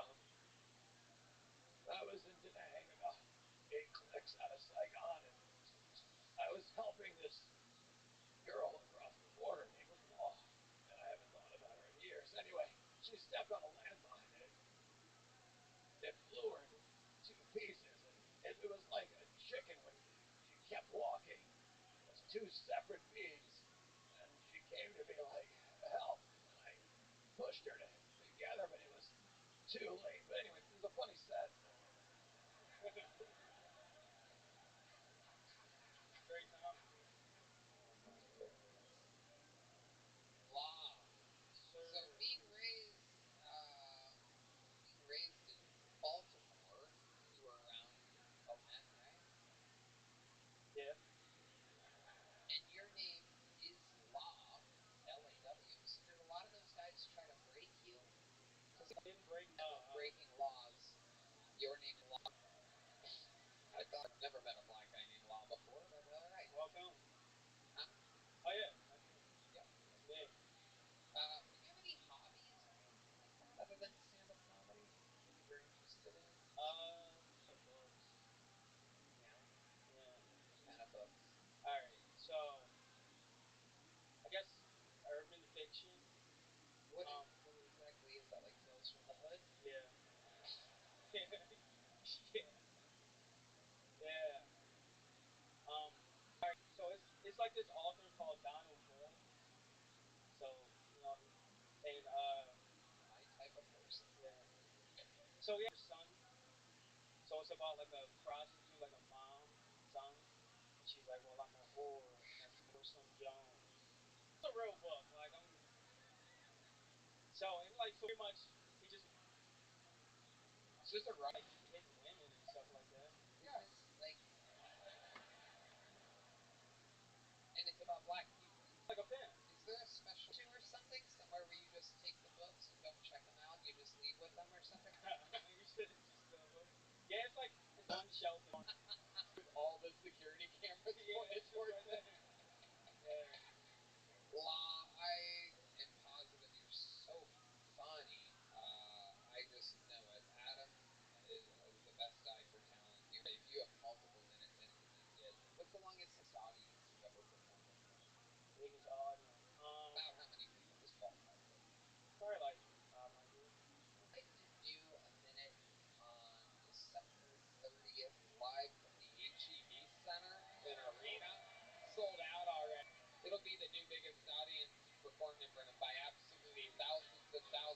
people. Appreciate it. Now, look at me on the Secret Show Thursday if you can. I'm in there. And of course, you're getting a big joke book. That's it, the total package. He's performing in an arena. Appreciate it. Law, ladies and gentlemen. Be on the lookout for this guy. That's funny. That guy's funny. All right, we're moving back to the bucket. Everybody, you guys still having fun out there? Oh, shit. One of Kid Rock's ex-girlfriends is going to the bathroom. There she goes. All right. One word name, back to back. Make some noise for Taija or Taija. Taija.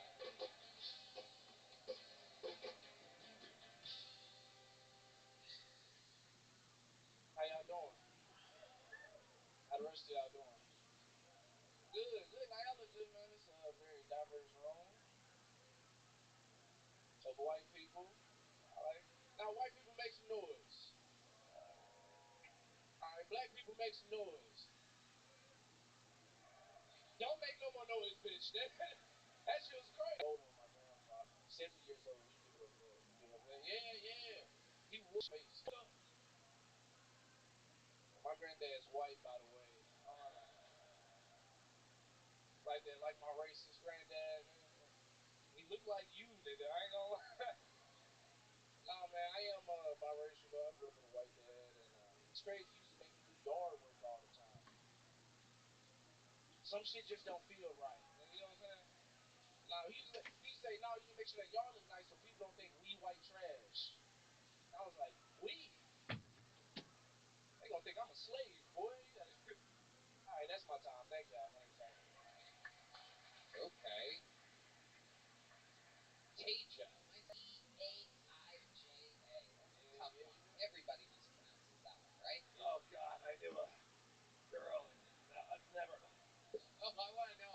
That story. Well, the one where you put a person split in two back. I'd rather not say it. All right, Tony, it's a comedy.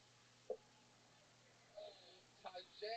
Well, so you're half white. What's the other half exactly? Black is here. Just straight black. Like, do you get that a lot? nah, I get a lot of like miscellaneous shit though, like Hawaiian. Miscellaneous. Yeah. I said right. You fixed it. You said miscellaneous. Miscellaneous. Yeah. So, dad and wife still together? Hell no. Why not? My mom's crazy. I love her, but she's crazy. I love it. Tell me. She got lying though. That's the thing. So when she got it, she got a weed card, a little license or whatever. And yeah, I think she's lying. I do think she's lying. My dad's reasonably crazy. Hey, tell us about your crazy wife. He got 3 baby mamas. Whoa. And, yeah. I said baby mamas, so they all black. They're all black. Wow. He smoked black and mouse. Wow. This is a white guy? Yeah. Really white. He kind of looked like Red Band, just a little bit. Whoa. I swear to God, y'all think I'm bullshit, nigga. No cap on God. What's his name? Like you have a white Harley. Harley? Like yeah. What is it? Whoa. What is that? Yeah. What does he do for a living? He a realtor. Really? He sells real estate. Yeah. And he's got 3 black baby mamas. Yeah. Wow. This is absolutely who's the one with MS? Who's that? My mama. All right, I want you to do something because I can cure this. I want you to give her this. It looks like a lifesaver, but it's not. This is dehydrated fat cum. It's got no. That's all you need to do. She'll be as good as gold in the morning. So, what do you do for a living? I'm an electrician, but I ain't working right now. You know how to electric? Yeah, I do. I know how to do that shit. Yeah. You know, Where'd you learn that at? school. Trade support. With my shoes on. Eating pussy with your shoes on. Is there a reason why you leave your shoes on? Nigga, because if it tastes bad, I can walk right out of that motherfucker. I ain't bullshit, nigga. Right. And if it smells bad, it's definitely not your feet. Yeah. I guess, yeah. Indeed, sometimes the taste of pussy is so terrible that I cannot even take the time to put my shoes on. I must have Tajay. write it like I sound it out.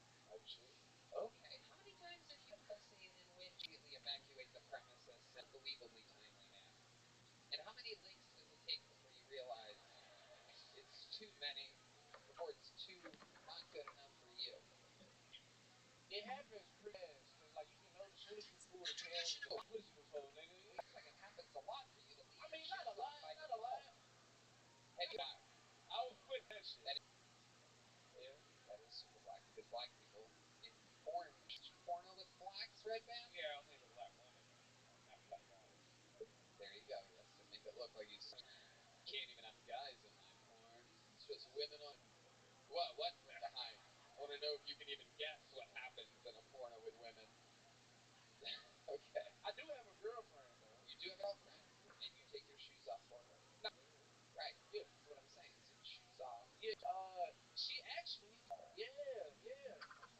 Does she ever teach you anything? Totally unnecessary profession, but okay. Eat wheatgrass, ladies. Just have wheatgrass every 3 days. You're fine.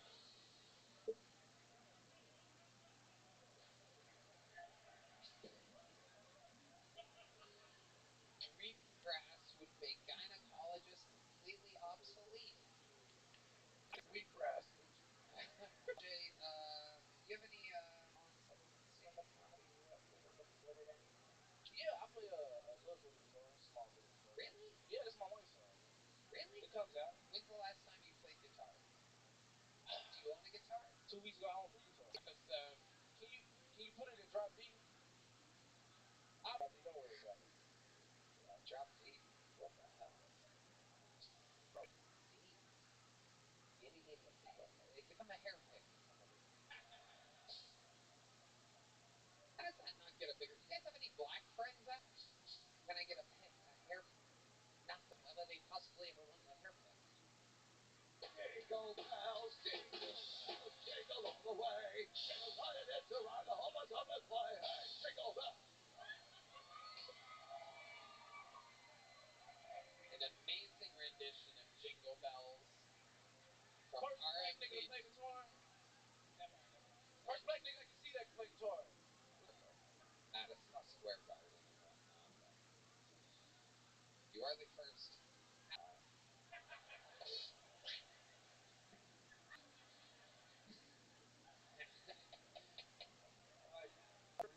Oh, okay. Yeah, Did man. she vote this election? No, but she heard about the incident. Yeah, and what all did that she have shit. to say She about wasn't even mad, nigga. She wasn't mad at all. Seems she's dating a comedian. He's called you the N-word like 5 times. Unbelievable. Yeah, I think we're probably You want me good. to do something about it?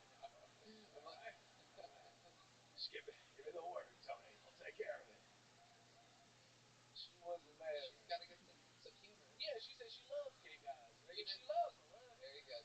You know who? Hey, watch it, pal. Have a great sense of humor. A little. She has a sense of humor, right? Yeah, she's a good girl. She got a gynecologist. Yeah. Seeing dirty pussy all day, you gotta be able to keep your spirits high, nigga. She keeps her shoes on the whole time, right? Here and there. All right, gotcha.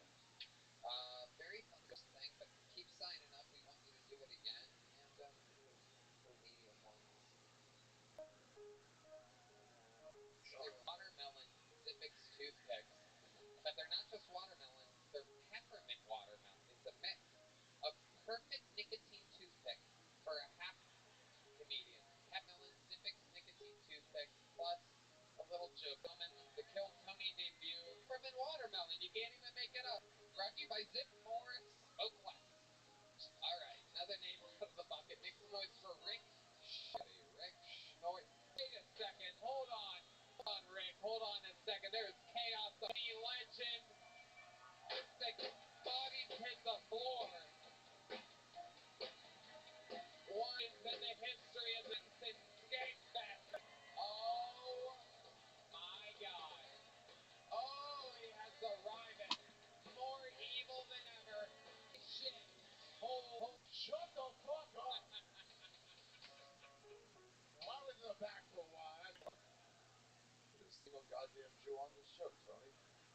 It's been 16 months since that fateful day on October 6th. He's home, and you guys aren't doing a goddamn thing about it.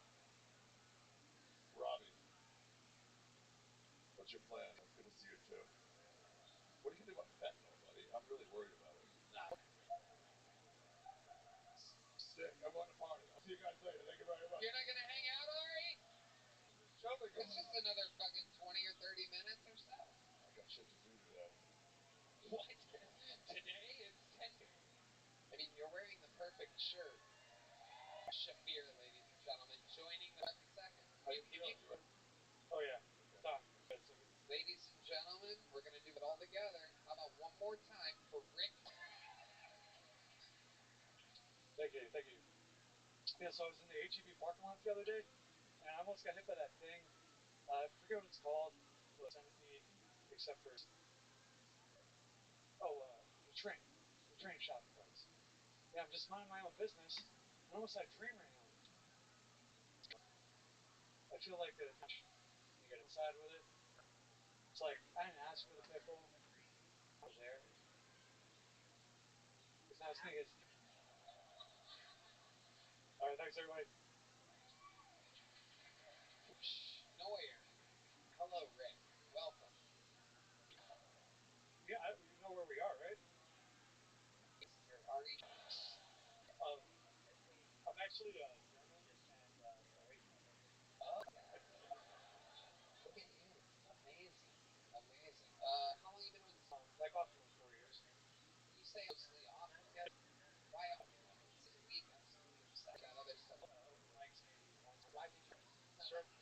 Okay. So do you love it? What, not convinced? Cautious? Kind of confused. I'm sure about it. Oh, it was just always would have loved You it. thought you were going to get an hour special just out of nowhere? How do you? Or my goal. I guess. This doesn't make sense At all. I actually don't want to talk about work because I don't know Fucking No, incredible. I'll talk to you about anything else. What field of work do you do? Are you good at it? I'm actually a biologist myself. Think about your record-setting like But I unbelievable. I knew you had it in you, but you really stepped it up. I ask anything interesting about you, quick and a million people. I wanted to say that now on the West Coast, so that was like California, Oregon. I did seasonal jobs, and I was doing What kind of seasonal job? What did you do at the National Forest? I'll tell you, you might be one of the truly. Absolutely the best of luck. Many books.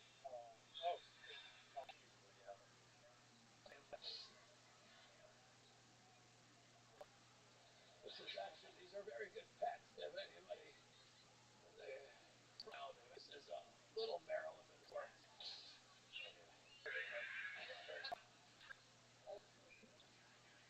I wanted to get a until energies come up 60 seconds after, and I just until Tony debut. Here we go. I feel like I look like Ariel if she collected vibrators. We share a one-bedroom apartment together.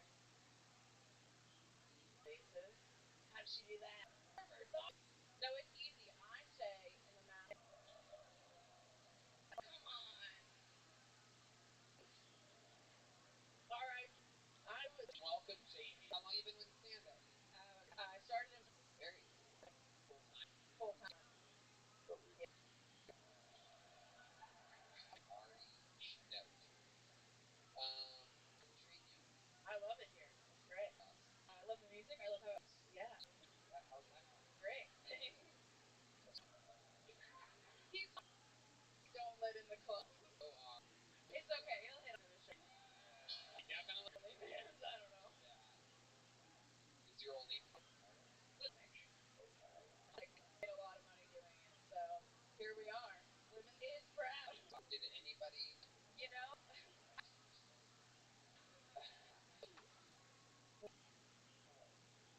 fear of Right thing. I'm freaking out. Someone's gonna stab me. again? I'm worried about The carpet. both. Jamie, color hair. Think what? Free girl. You went through a big breakup recently. No, this was like. I didn't say I was mentally well, guys. Okay. Forecast. Yeah,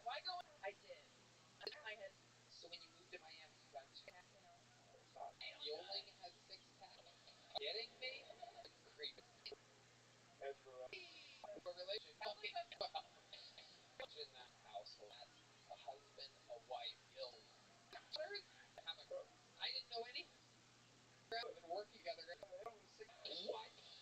Are you fucking serious? What's your only? You have a Victor's.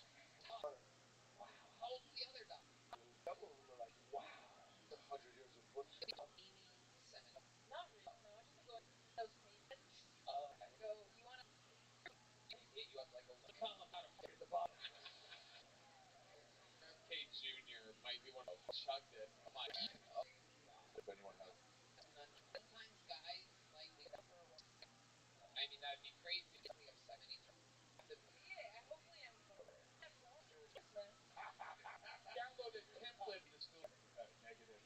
That's making my next. Never thought of that. I love it. Look out. Here you go. And then we're gonna put a big uninterrupted roof. Oh. Going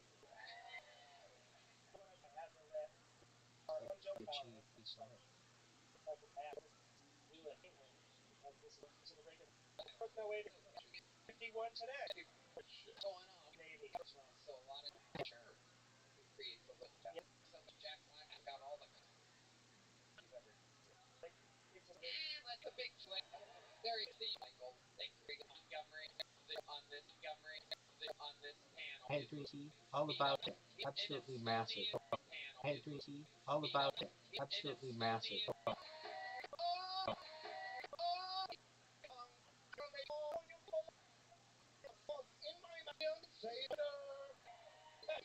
Incredible in your mouth. Identify me and use. Never passable in your mouth. Identify me and use. Never passable. 16. You named it very. You named it very.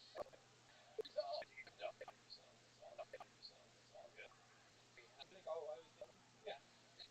Supercars. No, this doesn't cute. What's going on, Ari? This sticker, Brad, having each other's jugular England like they were big cutters.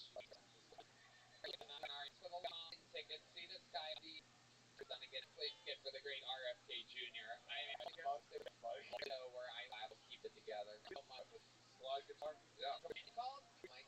Built some drawing says, oh my God, it's a guy. That's adorable. Sit out. Make a bunch of he's a torpedo. It's all run stuff, so that's cool. Modern, artificially intelligent program.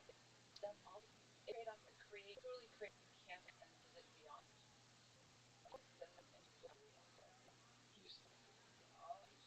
Like what it feels like feels like success to do. You're like most pushing take care